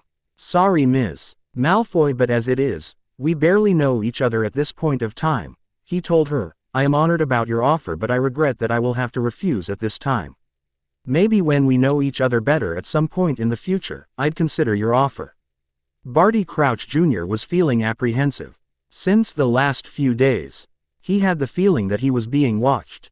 He was the son of Barty Crouch Sr., the head of the DMLE, and his father wanted to put a watch around him for safety reasons. Barty was an Exceptio Null wizard and had obtained 12 owls, which was a record. His work in Transfiguration was exceptional and second to none. No one knew, but he was the major reason that the Ministry had failed for years to rein in the menace of Death Eaters.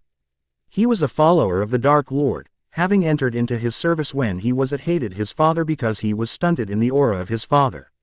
No one recognized him for his own merits but for his family name and his father's name. His father lived by rules which were almost tyrannical, and Barty chafed under rules. His father even had the audacity to name his son after himself. The Dark Lord had understood his frustration, his pain, and offered him a way out. He gave him a chance to make his own name and to get out from under the shadow of his father.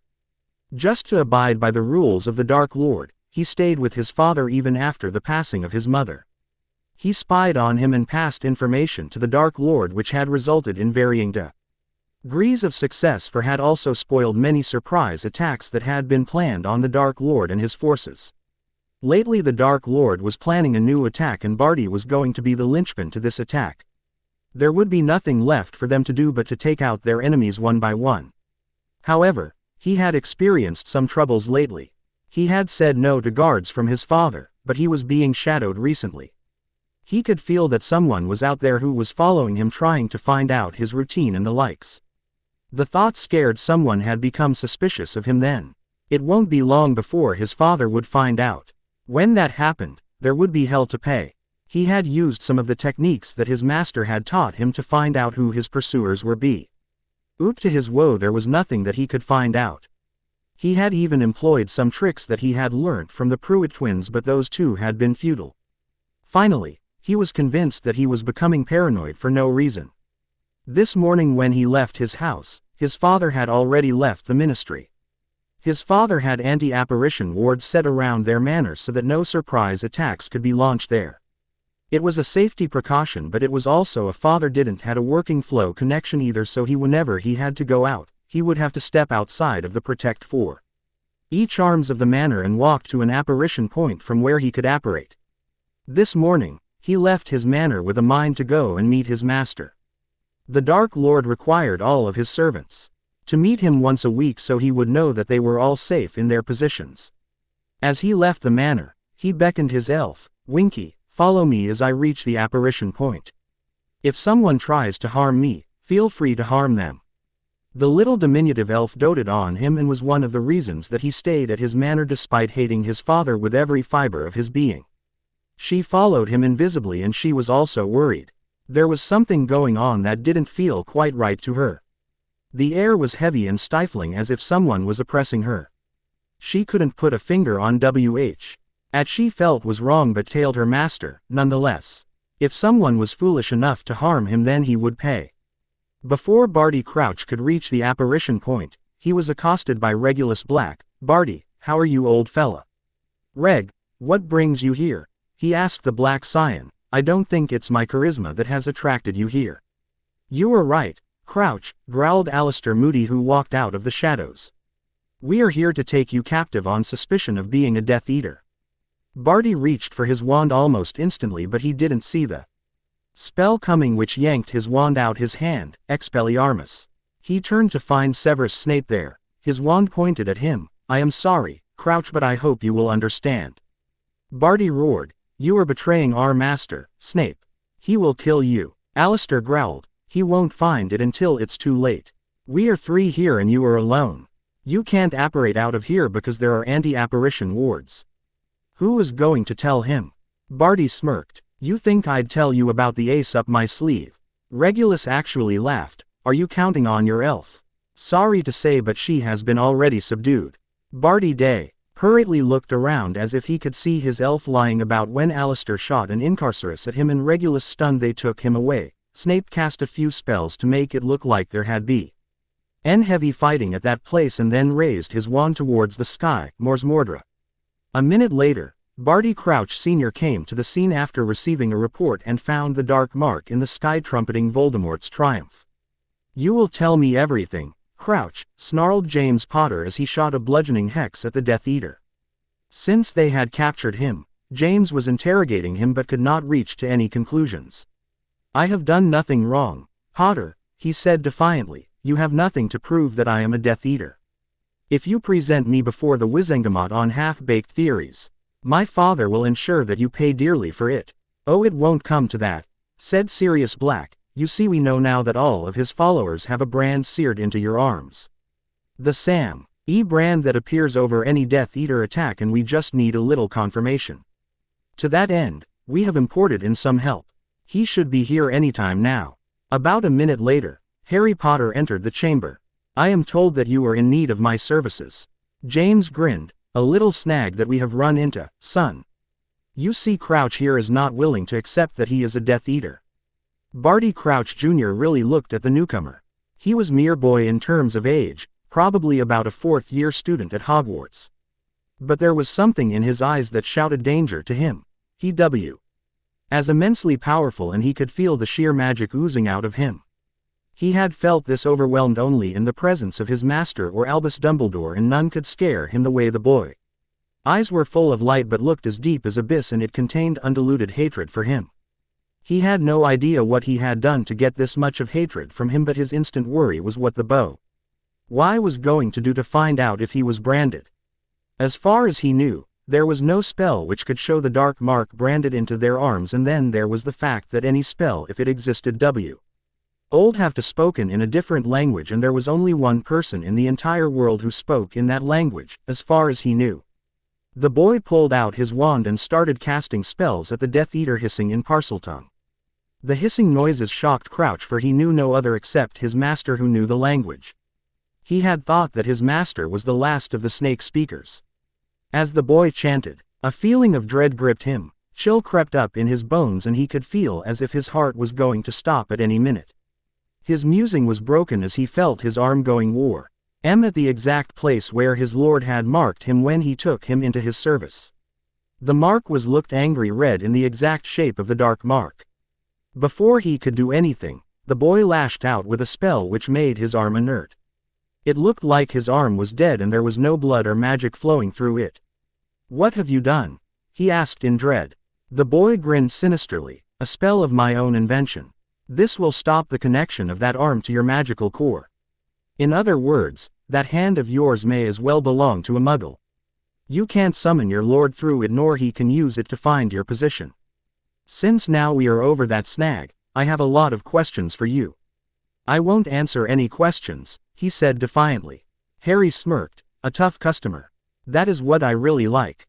He then turned to James and Sirius. "Would you mind if I borrow him for an hour? If nothing, he will entertain me a great bit." As James nodded, Harry turned to Crouch and glared at him. Crouch met his glare and continued to stare for a minute before he realized his folly.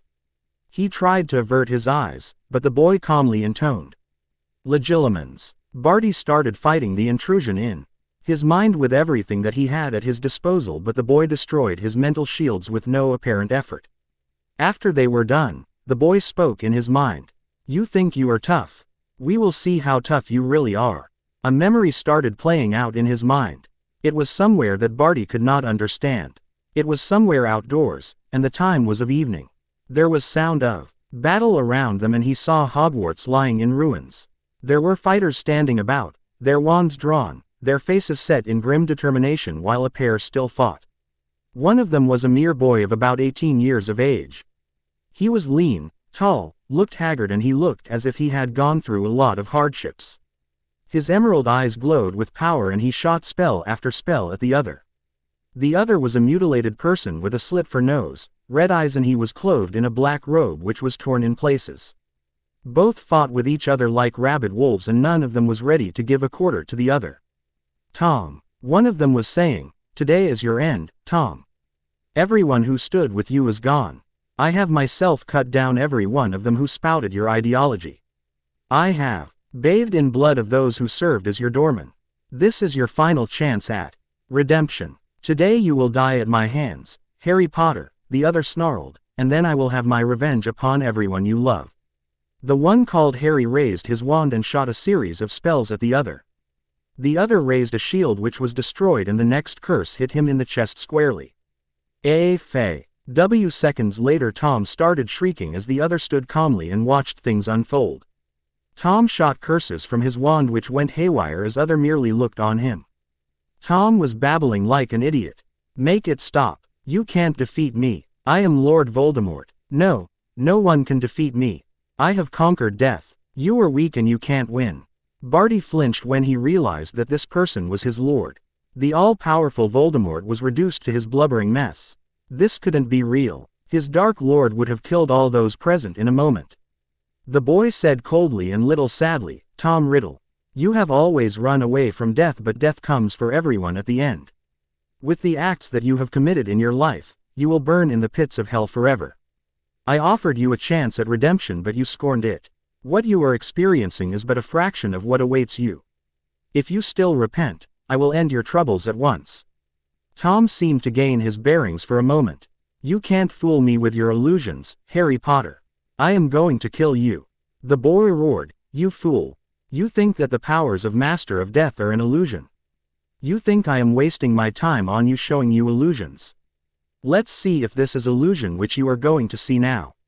A second later, Barty Crouch cried loudly because what he was seeing in front of him couldn't be real. The People had vanished around them and they were standing in front of a man who was tall and bulky and wielded a scythe on his shoulders. He seemed to look into Barty's soul and said, "This one will burn in the pits forever. His deeds merit no other punishment." A second later, he found himself in a pit where firestorm raged around him. The heat was so intense that it seemed to burn the flesh off his bones were melting in goo. And he could not remember anything about him. The world around him existed no more, he lost all his senses and there was nothing that he could do but endure the torment.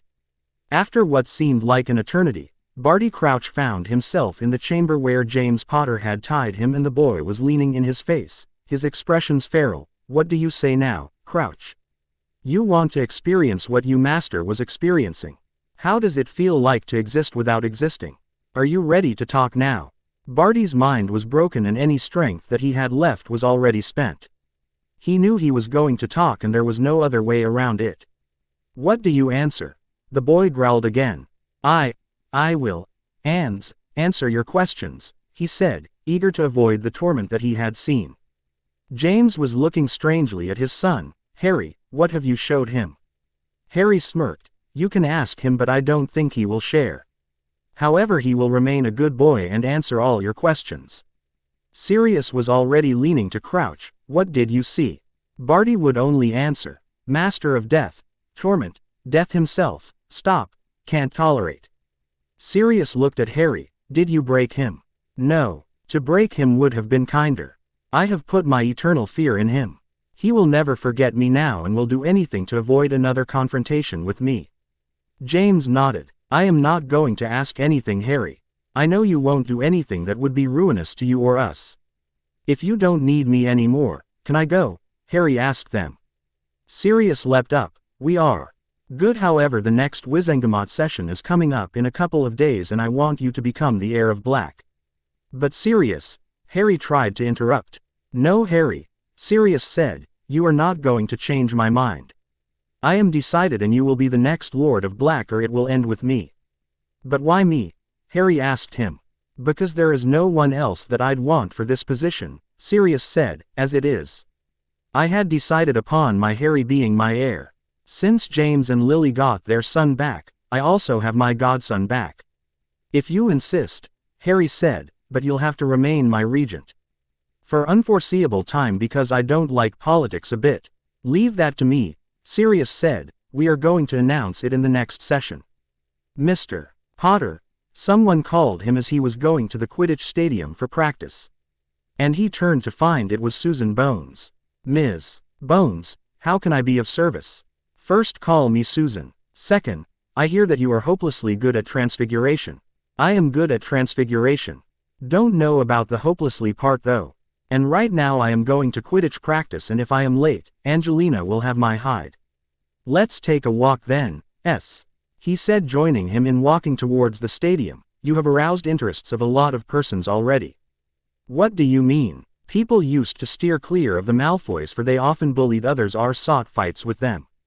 Every year by this time, at least one person was in the hospital wing due to them, but this year, things have changed. We all have seen you put Draco Malfoy in his place. And we have even heard that you have been seen around with Pansy Malfoy. In contrary to previous years, this year the Malfoy have been behaving very tame and you are the reason for that. Then there is the fact that you claim to have had no previous schooling but you already know more magic than all the class combined. You look our age but there is something in you that set you apart from all of us." "There is nothing special that I know," he said. "I happen to have some really good teachers who taught me a lot of things. I had no fixed schedule to study nor did I have had any inhibitions on type of magic that I wanted to learn, so I learned a lot." She snorted. "For all your powers and everything, you can't lie. I even doubt if you are Uncle James's son." Harry's face hardened. "What do you mean I am not James Potter's son?" "You are nothing alike. Sure, you look like him but compared to him you are entirely different. He is always calm and has a cheerful personality but you on the other hand, are entirely different. You look like you have seen a lot of things in the world and you were disappointed by all of it. Is that a bad thing?" "No, but for someone of our age, your disposition certainly rings bells. Others too have noticed this. Have you never thought why others are intimidated to talk to you?" Harry tried to laugh, but he realized that she had a point. He was intimidating in his appearance and mannerisms, and perhaps that threw people off. "So what do you suggest, Susan?" he asked. "Learn to live your life fully. Enjoy every little joy that comes in our life and try to think of the world as a cheerful place. Things are not that bad, you know." "Close the doors," said the chief warlock, and the doors of the Wizengamot closed thunderously. "Welcome to the Wizengamot session for the month of August," he said. "Before we proceed to routine matters, there are a few things which demand our attention." As everyone listened to him with rapt attention, he started speaking again. "A decree has been presented to the Wizengamot by the goblins. It is special in the way that this decree was about the coming back of a house which has been deemed extinct for centuries. Recently, someone who was a boy yet has claimed the lordship of the reverend house of Peverell." As the murmurs in the chambers arose, Lucius Malfoy stood. "I want to say something, Chief Warlock." "The Wizengamot recognizes Lord Malfoy," said Dumbledore. "The reverend house of Peverell has been dormant for centuries, and many lords in the past have tried to claim its lordship and lost their lives. What is to say that this is not an interloper? And how can a minor claim lordship?" As Malfoy sat down, Dumbledore spoke again. "Under the ancient laws, if a minor was last of his house, or if he was the only member of the said house, he could claim lordship. This person, while being scion of another house, was able to claim the lordship of House Peverell, something which none of his forefathers could. He is the only one who was able to claim the family magic which tested him thoroughly before it agreed with him. However, since under the present laws he cannot sit on this body, therefore his fat her will be the Lord Regent in his stead till he comes of age. Lords and ladies, please welcome Harry James Potter, Lord of House Peverell." As everyone looked, Harry walked in from behind Dumbledore dais and stood before the body. Dumbledore intoned, "Lord Peverell, you have claimed a place on this body in the place of your forefathers as the Lord of Peverell. The Wizengamot agrees to it. However, it is necessary to impart upon you that you cannot sit on the seat until you come to age of majority, and your father will sit on the seat in your stead as your regent. Do you understand?" He bowed graciously. "I understand, Chief Warlock. Do you pledge to take care of the wizarding world in the capacity of a guardian as your position puts you in?" "I do, Chief Warlock," he said. "Do you swear to behave according to the dignity as is expected of you?" "Yes, Chief Warlock." "Then ascend to your position as Lord of Peverell, and may Mother Magic bless you," he said. Harry bowed to the chamber in general before he walked to the seat where the heirs sat. "Now is there any other motion?" Dumbledore asked. Sirius stood. "The Lord of Black hereby decrees that Harry James Potter, son of Lord Potter, and the Lord of Peverell, will be my heir and will ascend to my place after I have abdicated my position or have passed away. So I say, so mote it be." "So mote it be," said the Chief Warlock, and others chorused in agreement. Chapter 9. Mr. Croaker, his assistant, the unspeakable Bolger, called. "Lord Peverell is here to see you." "Why did you allow him to enter?" Croaker asked sternly. "You know that no one can enter these halls without our permission, even if it's Minister of Magic." "He evaded everyone at the guard duty," Bolger said, looking terrified. "He just appeared out of thin air in my office and told me that he wants to see you." "How can he evade our security and enter undetected?" Croaker asked scathingly. "I don't know, sir," Bolger said. "Why don't you ask him yourself?" "All right, bring him in," said Croaker. A minute later, Harry was in Croaker's office. "Croaker, my apologies for entering without invitation." "How could you enter without any invite?" Croaker could not help but ask. "Are you sure we won't be overheard?" Harry asked him. "Just a minute," said Croaker and waved his wand. A second later, he said, "Now no one can hear on our private conversation. Speak freely. In one of my other lives, I worked at the Department of Mysteries, as you may well know," Harry said. "In that life, I redesigned the security of this department and found chinks in the armor that existed in the older system.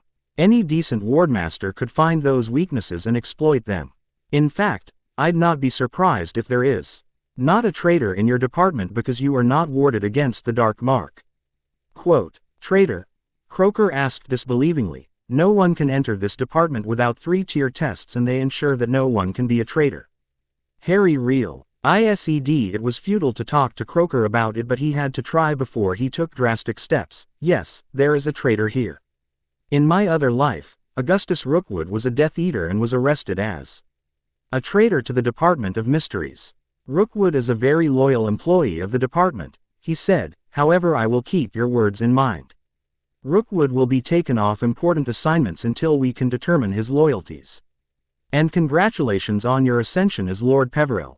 Is there any other thing I can do for you? Yes, Harry said, I want to know how sturdy are the defenses around wizarding places like Hogsmeade. Diagon Alley, Manchester. You don't need to worry yourself about it, he said, I have seen to it that those defenses cannot be breached by anyone. And who helped you design those defenses? Harry asked. A team of my most capable ward masters, Croaker said proudly, trust me that they can't be broken. They have been tested thoroughly in several attacks. Has anyone found anything? What of our own investigators? You roll, you were supposed to find about it. Did you find anything? Voldemort was asking his followers. No, my lord, said Roll, kneeling and shuddering. Everyone knew how volatile his temper was and he could erupt at the slightest provocation. I conducted a thorough investigation into this act and came up with nothing. It is true, that your mark was cast on the scene, but none of your followers claim to have cast it. Also, I didn't find any dead bodies at the scene of crime or anything to suggest that violence was committed. Wrong. What I could reconstruct of the crime scene, Crouch was subdued rather easily, so it is safe to say that whoever took him captive knew Crouch beforehand. Are all the members of my inner circle accounted for and present here? Voldemort asked. Yes, my lord, except Severus Snape, Roll said. He is at Hogwarts, however I met him and inspected his wand myself. There is no doubt that he is not involved in this act. There is a traitor in our midst, Voldemort growled. We need to find him or our plans will keep getting ruined.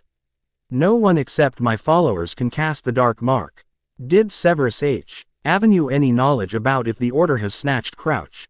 No, my lord. Even Dumbledore is worried about Crouch's disappearance and had investigated Severus to know if we had taken Crouch captive. Go and send me Rookwood, Voldemort said. I need him right now. 10 minutes later, another of his followers entered and knelt at his feet. My lord, you called me. Rise, Augustus, said Voldemort, make yourself comfortable. We need to talk about urgent matters. As Rookwood took off his hood and mask, his pockmarked face, long nose and cruel eyes could be seen. What has worried you, my lord? Someone has taken Crouch captive, Voldemort said. The Order of the Phoenix claims to have no knowledge of it. The Ministry may know something, but if it's done, then it has been done covertly so that no one else would know about it. And if it was done by the Ministry, it stands to reason that the Department of Mysteries has had something to do with it. I want you to find out if the Ministry has done something. It shall be done, my lord, he said. However, how does Crouch's disappearance impact our plans? He knew about the big plan which he had decided to put in place before his disappearance. It was supposed to happen about a month from now, but since he is missing, it is entirely believable that he has been compromised and has told about our plans to our enemies. We need to move up the plan a bit.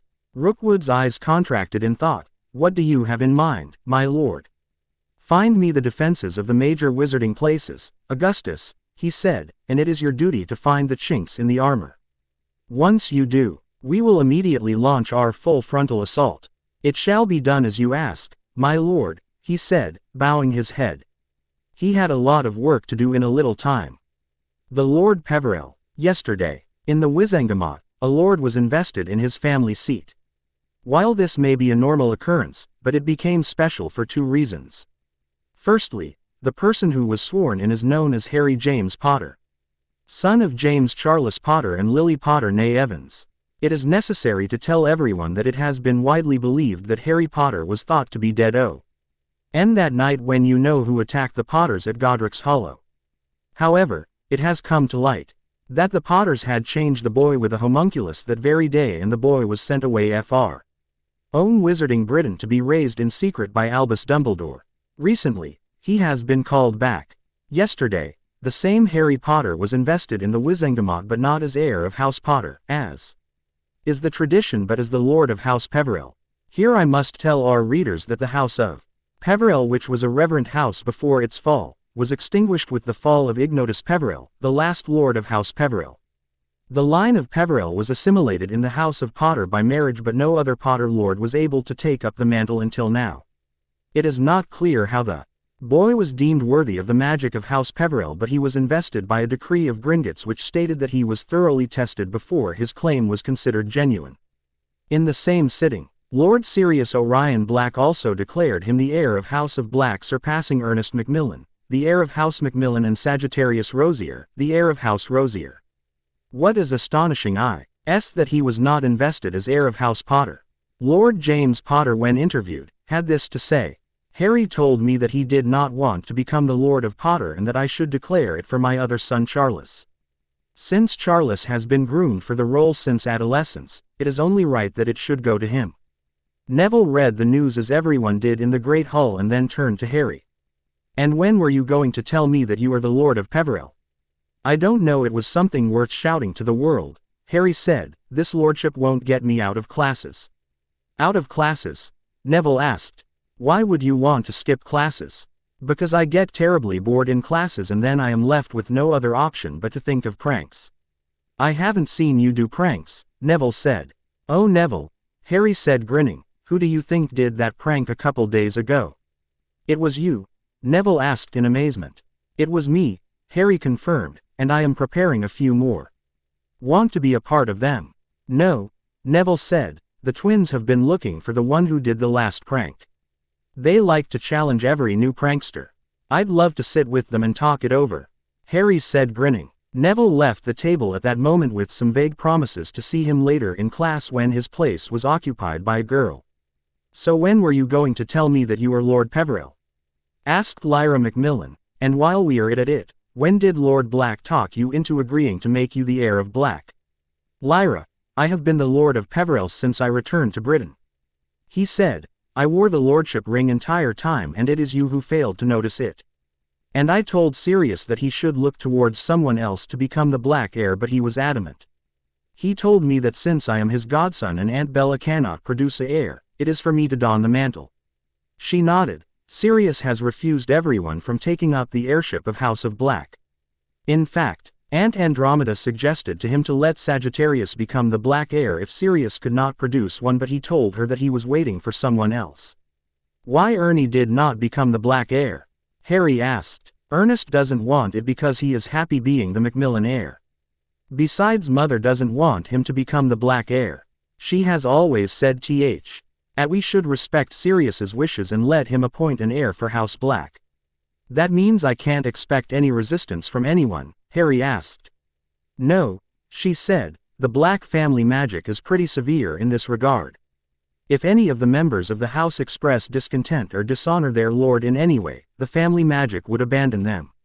None of us are willing to risk it."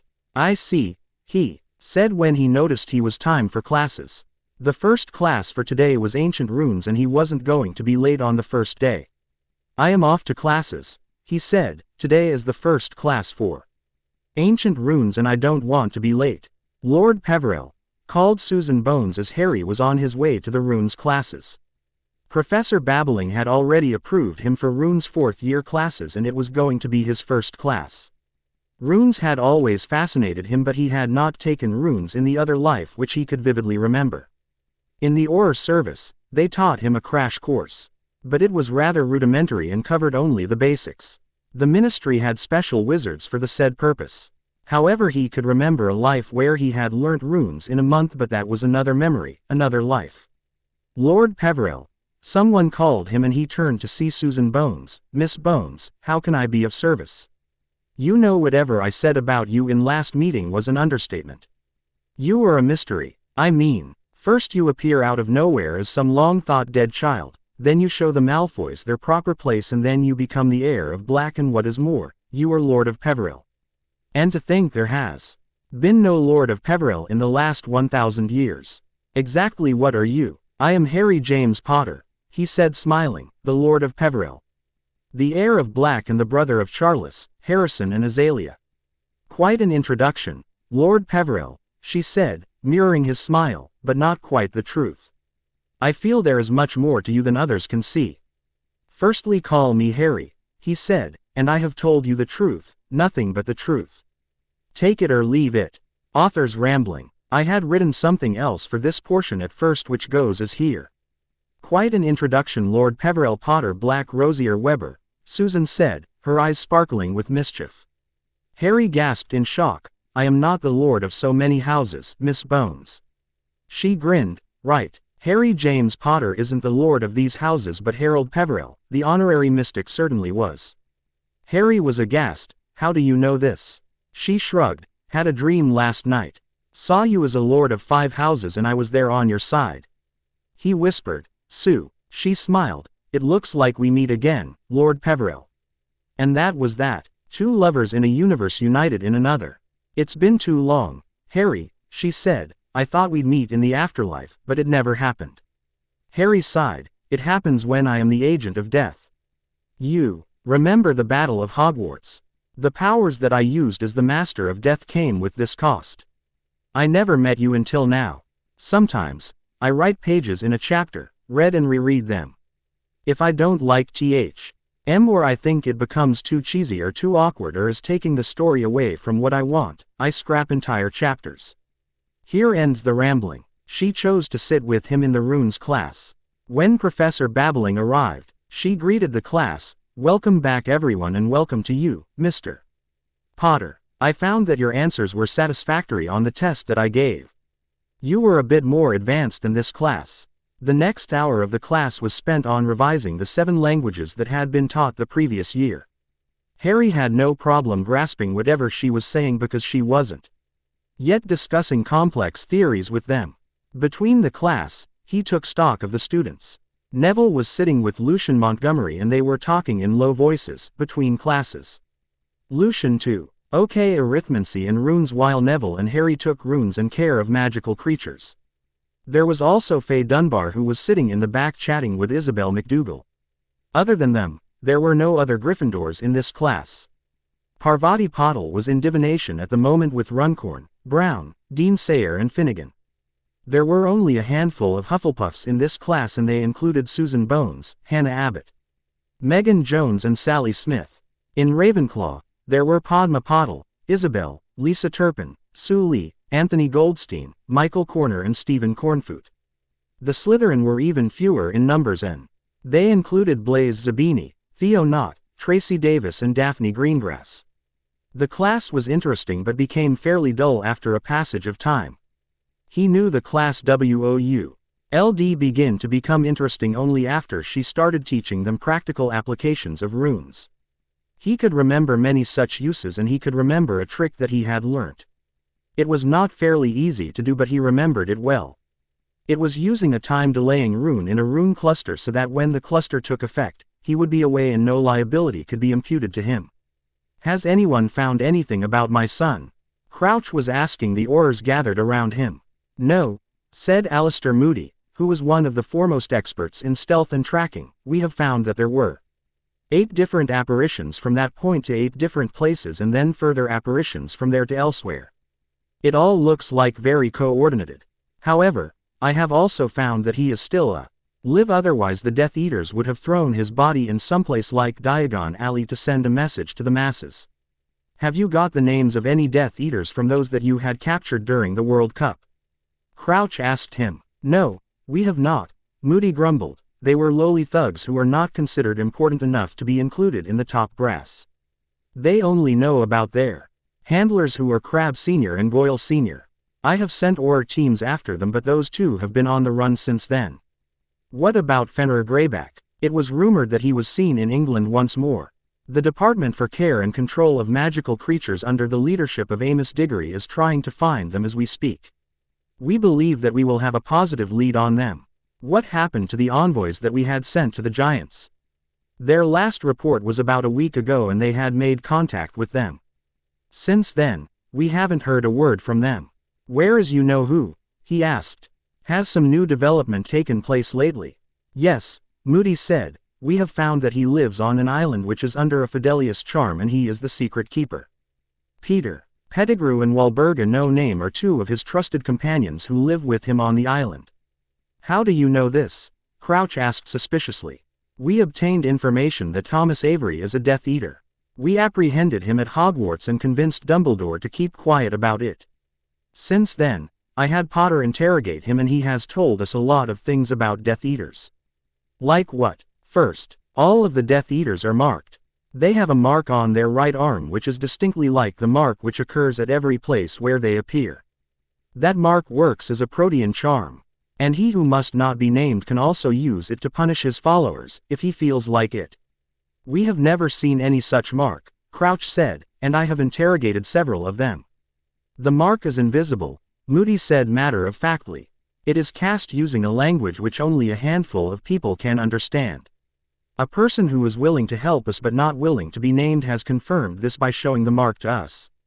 Did you find the identities of any other Death Eaters? Crouch asked eagerly and continued, and you'll have to introduce me to this person who is helping us. We have found that Malfoy, not Senior, Jugson, Yaxley, Gibbons are some of his followers, Moody said. As soon as we found it, we have placed surveillance upon these men. They are being watched all the hours of the day. Soon we will know if we were deceived or not. I want to interrogate Avery myself, Crouch said. Moody nodded. All right, I will transfer him from the safe house he is being kept into the Ministry torture chamber. You can interrogate him this evening. I want a regular report of everyone who is being followed, Crouch said. Don't rush in any situation unless you have conferred with me. Moody raised his hand in salute. Yes, sir, and walked away. Harry was roaming in the castle late at night, just to take stock of the situation when he heard hurried whispers. Are you sure you won? To plant that many dung bombs in this corridor, someone asked. I am quite sure, answered another voice. The Weasley twins come this way too often and I want them to be caught up in this. They have become too smug. Mate, do you think there is any way that it can be traced back to us? The first one asked. I mean, I don't want to get into trouble. Your father may love it but my mother would flay me alive. The second boy laughed. My father did not catch up on the fact that I did pranks for the entire last year. What makes you think he can find it now? With a start, Harry realized that he knew the second person. A person who was considered the black sheep, for he was quite opposite to the majority of influences in his life, who went into another house opposite to his parents, and O's father was disappointed that the boy had not done a single prank in an entire year. The second voice unmistakably belonged to Charles James Potter. Harry peeked around the corner and saw Charles James Potter with Edgar Edward Bones huddled together. They were the unlikeliest of the pair of pranksters. And apparently, they had been doing this the entirety of last year. It begged Harry a question. Remus was the defense professor last year too, and he was notorious to catch pranksters in his old world. He decided to find about it later. Right now, he decided to give his undivided attention to the two miscreants before him. In a moment, he had decided that he'd not ruin their prank. If they succeeded in pranking the twins, good for them, but if the twins caught them, it'd be brutal for them. He decided to see how they planned to execute it. If things turned south, he'd be able to save them from the twins' wrath. He disillusioned himself and stood in a very dark corner waiting for the twins. He didn't have to wait long because the twins came running into that corridor. They seemed to stop right beside Harry and looked behind them. One of them said, "You reckon we left them behind?" Quote, "There is no way they can keep up with us," said the other. "No one knows the castle like us." "You think we used too much Bulbadox powder?" "Nah, it was perfect. Carmichael won't open his trap for days now," said the other. "Let's get going," said the first twin. "We should be in our common room before anyone starts looking for us." What they failed to notice but Harry knew was that there was in of dung bombs in that corridor, and they all were charmed in a way that one of the twins was bound to set foot upon it. It would move to come under their foot, and thus there was no way that they could escape. And he also understood that even if one of the dung bombs was hit, it would start a chain reaction and would get the twins in huge trouble. His concern for Charles won in the end. He decided not to say anything but kept his wand at the ready. As soon as one of the twins' feet connected with a dung bomb, he inaudibly cast a shield around him which stopped debris from getting through. The twins failed to notice him because they were too busy trying to evade the dung bombs.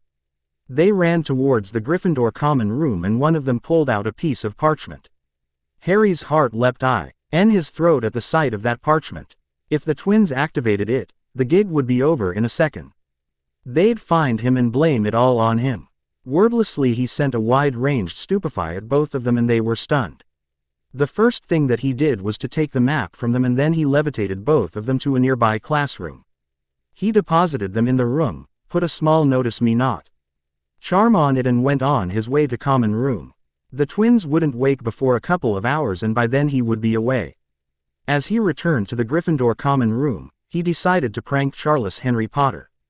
After all, one good prank deserves another. The next day, Harry was in the office of the defense professor. "Moony, I want a word." "Moony," Remus said in surprise, "no one except James, Lily and Sirius calls me Moony." "I know, but I have always called you Moony and Moony you'll remain for me. Now tell me why you didn't tell Mum and Dad about Charles's pranking spree." "What do you mean?" Remus asked. His face calm, but Harry noticed the most subtle flinch in his texture. "Don't play coy with me, Moony," he said. "Why you never told Mum and Dad about your godson's pranking habits?" "I don't know what you are saying," Remus said evasively. Harry snorted. "Right, you know not a word. Come on, don't take me for a moron. You may be able to fool others, but I know you were the brains of the marauders. Sirius and Dad may have done things, but it was you who made the necessary preparations." "Honestly, Harry, I have no idea what you are saying," Remus said, "and if Charles started doing a prank, it'd me who would be the happiest." Harry guffawed. "Moony, I now realize that boy has been pranking everyone since he got here. He didn't go into Ravenclaw because he fits that house. He went into Ravenclaw because he asked the hat to put him there. He is not the black sheep of House of Potter, but he is the cleverest of them all." "If you know so much, why do you tell me this?" Remus asked him. "Don't you think I'd let Charles know all that you have just told me?" Harry gave him a very sinister grin. "Moony, a word to Charles and people will know that you watch Aurora Sinistra in the way that a wolf looks at the full moon." Remus coughed in his fist. What do you mean?" "You know what I mean," Harry said. "Remember, not a word to Charles." Remus shrugged. "You know. You are the most devilish person that I have come to know. Albus manipulates people, you know who terrorizes them, and you blackmail them." Harry scowled. "I didn't blackmail anyone." Remus snorted. "Right, you didn't blackmail Snape into casting the Dark Mark when we took Crouch Jr. I hope Charles can compete with you in pranks. You unraveled all of our years of planning in a second. I am sure that he can outperform me." Harry said. "He had you to teach him pranks through all these years." "I had years, and yet, you are miles ahead with only a prank." "Don't think I don't know it was you who did that prank in the Great Hall," Remus said. "I didn't tell Albus because he is really in fury and would stop at nothing to expel you from the castle." "I'd love to see him try," Harry said. "It'd be worth watching." "Peeves," Harry called the ancient poltergeist, "I need your help." Peeves saw him and cackled. "Potty, Potty, Potter." Harry sighed. "Peeves, if you don't want to end up lawing your throat for the rest of the night, listen to me carefully." Peeves did a somersault in midair. Potty likes to joke. Harry didn't even bother to take out his wand and inaudibly cast 3 spells, Langlock, Petrificus Totalis and Incarcerus. He had a hunch that this would work. He remembered something about simple spells being able to connect with and affect Peeves from somewhere. Harry looked into his eyes and said mischievously, "Look, Peeves, I can always find you anywhere. I can defeat you, but there is nothing that you can do to me. You may think that the Marauders were trouble, but I assure you that you don't know what troubles means, not yet. But if you agree to work with me, we will do some very monumental pranks in this castle. Blink once if you agree, or I can tie you down with a stone and throw you in the Black Lock, or use the banishment curse to banish you to the nowhere between the two astral planes where only souls and ghosts exist for eternity." Peeves shuddered with the possibility. Sure, he could get out of the Black Lock when the spells wore down, but it would be an inconvenience, and the merpeople didn't like ghosts at all. And if the boy did send him to nowhere, Peeves would be trapped there forever because he was never born, never died. Like a sensible person, Peeves did the only thing that he could do. He blinked. Harry freed him of all the spells and grinned. "All right. Here is what we are going to do. Hey Charles." Harrison was talking to his elder brother. you haven't seen me since we have arrived at Hogwarts. What is wrong with you? Charles said snidely. You already have a brother in the common room to look after you. Harrison grinned. He is your brother too, and he did not become the heir of Potter. You want anything, Harrison? Charles asked. If not, then I have a class to attend. Harry wanted to know if you want anything from Hogsmeade. There is a Hogsmeade weekend tomorrow, he said. I don't need him to buy anything for me, Charles said, scowling. What he was not telling Harrison was that he was planning to use the tunnel below Honeydukes to go to the village. He was confident that no one could see him there. His godfather had taught him everything. Harry waited in the entrance hall for Daphne to arrive. He was dressed in a robe because others too were. It wouldn't do to stand out of the crowd when the target of Death Eaters was set on someone else. He knew this Neville to be powerful bloke, but this one also attracted troubles like sweets attract flies. For the most part, he was going to try and keep an eye on Neville Longbottom so the boy wouldn't come to any harm. Harry, Lily called, I'm to go with you all to the village today as the faculty member. If you want, you can come with me in my carriage. Sorry, but why are teachers required to escort students? Harry asked her. Because of you-know-who, she said. Once or twice, his followers have attacked the students on their way to the village. Okay, Mum. I thank you for your offer, but I have asked Daphne Greengrass to come with me to the village. She raised an eyebrow. Are you courting her? Merlin, no. Harry said. I am going with her as a friend. We are trying to cultivate some friendship before we try anything else.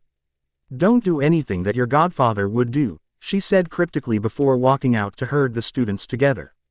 Daphne joined him about a minute later. She was dressed in a powdered blue-colored robe, wore heels, and her hair was tied in an elaborate braid down her waist. She had applied minimal makeup and she looked beautiful. Harry took her hand. Heiress Greengrass, it's a pleasure to make your acquaintance. Shall we go, Lord Peverell? She asked. He offered his arm to her and escorted her to the outside where the carriages were waiting for them. They were shortly joined by Neville Longbottom and Hannah Abbott. Hannah in this world was not likely enamored with Neville because Harry had seen her looking at Lucian like a lost puppy. Another thought which came to his mind was that if Neville Longbottom didn't like Hannah Abbott here, then whom did he like? They reached the village after about 20 minutes and were met by Aurors who took them by the hands and guided them for a short distance. It felt peculiar to Harry and he decided to forego the Auror's hand and walked ahead. Soon he realized why he had to hold hands with the guard. The ward scheme in the village didn't allow anyone to enter until they were led in by those who had prior access. It was quite a defensive technique but not foolproof. He could feel the periphery of those wards and reached for a chink in the armor. Wards like these had a chink in the armor which would allow a person to slip through it unnoticed. As he assessed the situation, he realized that the chink in armor was constantly being taken advantage of. It was as if scores of people were trying to exploit that chink. If it kept up, it'd soon overload and give a nasty shock to the one who was monitoring these wards, and it also cried danger to him. Chapter 10. Harry and Daphne were in the Three Broomsticks where things had changed very little from his last world, except the inn seemed deserted. It was bursting with joy in that world at this time with patrons from the village and the students, but in this world, it looked like either were very few patrons and those who were in the inn were minding their own business. It was not strange to him, for he knew that war could do this to others. He slipped into a bench with Daphne, which was hidden by a potted plant kept in front of it, and hollered for 2 butterbeers. Have you been to the Three Broomsticks before? Daphne asked. No, but I have heard a lot about this place from my father and godfather, he said. Sirius told me about the charming barmaid and the hospitality of the establishment. My father told me that the village used to be merrier and joyful before this war began, she confided in him. But ever since the war, this village is under constant charms and protection of the ministry. Once an attack happened in the village which resulted in death of 30 wizards. And it forced the ministry to keep it under heavy guard. This war has gone on long enough, isn't it? Harry asked her. Yes, it started before my father graduated from Hogwarts and it continues today, she said. We suffered some very heavy losses in this war. Entire families were wiped out. Which families? Harry asked her. The McKinnons, the McGonagalls, the uncle of Susan Bones was killed with his entire family. The Ashford family. The House of Sayre was deemed extinct till the inheritance tests showed that Dean Thomas was the son of the last Lord of the House of Sayre, she said, even your grandfather. Lord Charles Potter was killed in an attack trying to shield his friend, Lord Arcturus Orion Black, during a fight. Harry gasped, Lord Potter was killed. But I was under the presumption that he died during the dragonpox epidemic. No, Lord Potter was killed, she confirmed. It is said that a contingent of Death Eaters under the leadership of Walburga no Na Me was sent to kill Lord Black, and Lord Potter by chance was present on the spot. He killed all of the Death Eaters but was killed by a curse from behind by Walburga, who had to run when Lord Black turned his ire on her. What happened to Lord Black? It is said that he lived that day, and this act aligned his entire family against you-know-who and his men, she said. I wish he had lived. He LD control the dark faction like no other. They were great men, Harry said, and they did deeds that would make us deem like puny mortals. Men who come after would be nothing but feeble, watered-down imitation of that greatness. Enough of this sullen talk, she said, tell me one thing. Please ask, do you like any girl? Don't you think it is a useless question considering we are on a date here? Lord Peverell, she said, I am not in the haste of creating a relationship. As you may know, these things are taken seriously in our society, for any relation between a witch and a wizard also connects two families. You are a charming gentleman, but it is early to think of this friendly outing as a date. The denial stung him, but he knew Daphne Greengrass was frank and not one to hold back her words. She was merely telling what she thought of the matter. This world was quite different from the last one, maybe because he had never been faced with the pureblood customs in that world. But he could understand where she was coming from. Bonding or marriage between two families was taken in a broader perspective in the wizarding world than the Muggle world. Here any such marriage was seen as a declaration of joining of the two as one, an alliance between them, and the ramifications of every such act were seen and calculated before any further moves were made. I respect your opinion, Miss Greengrass, and I know where you are coming from. He was interrupted by her mid-stride. Don't evade my question. All right, I don't like any girl in that sense at the moment, he said. Lieutenant, an attraction towards you, however I see that there is lot to be done before you would be certain if it is mutual. I, for my part, am willing to wait and see how things will turn out. You don't like anyone? She asked speculatively. What about Pansy Malfoy? What about her? Well, she has been going on and on about you and her being an item in the Slytherin dorms, Daphne said. She even told us that you had the audacity to refuse to do what other wizards in the castle only dream about. I am not infatuated with her, Harry told her frankly. At the best, I see her a person who is an acquaintance, and at the worst, she is Malfoy's sister, and I won't have anything to do with her. But she is very interested in you, and after your elevation to the Wizengamot as Lord Peverell and Heir Black, she has even started fancying herself as the future Lady Peverell. Harry was stumped. How can she do that? Look at it like this, she explained. Most of the pureblood girls are seen as nothing but breeding stock and raised that way since they are young. Pansy comes from House Malfoy and House Parkinson. Both of them are epitome of all the things which are wrong with pureblood doctrines. She has been raised to believe that she will be the breeding stock for a lord, and she won't amount to anything more than that. She has been taught by her mother, Guinevere Parkinson, to set her GHTS on a lord who is wealthy and would keep her happy. Her mother is like that and ensnared Lucius Malfoy when she realized that he wasn't going to get married to Narcissa Black. Before you arrived, she had tried forming a relationship with many of the scions of other pureblood houses such as Bowl, Miles and Pusey. Pusey won't even touch her and treated her like she was something nasty. Bowl and Miles tried to get into her knickers, but she rebuffed them, and in consequence, she thwarted them with help from her father. Since you have become a lord, are heir of an equally illustrious house and related to Potters, who are some of the wealthiest families, she set her sights on you. Do you know I have heard that her father has connections with the Death Eaters? He asked. I have heard that, too, and I know that there is some truth to those rumors, she said, but Pansy is not going to be one of them. She is not a fighter, and she can't do things that they do. She is looking for a wealthy husband who would fulfill her demands. And what about the affairs that she has had? She had a lot of them and with boys who were from families which are rich. Her goal is to marry rich and settle her life, and that is one of the reasons she has set her eyes on you. One of the reasons. Yes, Daphne explained. She also fancies you a lot and has been boasting of plans to slip you a potion to tie you to her or to drag you to a broom closet. Harry cringed. Please let's not talk about that. But I thank you for telling me. Well, since you are a lord now, I guess you are thinking about the way ahead. I mean, what have you planned about your future provided this war would end sometime soon? My lordly duties are not my concern actually, he said. Thankfully father is there to assume the regency of Peverell lordship and Sirius is looking after the Black One. I can do without going into the Wizengamot for a while. And I have thought about professions, and an Auror is something that I find noble and honorable. Are you sure that you want to be an Auror and nothing more?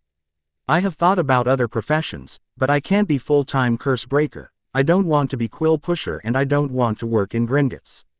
Magical research interests me, so maybe I'd like to apply to the Department of Mysteries later in life.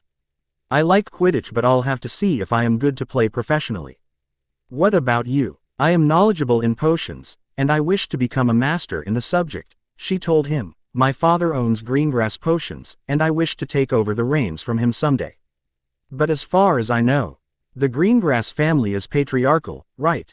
It means your brother will inherit the title, estates and business. Wouldn't he? We have many businesses, she said. My father has promised to give me the reins of greengrass potions. Astoria wants the import business, and the rest of the businesses, titles and estates will go to my brother. That is nice to know that your father thinks pragmatically, he said. What about Astoria? She is in Hogwarts. Yes, she is a first year, she told him, and already has been learning the business from our father. For many years I was groomed by my father as the heiress apparent until my brother was born. So, Daphne, what is good in the village to see? Harry asked, as we have had 3 butterbeers. ND, the barmaid is giving us the stink eye. I think we should leave. We can go to Honeydukes or Zonko's, she said. Honeydukes is famous for its candies and Zonko's has a wide variety of joke items. Before they could make up their mind, they heard the explosions and the sound of spell fire being traded. As they were stepping out of the shop, they ran into Lily Potter. Harry, the village is under attack. Go and hide. I have sent messages to the Aurors. Mum, there are hundreds of students in the village, he said. We have to secure them. Let me go and herd them together in one of the shops in a defensible location. But, Mum, it is not the time to argue, Harry said forcefully. You help others in repelling the attacks. I will take the students towards Honeydukes. Before Lily could protest again, Harry dragged her to the ground and a spell went whizzing past their heads. Furious, Harry summoned his wand and turned in the direction that the spell had come from and saw 3 Death Eaters approaching them at a languid pace. They looked as if they had all the time in the world. Harry knew his advantage was in surprising them before they could do anything. His capabilities were also severely restricted due to the fact that his magical core was that of a child of 14 years. He decided to attack first without giving them a chance to retaliate. He raised his wand. ND flicked it in a motion which was hard for eyes to follow, and before the Death Eaters could do anything, 3 arrows were impaled in their hearts, and they were drowning in their own blood. Harry, Lily gasped. How could you kill them with such ease? Mum, go and help others. We will herd the students to Honeydukes and protect them till help can arrive. Lily realized the gravity of the situation and took charge of a few older students and went in the direction of Dervish and Banges. Harry led Daphne towards Honeydukes when he ran into another group. This group of Death Eaters had cornered a boy who was shielding or dodging their spells the best way he could. They were playing with him as cat plays with mice before it eats them. Harry caught glimpse of the blonde hair of Neville Fr. Ank Longbottom and sent a bone breaker at the Death Eaters who had not yet seen him. The Death Eater who faced the brunt of the attack collapsed while others turned towards him. Harry was not going to give them a chance to retaliate. He shouted to Daphne, "Take these students away, Daphne. I and Neville will hold them off." Daphne took the hint and started herding the students towards the shop. The 4 remaining Death Eaters were facing trouble because they were being forced to fight on 2 fronts. On one there was Harry and on another was Neville. Neither of the boys were using simple Defa NSIVE magic but using spells that would incapacitate them. Harry kept firing spell after spell but his were being blocked by a shield. Frustrated, he shot a spell at the ground just beneath the foot of the Death Eaters and the ground erupted, throwing them off balance as the tunneling spell took effect. As they were recovering their wits, Harry sent Sectum Sempra at them. They started bleeding profusely as the curse hit.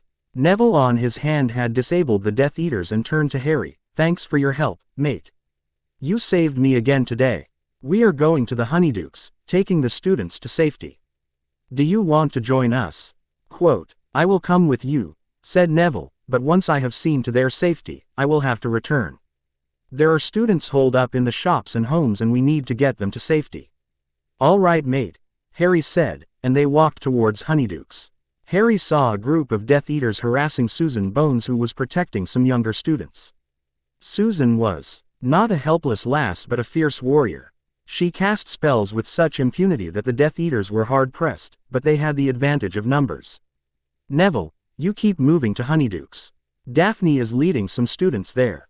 See that she reaches there safely. I will help Susan." As Neville departed, Harry waved his wand and stones and pebbles littered on the roadside rose. With another flick of his wand, handful of daggers were hurling themselves at the Death Eaters. Before they could find out what was happening, 3 had been impaled. 2 of the Death Eaters who remained turned towards this new threat but were met with bludgeoning hexes which knocked the air out of their lungs. Before they could recover, Susan lassoed them in a fire whip and pulled at it. In a moment, only pieces remained of the Death Eaters. "Miss Bones, I am going to Honeydukes to secure the students," Harry said. "Are you coming with me?" She nodded. "I was going the same way." "Let's move, Lord Peverell." When they reached Honeydukes, they found Neville and Daphne in it for their lives. Neville had a gash on his arm, his sleeve was torn, and blood was rushing out. There was a cut on his cheekbone and his eye looked swollen. 2 Death Eaters were in front of him and not moving. Neville was standing in front of Daphne, covering her with his body and roaring, "You will get to her only through me." Harry decided not to waste any time and conjured a fire whip and started lassoing the Death Eaters. Aided by Susan and Neville, they made short work of the Death Eaters. "Is everything fine, Neville?" Harry asked. "Yes, we got the students inside but one of them is hit.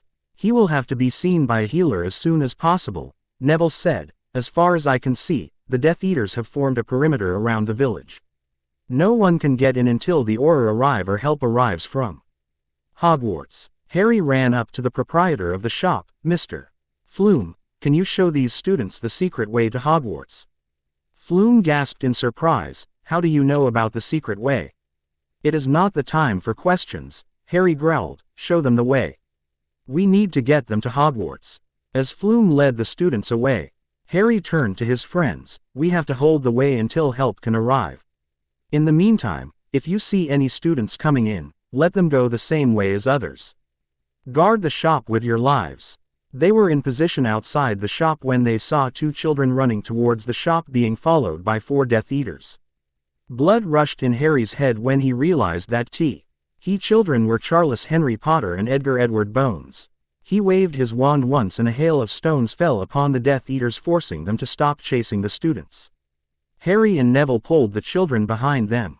And Harry roared, "You will not touch my brother. You'll have to deal with me before you can touch him," the lead Death Eater said in a drawling tone. Children trying to play heroes. What has the world come to? Harry realized that Lucius Malfoy was leading the attack. He didn't rise to the bait but kept his wand trained on the Death Eaters, and as he saw one barely moving his wand, he roared, "Confringo." The blasting curse took off the arm of the Death Eater, who collapsed to the ground clutching the stump where his hand was just a moment ago.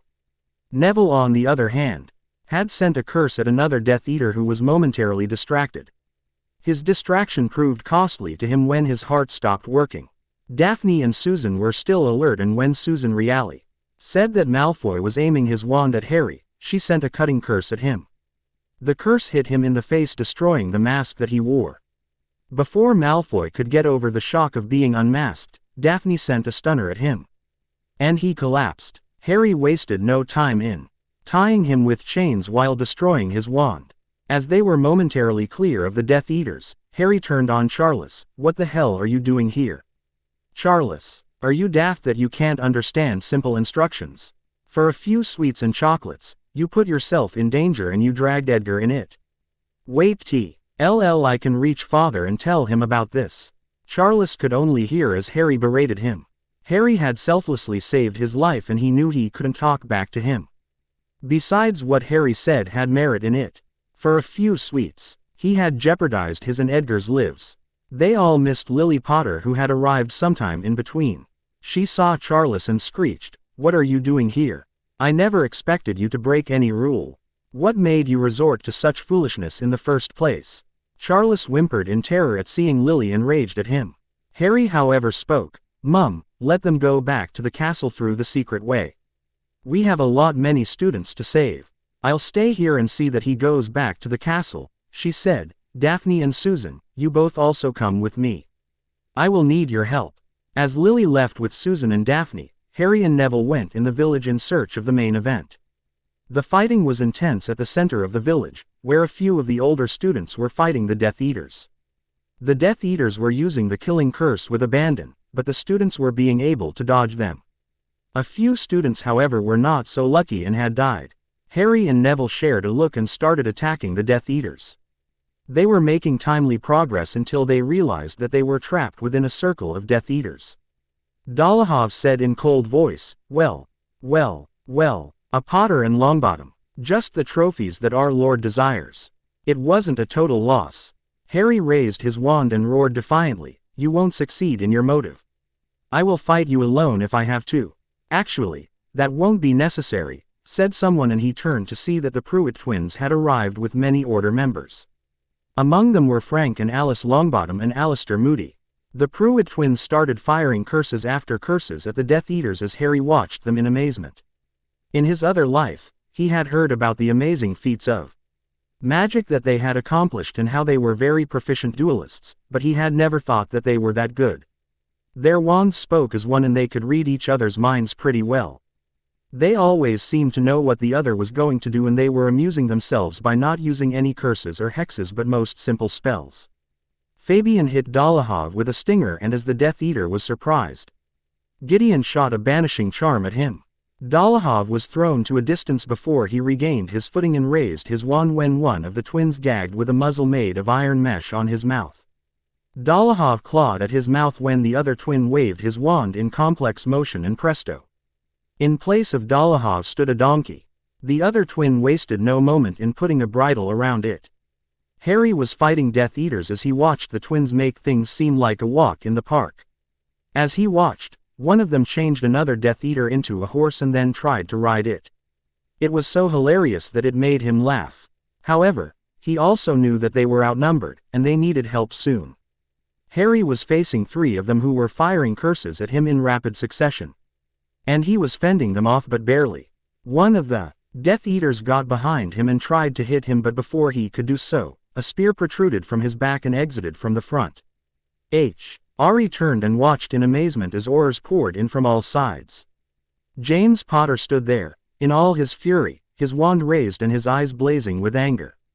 Sirius Black was barking orders to the Aurors who had made it to the village. Death Eaters were either fleeing or being captured or committing suicide. The Battle of Hogsmeade was practically over. "Hup," said Sirius, who had come up to him, "take the students out of here. Lyra and Ernie are in Dervish and Banges with some students. Rescue them." "But Sirius, don't protest," Sirius said sternly, "do as you are told.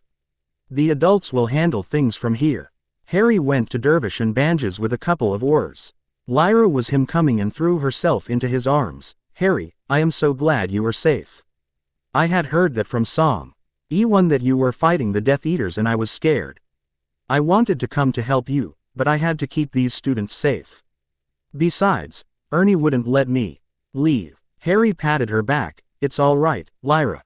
I am fine. I didn't even get a scratch. Think you can come with me to Honeydukes? We are going back to Hogwarts." The students followed them to Honeydukes, guarded by the Aurors who were sent to protect them.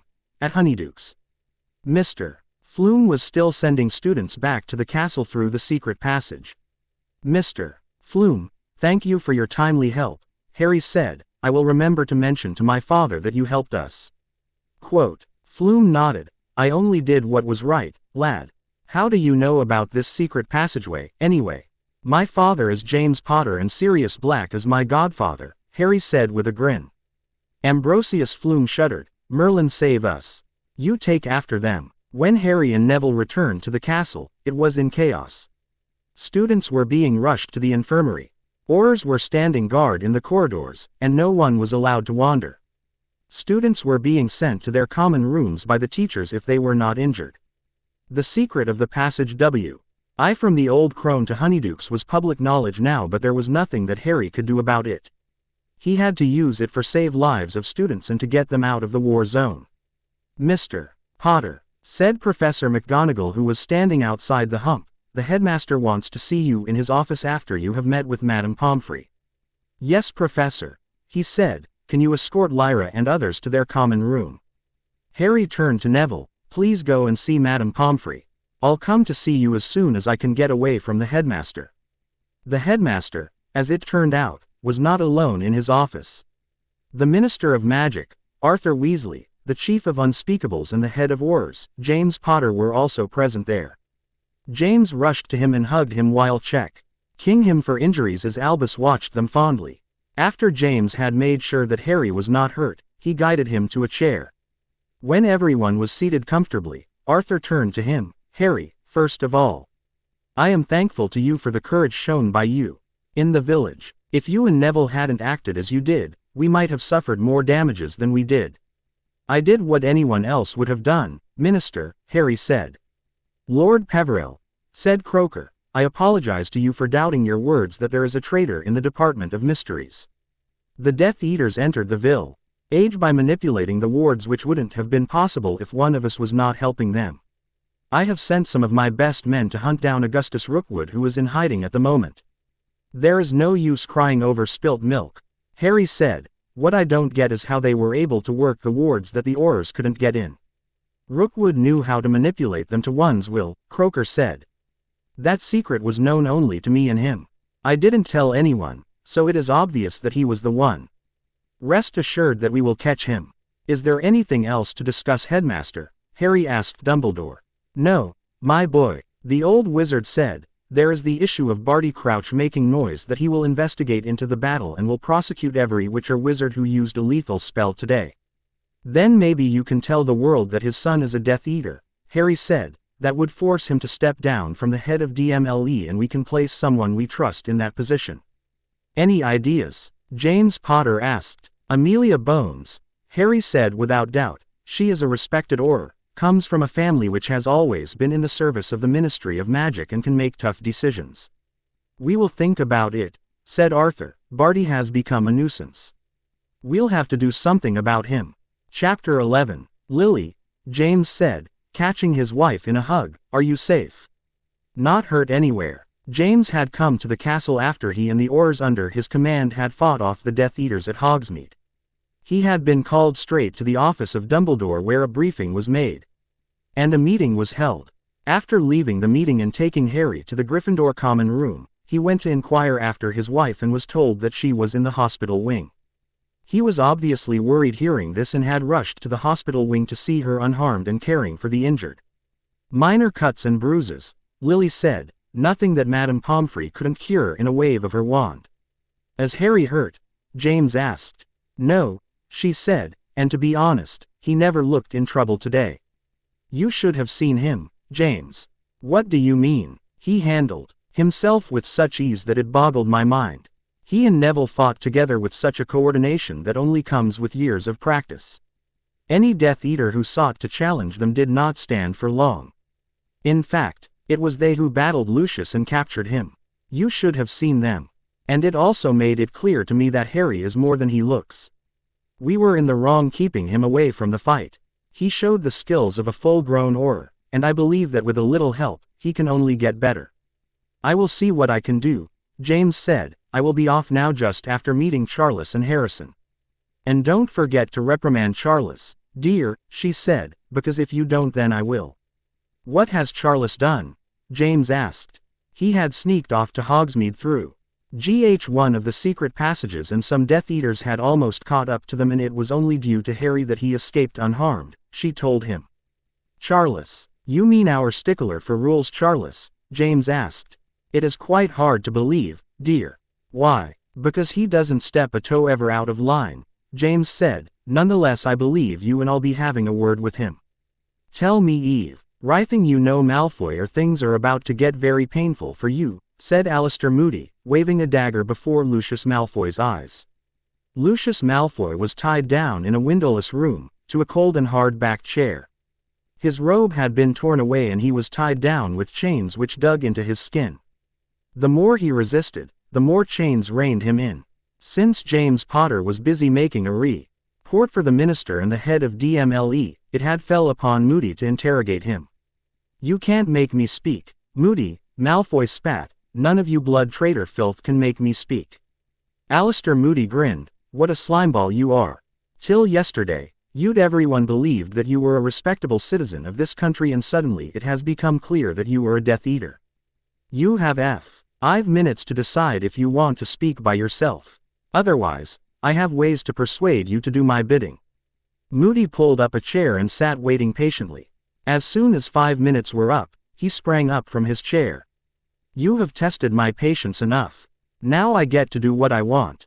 Before Malfoy could say or ask anything, the dagger in Moody's hands flashed and found its place in Malfoy's thigh, who howled in pain.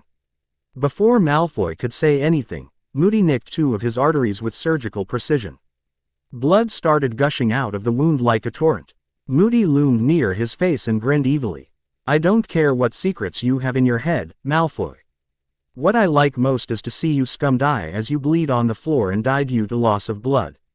In a few seconds, you are going to feel dizzy at first, and then you will start to weaken as you lose more and more blood. Then your heart will stop working because there will be no blood for it to pump. And I don't have to worry about you dying because the Minister of Magic is my friend, and he won't care one way or other that you have died during torture.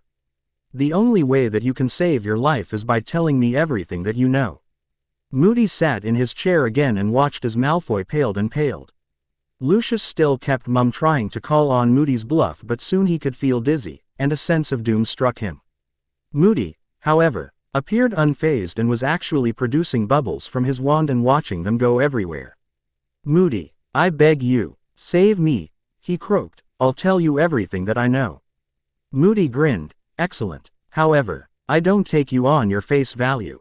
Swear on your magic. I, Lucius Abraxas Malfoy, do hereby swear on my magic to tell everything to Alastor Moody, he croaked.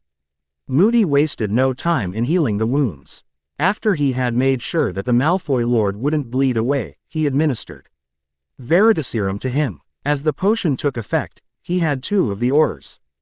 Proudfoot and Savage called to be a witness to the interrogation. What is your name? Lucius Abraxas Malfoy. How are you serving you know who? I am one of his Death Eaters and a member of his inner circle, drawled Lucius. What do you do in his service? I finance his war, fight the battles for him in the Wizengamot, torture his enemies, imprison his foes in my dungeons where I can play with them. Scout his enemies and supply information to him.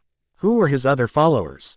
The Lestranges, Rodolphus and Rabaston, Lord Knott, Thorfinn Roll, Lord Selwyn, Barty Crouch Jr., Gibbons, Corbin Yaxley, Walden McNair.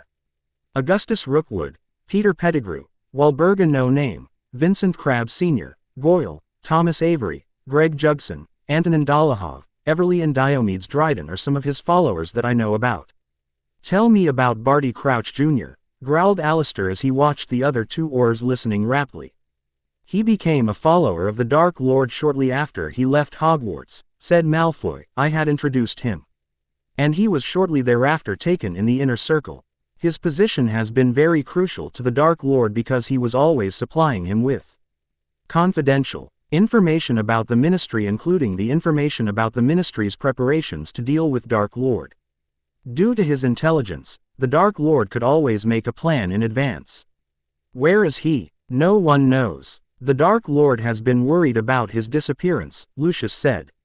Who supplied information to you know who about Hogsmeade's defenses? Augustus Rookwood, who was an Unspy. Ockable was one of them who had designed the defenses. He supplied the Dark Lord with information about it.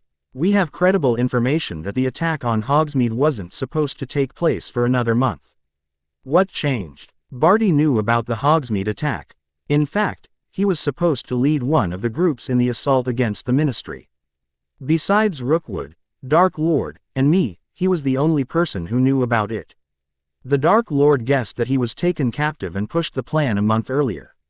"Tell me about the defenses on your manor," said Alistair. "No one can enter the ward line unless invited by me. They are blood wards and identify my blood and allow access. Inside the manor, there are no such wards that can be dangerous," he said. "The way of the dungeons go through the cellar whose entrance is hidden in the larder behind the kitchen." "How many wizards are always present in your manor?" "Generally, there are about 10 guards present in the manor, but they were all with me during the Battle of Hogsmeade," he said. "Other than them, only 2 of my elves are always present in the manor with my wife and my children whenever they are home from the school." Moody stunned him after then and turned to Savage. "Stand watch over him, Savage, and don't allow anyone to get close to him. Proudfoot, you come with me to the Minister." "How many did we lose in Hogsmeade?" asked Crouch from James Potter. The DMLE head had called for a report from the head Auror the next day after the battle.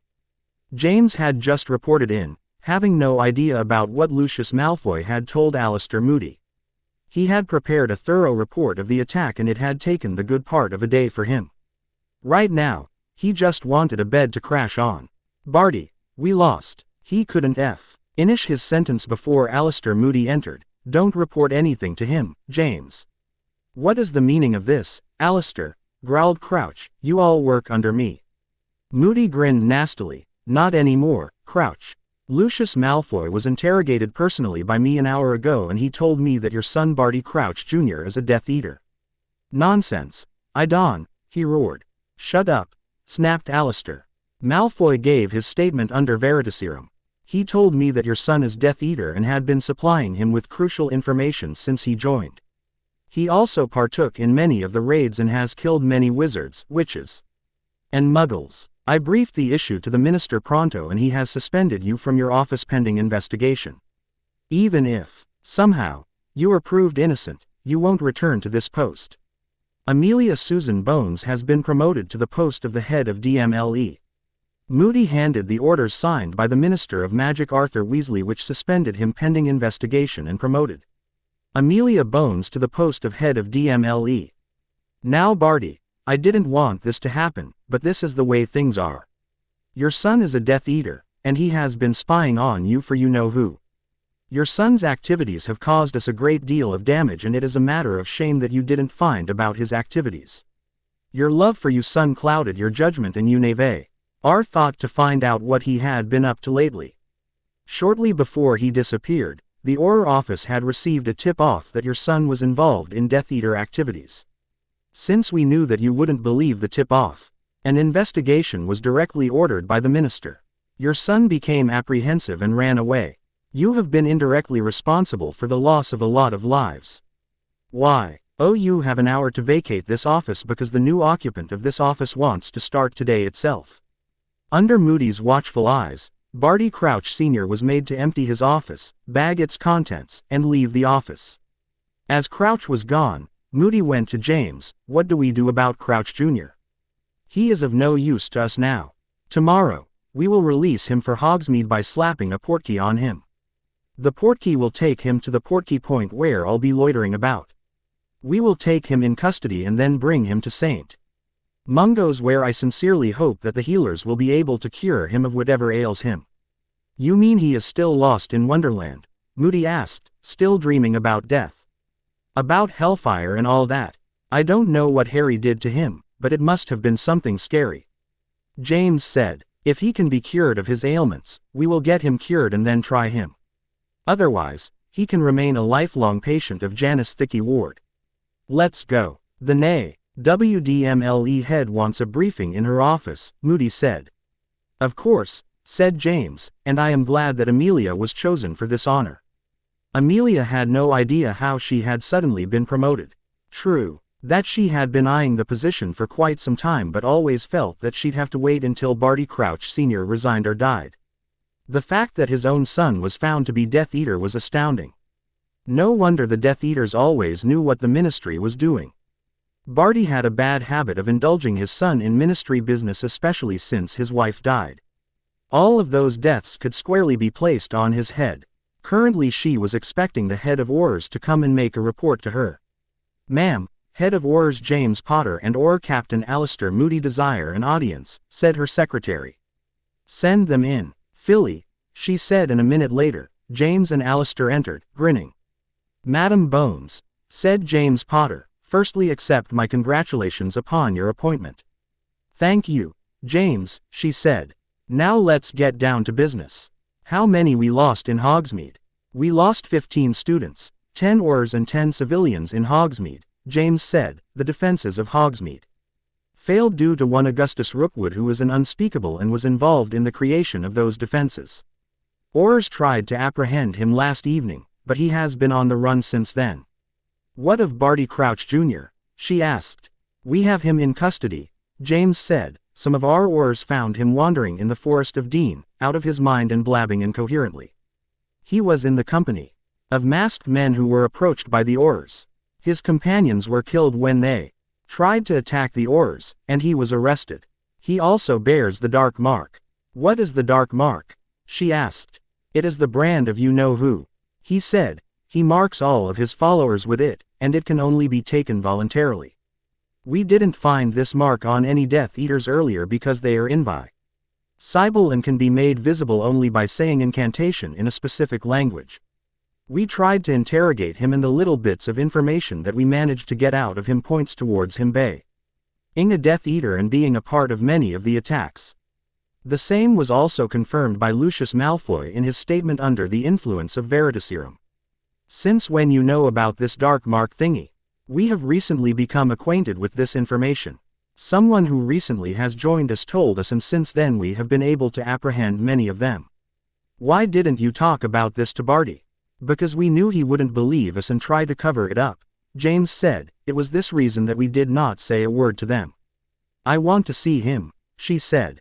"Of course, ma'am," James said. "But if we tell the people that we had him in custody, they'd accuse the Ministry of having harmed him. I propose that we slap a portkey on him tomorrow and have him arrive at the Portkey Po Inn near Hogsmeade, where I'll arrest him. We can play the events any way we want at that time." She liked this plan. "We will do it your way." The next morning, when Harry arrived in the Great Hall, he noticed that many of the students were giving him appraising looks while a few outright glared at him. He also noticed that Draco Malfoy was unusually subdued, and even Pansy Malfoy looked gloomy. He Daily Prophet was open on the table, and the headlines screamed, "Lucius Malfoy, a Death Eater." Below, the entire news article was about how Lucius Malfoy broke under pressure and told all about the Dark Lord's plans to the world, the structure of his organization, and identities of several members. The children of the named Death Eaters were sending deathly glares at the Malfoys. Harry slipped a seat between Susan Bones and Ernie Macmillan on the Hufflepuff table, where he was joined by Neville Longbottom and Lyra Macmillan.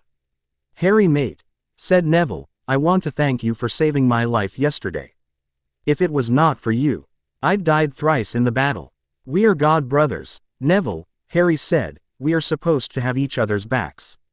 I couldn't abandon you." "You also have my thanks, Lord Peverell," said Susan Bones. "You saved my life in the battle, and then you saved the life of Air Bones." "I only did what I had to," Harry said. "Besides, House Bones is an ally. I couldn't leave an ally out there." "I wish I could join you all in the battle," said Ernie, "but I don't know much in the way of defensive magics. Mother forbade me from learning them outside of Hogwarts curriculum. And then I had to save Lyra and other students from the Death Eaters." "You did the right thing by taking the students into Darvish and Banges," Harry said. "You were also able to reach out to Sirius and tell him about the attack, while helped us a lot."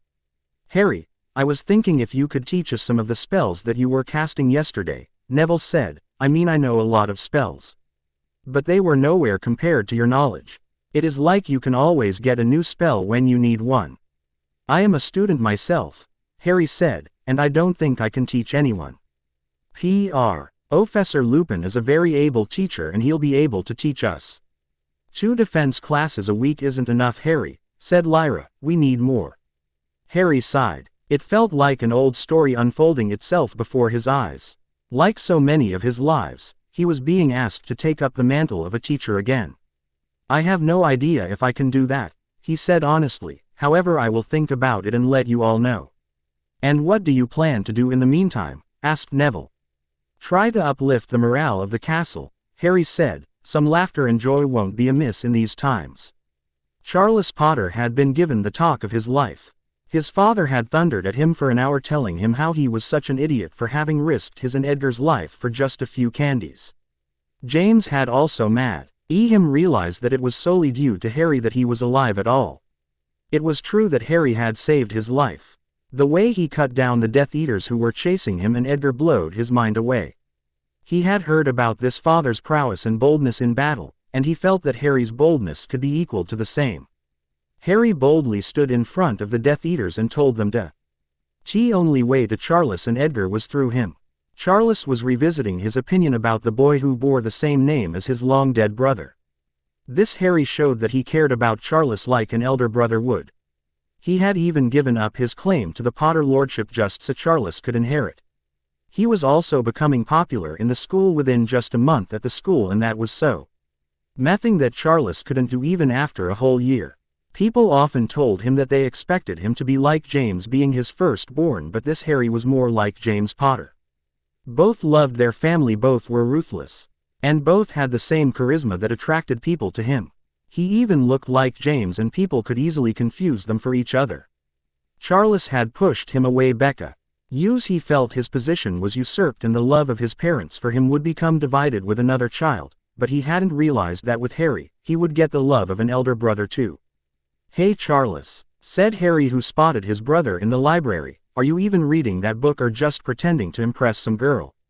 Charles found Harry standing near a bookshelf, leaning on it, his arms crossed in front of his chest and a grin on his face. Harry, I never said thank you, Charles breathed. Nonsense, Harry said, taking a seat opposite him, you are my brother. Anyone who wants to harm you both will have to go through me.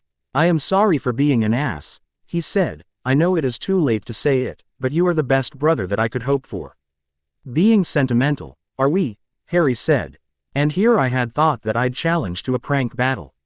But I never do any pranks, Charles stuttered, caught on the wrong foot. Oh sure, Harry said, I guess it was someone else who put those dung bombs in that corridor the other night and put the Weasley twins in a lot of trouble. What are you talking about? Charles asked, the corner of his ears turning red. Are we playing naive? Harry asked. Well, in that case it's on, little brother. Show me what the protege of Moony can do. You choose your team. I have my own team, Charles said. You choose yours. Harry smirked. I choose the Weasley twins. The look of horror on Charles's face felt satisfying to Harry. Charles shuddered thinking of the outcome of the prank war. The Weasley twins were worth more than his entire team. Things were about to get interesting in the castle. He'd need some extra help. He'd need the help of a marauder. My lord, said the informer who was bowing to Voldemort, they have found Barty Crouch Jr. Quote, what, where, when? He arrived at the Portkey Point at Hogsmeade, where he was immediately arrested by James Potter, who was present there inspecting the defenses of Hogsmeade. He was taken under arrest and has been taken to St. Mungo's. Why? They say that he has cracked up. He was blubbering incoherently about hellfire, master of death and pits of hell, said his informer. The primary report that has come of St. Mungo's says that he was subjected to extreme form of mind magics and his mind has been broken beyond any repair. He will remain an inhabitant of St. Mungo's for years to come. How many we lost in Hogsmeade? We lost 40 of our men, my lord, the informer said. Lucius Malfoy was taken captive in the battle. Antonin Dolohov and Runcorn were turned into a horse and donkey. Who turned the tide of battle for them? I have received reports that the Longbottom boy was one of them and there was someone else with him who fought you. Our men and held them at bay till the Aurors arrived. Who was he? We are trying to find out, my lord, he said. It is just that no one who fought with Longbottom lived to see other day, or they are cooling their heels in the ministry holding cells. What is the ministry planning to do with them? I have heard that the war tribunal is going to convene tomorrow, he said, and with most of our Embers in prison or in hiding. We will not have a majority tomorrow. Send letters to the Lord of the Wizengamot in my name asking them to oppose the ministry, Voldemort said. Tell them that no one would be able to save them from the wrath of Lord Voldemort if they didn't do as they are being asked. It will be done, my lord, he said, retreating. Walburga, said Voldemort to one of his most faithful, where is Peter? I have an assignment for him. He is out gathering intelligence for you, my lord, said Walburga. He has gone out to scout the ministry and find out what they are doing. Voldemort nodded to himself. He understands my needs. Peter Pettigrew, the ex-marauder, the traitor, and the right hand of Voldemort was away from the island this night.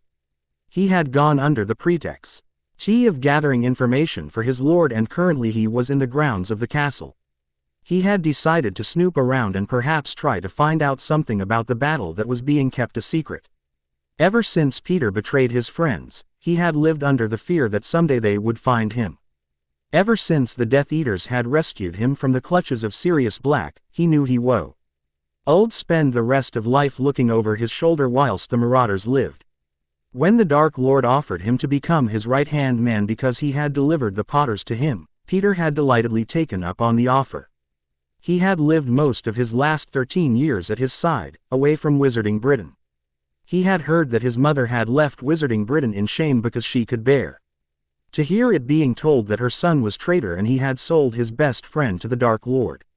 Peter had not even tried to find about his mother, who had died in disgrace in the continent. He wanted nothing to do with Potter, Black or Lupin in his life, but here he was again, at the place where it had all started.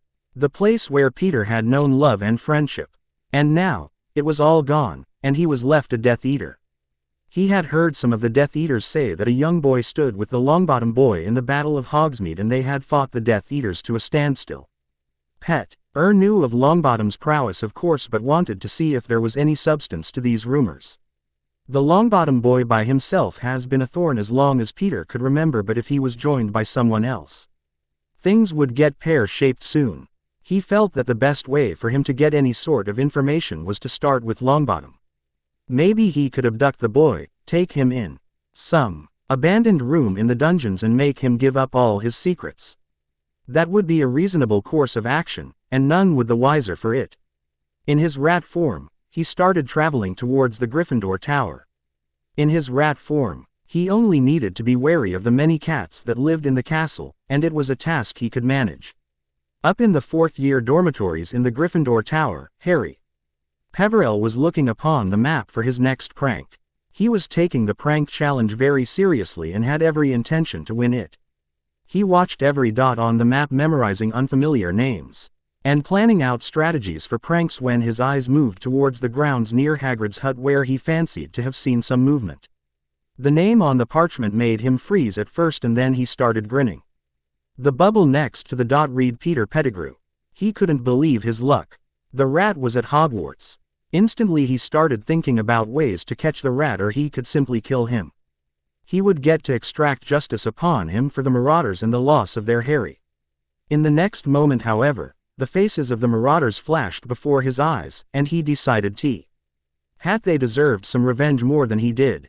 He pulled out the mirror that James had given to him and spoke clearly into it. Prongs. Barely few seconds later, James's face appeared in the mirror, who asked him, Harry, what is the problem? Dad, recently I found a charming piece of magic called the Marauder's Map, and I was pursuing it just a few seconds ago and saw a dot labeled Peter Pettigrew on it. The rat has arrived at Hogwarts for whatever purpose. I wanted to ask if you and the other two Marauders would like a rendezvous. What? James asked in surprise. Yes, Harry said, as he watched the dot move towards the double doors. He is on the grounds, and you know the map never lies. It says Peter Pettigrew on the map. James's face solidified in pure hatred. Keep an eye on him, Harry. We will arrive in the headmaster's office soon. Where did you say he is going in Hogwarts? Oh wow, Harry exclaimed. He is heading towards this tower itself. Get him, Harry, said Sirius, whose face appeared in the mirror. Catch that filthy rat for me. I want to rip him from limb to limb. With pleasure. However, you blokes please hurry. If I get him by myself, I am not sure I can resist myself, said Harry. ending the connection. After he made sure that Pettigrew was coming to the Gryffindor Tower, he pulled out his invisibility cloak about him and walked down to the common room and waited. A few minutes later, the door opened, and he tensed in anticipation. Surely the rat would have to change before he could give the password. Come to think of it, who would have given him the password? To his slight disappointment, the one who came in the common room was not Pettigrew but a Firsty. However, just behind the boy, a rat scurried into the tower trying to hide from everyone. The boy went to sit near the fire while the rat scurried towards the dormitories. Harry followed him, casting imperturbable charm as he went. The rat went straight to the fourth-year dorm and changed. In a second, Peter Pettigrew appeared in place of the rat. Wordlessly Harry locked the door behind him and decided to play with him. "Hello Peter, I see that you have decided to come out of hiding," said Harry while still under the cloak. Peter jumped in surprise and looked around him. There was no one around. "You can't see me," Harry said. "I am death and I come for everyone at the end. Your end has come, so here I am. You see, can't scare me," he said loudly. "If you were a man, you'd face me." Harry laughed. Peter, Death doesn't care about these taunts of a coward IQ, but since this is your last wish, I'll certainly grant it." He pulled the cloak off him and stood in front of him, the Elder Wand in his hand. "Well, here I am. Show me what you can do." Peter was stumped seeing the boy in front of him who looked carbon copy of James Potter. But James Potter couldn't be here, and he was certainly not that younger. He knew that James had 2 more sons, but they looked nothing like their father. This one, however, was a carbon copy of James and could be the boy that people had been telling had returned from the dead. It was not simply possible because had seen the dead body of the boy with his own eyes. "Who are you?" he asked, rather valiantly. "I just told you I am death," said Harry. "Maybe you need a lesson to remember it." Before Peter could say anything, a high-powered bludgeoner threw him into a wall. Peter wasn't able to see the wand coming up. There was an unmistakable sound of several of his bones breaking as he collided with the wall. Before Peter could retaliate, the boy rushed at him and shot another bludgeoner in his face, which broke his nose. And it started to bleed profusely. After that, Harry threw him to the ground and started pummeling him with his bare fists. After he was satisfied with the injuries that he had inflicted upon Peter, Harry looked into his eyes. "You want to know what I have planned for you, Peter? There are actually a lot of things that I can do. In fact, I'll let you decide." Before Peter could do anything, Harry was in his mind. "In so many lives and so many times, you have been another constant wormtail. You have always been a no-good Death Eater and a traitor. You have always taken my parents away from me and made me an orphan. You have caused me so much pain and suffering, and it is time that I reciprocate the same to you." Before Peter could get over the mental assault, Harry started showing him flashes of memories. In one, he was choked to his death by his own silver arm. In one, he watched Ed as he was running away from Harry in his rat form and was reduced to a mass of goo on the floor as a reductor killed him. In another, he saw Harry electrocute him by tying him to a metal rod and having lightning hit it and he passed out. The torture continued till he opened his eyes to see the marauders before him. Cyrus kept him on his kicks and started kicking him, beating him with his fists as the other two watched. His suffering ended when Dumbledore said loudly, "That is enough, Sirius. You have to take him away from here before the other students arrive." "Where do we take him?" asked James. "I am not going to hand him over to the Ministry just yet."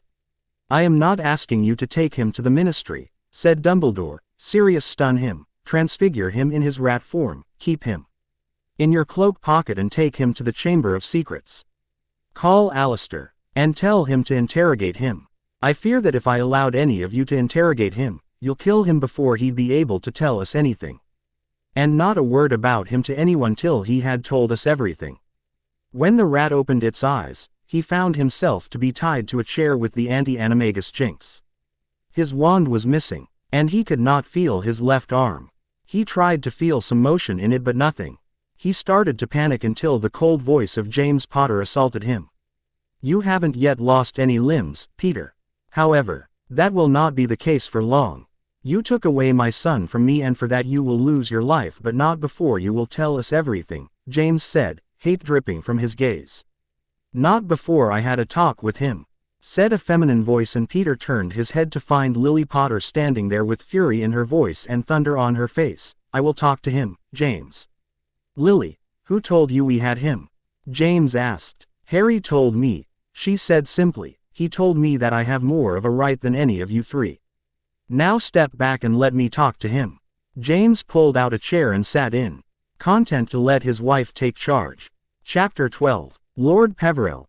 Someone called Harry and he turned to find it was Daphne Greengrass. "Yes, Daphne," he said, "I have told you already to call me by name, haven't I?" She nodded. "Yes, but this is official business." Saying so, she pulled out an envelope sealed with the crest of House Greengrass that was addressed to him. He took tea. He let her and looked at her questioningly. "Lord Peverell, this is an expression of gratitude from Lord Greengrass to you for the help that you rendered to me in the Battle of Hogsmeade. Also, my father, is sending a similar letter to your father, Lord Potter, expressing his thanks for the same." As she left, Harry considered the symbolism behind the letter. He knew that the pureblood families never did things without standing to gain from them. The Greengrasses were known neutrals, and for them to accept and acknowledge one whose family was entrenched in the light was definitely something. Maybe things were starting to change. After the gut-wrenching torture that Lily put him through, Pettigrew was ready to sell his mother to stop the torture. Lily did not use the Cruciatus curse on him, but she was more imaginative. Coming from a Muggle background, she employed Muggle methods of torture under which Peter broke down. Finally, when she was done, he gave up all the secrets that he knew. Also, he was so battered and bruised that he looked like someone had run over him with a motor car. "So, Peter," said James, snarling, "tell me, why did you become a traitor? Where did I and others fail you? We clothed you as we clothed ourselves, we offered you a place at our hearth, I was proud to call you a brother, and what did you do? You stabbed me in the back. You took away my son, whose only fault was that he was born to us. Why did you do it? James, you have to understand, the Dark Lord is a power to reckon with. We were losing the war when he approached me. Yes, you were my friend, but only because you pitied me. The talentless thing who had no use to you except being a follower. You helped me become an animagi, but only because my animagus form was of use to you. You pitied me because even though a pureblood, I was poor compared to you. I was not as talented as you. My parents didn't have wealth like yours. And he offered me so much more that I could never achieve under your shadow. The Dark Lord offered me everything that you couldn't. And when he came to me, he offered me my desires or death. I was scared. You should have died, snarled Remus Lupin. You had it better than me, Peter. You didn't have to change into a monster at every full moon. Your parents didn't have to change houses frequently. You were loved while I was feared, but I didn't go to that monster. Even Sirius, who was mistreated by his family, did not become a Death Eater. Let me tell you who you are, Peter. You were a sniveling coward who always sought the protection of the strongest on the playground. You have only ever cared about your own life, even at the cost of those who loved you, trusted you. You disgust us. Sirius was boiling with anger but said nothing. He kept glaring at the rat in his fury, but couldn't afford to give in to his anger, or he was afraid that he would kill the traitor. Tell me, Peter, why were you at Hogwarts tonight? James asked. The Dark Lord sent me to find the one who foiled the attack on Hogsmeade. He lost some of his best fighters there, and he was told that another boy besides Longbottom had foiled the attack. He has plans for the Longbottom boy, but he wanted to be sure that there was no other threat to him. What plans has he for Neville? Harry asked, who was standing in the shadows of the chamber. Peter yelped when he saw the boy. Don't let him come near me. He will kill me. I will not kill you if you will answer my questions, Peter, Harry said. I want to know what he is planning for Neville. I don't know everything, but he said something about abducting the Longbottom boy from Hogwarts during the Triwizard. Harry sucked in a breath. There was a traitor in the school. How does he plan to do that? Harry asked harshly. I don't know. He does not disclose everything to all of his followers. But he has a plan, and it is in motion. You are in his inner circle, snapped Lily. Spare me the hippogriff dung about not knowing anything. Like I said, I don't know the details. He said, but I have heard that Wolberga knows. She knows all of his plans. How do I get my hands on Wolberga? Harry asked. You can't get your hands on her, Peter said, shaking his head. She lives near him at all times. Harry casually stunned the traitor and turned to James. Dad, we need a plan to draw Wolberga out. Who is comin'? G with the contingent of Durmstrang and Beauxbatons to Hogwarts. Headmaster Dmitri Melkov of Durmstrang Institute and Madame Olipmi Maxime of Beauxbatons will be leading their contingent, James said. What happened to Karkaroff? Igor Karkaroff. He is the deputy headmaster at Durmstrang. Why? Karkaroff is a Death Eater, Harry said. We need to be on the alert while the Triwizard is going on. We did this prank last term. George, Fred was saying, we need something new. You were right, my ugly twin, said Fred, so what can we do? Hello Fred and George, said Harry as he sat with them. I have heard that you guys have a map of Hogwarts. Rumors, said George airily, in a way of speaking, even if such a map exists, we wouldn't know anything about it.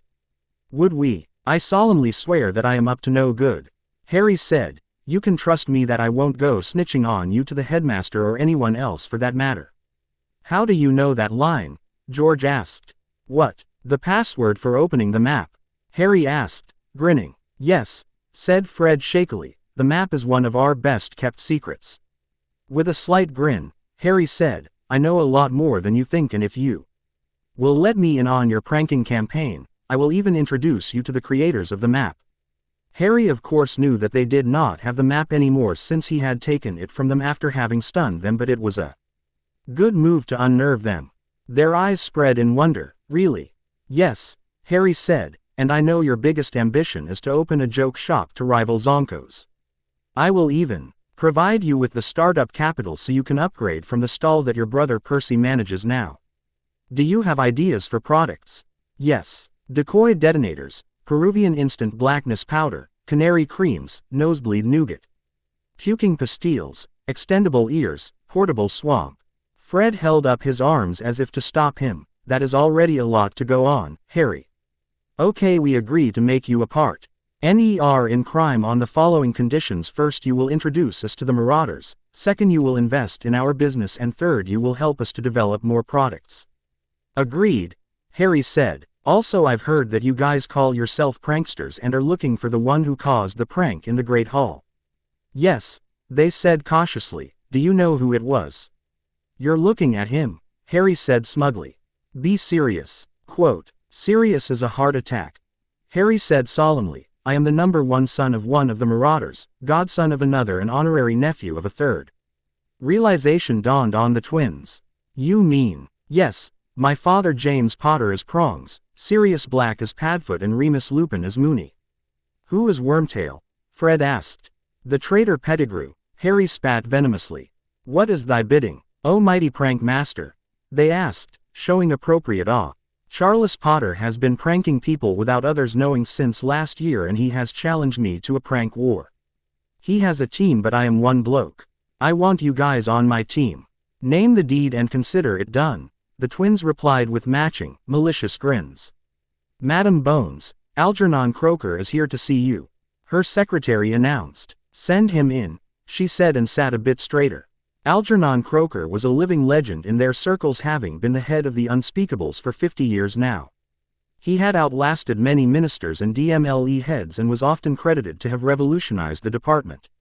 He was old yet respected in the ministry, and it was said that his gaze could make people squirm.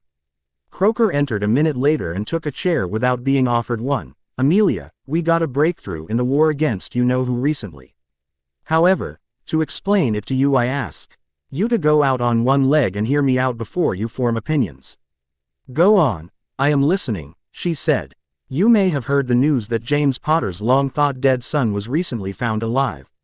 That we were told that he was exchanged with a homunculus and the boy was sent abroad. She nodded and he continued. The thing is that this is not the son that the Potters lost. Then who is he? He is Harry Potter, son of James and Lily Potter, but he is not the boy that was being sought after by you-know-who. This one has come from a different dimension. Are you talking about the eldest Potter son? And what do you mean he is from a different dimension? Who knows the reality behind this? The minister knows about him. The chief warlock knows about him because he appeared first at Hogwarts. The Potters and Black know about him and the Weasleys do. Other than them, there is no one who knows him. I have trouble believing this, she said. Tell me you are having me on. No, he said calmly. That boy has really come from a different world where he was born to James and Lily, who died when he was barely 1 year and 3 months old. He grew up and faced you-know-who and killed him for good and lived a long life. Recently, he was sent into this dimension by some unknown means in a 14-year-old body, but he has the skill and power that no 14-year-old boy can possess. He is also very knowledgeable, and he was the one who told us that Death Eaters have a dark mark branded in their skin and that it can be seen only by using Parseltongue. Have you met him? I have, Croaker said. And he warned me about Rookwood, but I refused to believe him. He is also a Peverell, and you know what that means. Peverell is not just a name but history. You have heard the same legends that I did. They are friends with death, and their way of wielding magic is unique to them. When the last of the Peverells married a Potter, it was said that their magic waned from the world, but my recent research shows that their family magic manifests itself only in very dire times of need. It is the magic which chooses its next wielder rather than being chosen by succession. Why do you believe what he says? There are hundreds of mysteries that we are trying to unravel all the time. As you may know, the veil was used as a means of execution before the Ministry employed Dementors. Soon thereafter, W.E. started experimenting on the veil to see what is its original function. We haven't been able to make much headway because we had no access to something, even though it was before us the whole time. H.E. told us that the archway over which the veil lies is the gateway to view the other worlds and dimensions. Now we can see other dimensions, however that is a very tedious and esoteric process. The requirements alone can bankrupt a small country. What else has he done? He was the one beside Longbottom and young Susan when they fought the Death Eaters at Hogsmeade, and he was responsible for the capture of Lucius Malfoy and deaths of many of the Death Eaters. How old is he? Now this is where it gets interesting. He was a grown man who lived to a great age before he eventually died in that world, and some cosmic events conspired to put him in this dimension. However, he has the body and the magical core of a 14-year-old child. He is a mighty powerful wizard, and his spell repertoire is vaster than many of the senior Aurors even. He defeated Alistair Moody in a duel with a wand that was not his. She choked. He defeated Alistair with someone else's wand. Yes, and he can resist any form of mental compulsion. Veritaserum doesn't work on him, and he doesn't fear Death Eaters. He duels like it is some sort of game to him, and I have it on good authority that you owe your current position to him. What do you mean? He told Dumbledore that Barty Crouch Jr. is a Death Eater and he was captured by the Unknown Order of the Phoenix. Do you really think that Barty just came into the custody of the Aurors when they have failed to bring anyone in for years now? And I have it on good authority that he was the one who suggested to the minister to nominate you as the head of the DMLE over all others. He did all that. Why? He came from a world where he killed you-know-who when he was a boy. Later he joined the Auror department and became one of the best Aurors in the force. His prowess with wand was such that common criminals would drop their wands at the sight of him. And he ruthlessly put down any and all of his enemies. He knows how to defeat you-know-who for good. He may be a child in this world, but he is better than many Aurors I know personally. He knows each one of us, our strengths, and for some unknown reasons, he favors you for this position above off. RS saying that you pose a dire threat to you-know-who even. I am personally looking forward to hiring him for the unspeakables. What do you suggest? You have a niece of marriageable age, Croaker said mysteriously. And I have heard that she is a good friend with Lord Peverell and the future Lord Black. Not to mention he is the scion of the Potters, and as such, he will hold a considerable influence on our world in the future. If you add to it that he is able to defeat you-know-who, he will be considered almost a god. There is nothing that they would deny him, she said distastefully. I do. NT want to use my niece as a bargaining chip. He shrugged. Well, in that case, Nicholas Greengrass will have a lot to gain, because I have heard that his eldest daughter, Daphne, has been seen with that boy and they are very good friends. While it can be a marriage of convenience between the two, yet it would merge 3 houses and bring a coalition that will rule the Wizengamot for years to come. With that said, Croaker left. Amelia was thinking over everything that he had told her. It was true that she was surprised when she was promoted because she knew that Barty Crouch Sr. wouldn't retire until he died. But suddenly Lucius Malfoy was captured and told the Ministry that Crouch's son was a Death Eater, and it paved the way ahead for her. If it was the boy who had made it possible, then she owed him a lot.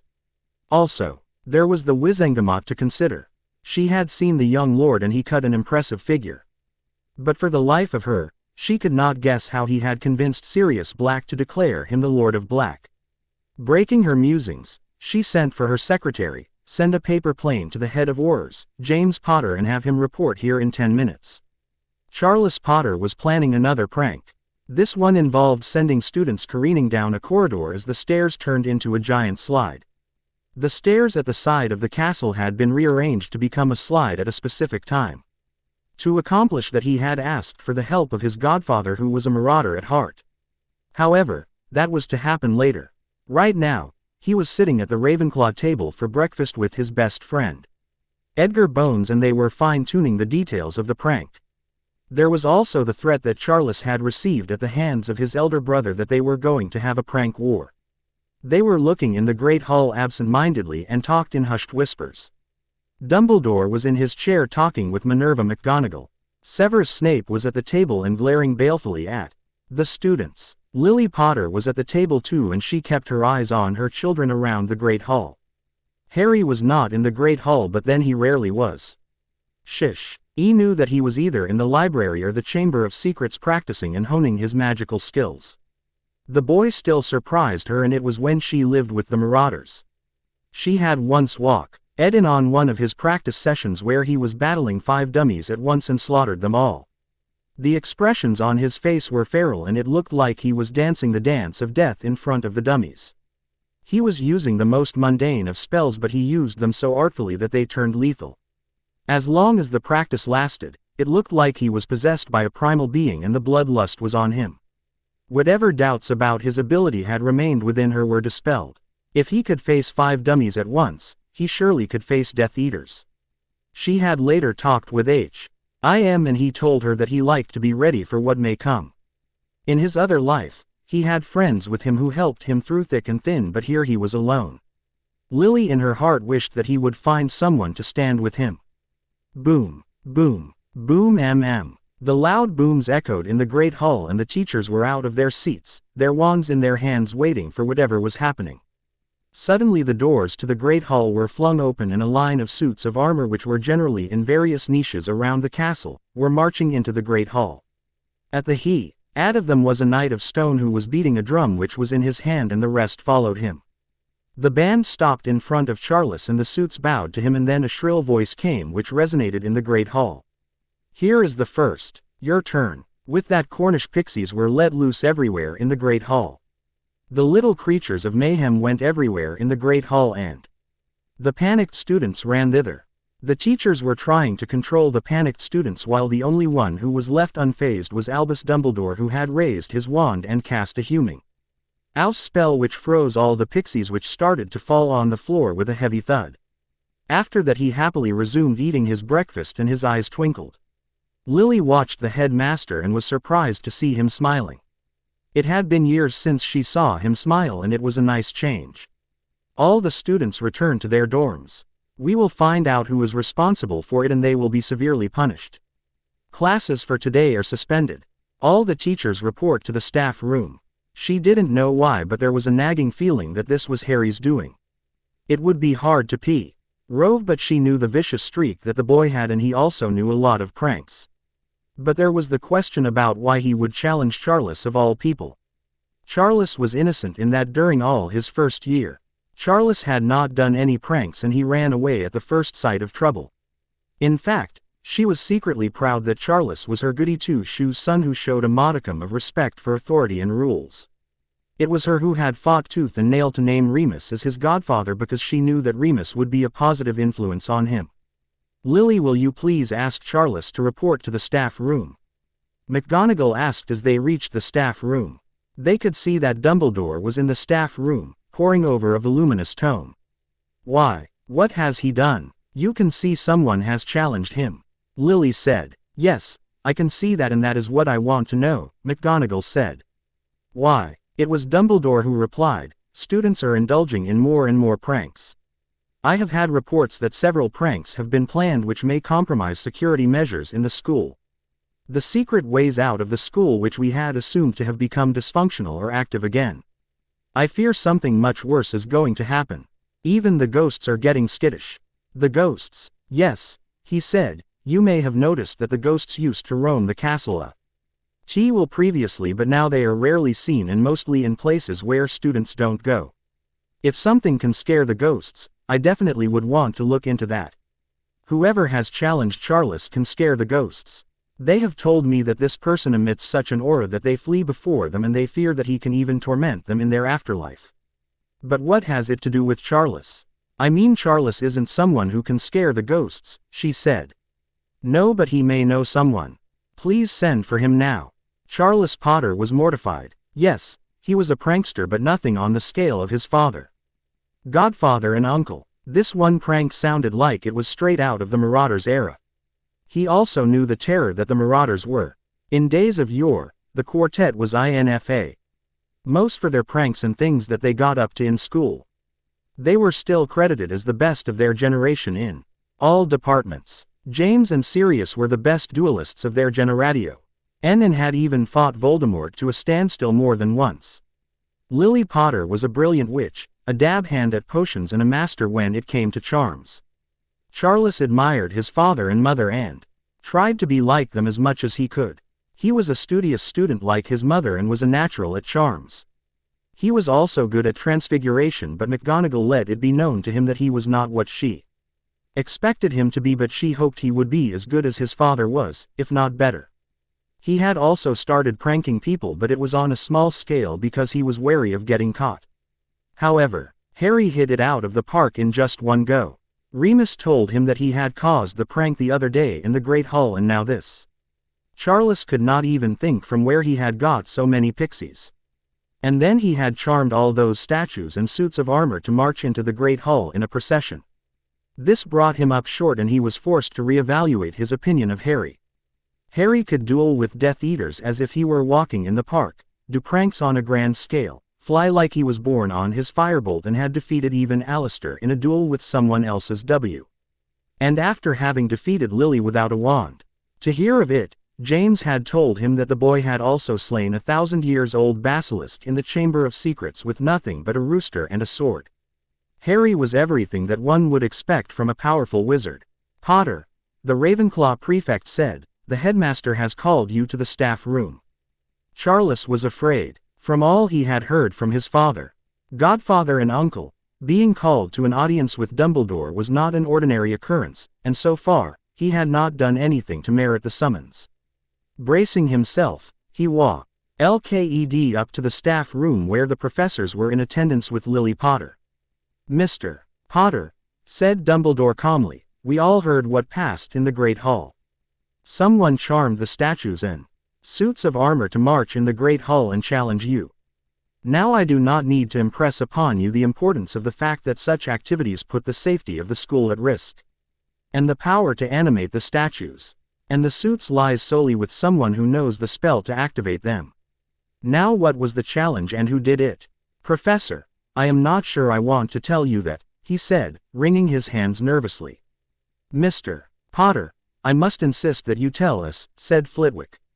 "It's Harry, isn't it?" Lily asked abruptly. Of course not." Charles tried to deny it, but his facial expressions said it all. "What did he challenge you to?"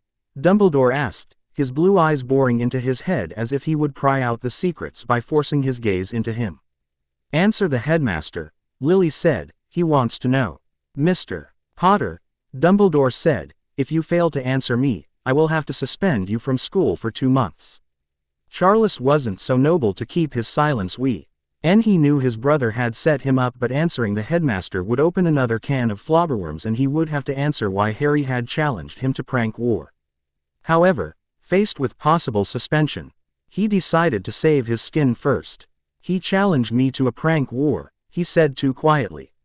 "Prank war," Lily said, "but why? He knows you don't do pranks." Remus Lupin cleared his throat. "About that, Lily. He has done a lot of pranks." Lily turned on him. I would say that you explain yourself this moment, Remus John Lupin. Lupin cringed, but there was nothing he could do but come clean. Charles has been doing a lot of pranks since he came to Hogwarts. All the time that there were pranks last year which could not be pinned on anyone, it was him and his friend Edgar. Dumbledore, who was smiling under his beard, said, and I assume that Harry Potter caught on to the fact that you were a prankster and has challenged you. Charles nodded and the headmaster continued, I cannot punish you for previous transgressions, Mr. Potter, but don't let me catch you in a prank anytime soon. Now off you go. Charles trotted out of the staff room almost running. After being sure that the boy was gone, Dumbledore turned to the professors. What Mr. Harry Potter did today breaks a lot of rules of the school, but considering that no one has caught him in the act and we only have the word of Mr. Charles Potter, I think we can let the present infraction go. Besides, I have realized lately that the school has become morose, grim and cheerless. After the recent battle of Hogsmeade, school was in need of something like this to lift the mood. That being said, if any of you find him indulging in activities which break the rules of the school, you are free to put him in detention. Everyone agreed, even Snape, although reluctantly. The boy was a thorny problem for him. He could ruin Severus's life in a second, and Severus could only hope it wouldn't come to that. James met with Amelia Bones to hear her proposition. While it sounded fine and her motivations were clear, yet he was not sure he wanted to follow up on it. It was true that his father had not pestered him for it. He wouldn't have done it for any of his children, but it was also true that Harry was very different. The boy had already lived through a life before he appeared in their world. What, Amelia asked add merits though, since it would cement the Bones-Potter alliance more firmly and give them the edge they needed in the Wizengamot. The progressives were a minority in the chamber and could not get anything done. James also knew that the trial of the recently captured Death Eaters could be severely hampered if the Wizengamot interfered in the same. They needed to get the issue out of the control of the lords and ladies. They needed a war tribunal. Ironically, the idea had been suggested to him by Harry himself, who told him of how they had dealt with the Death Eaters in the other world. There was a big problem in the way of the realization of that goal, though. He had a good number of allies of his own, but that was not enough in the Wizengamot.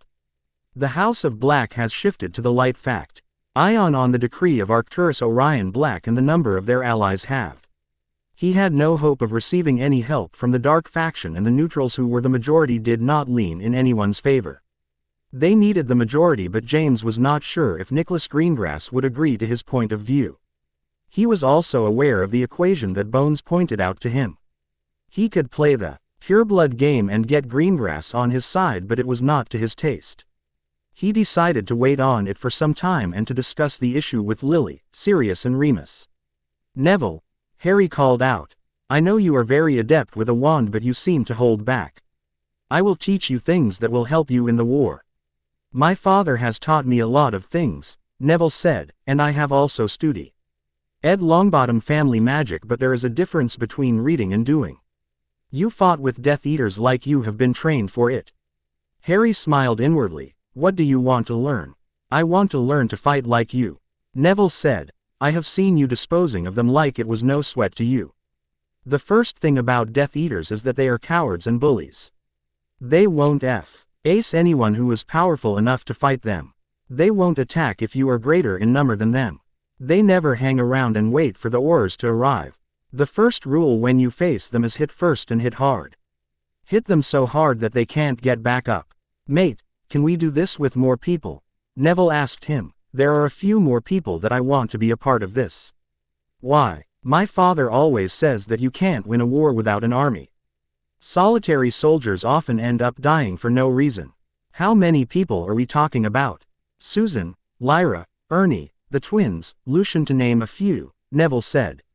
They have always supported me in my tasks. All right, but it is upon you to arrange a meeting and ensure secrecy.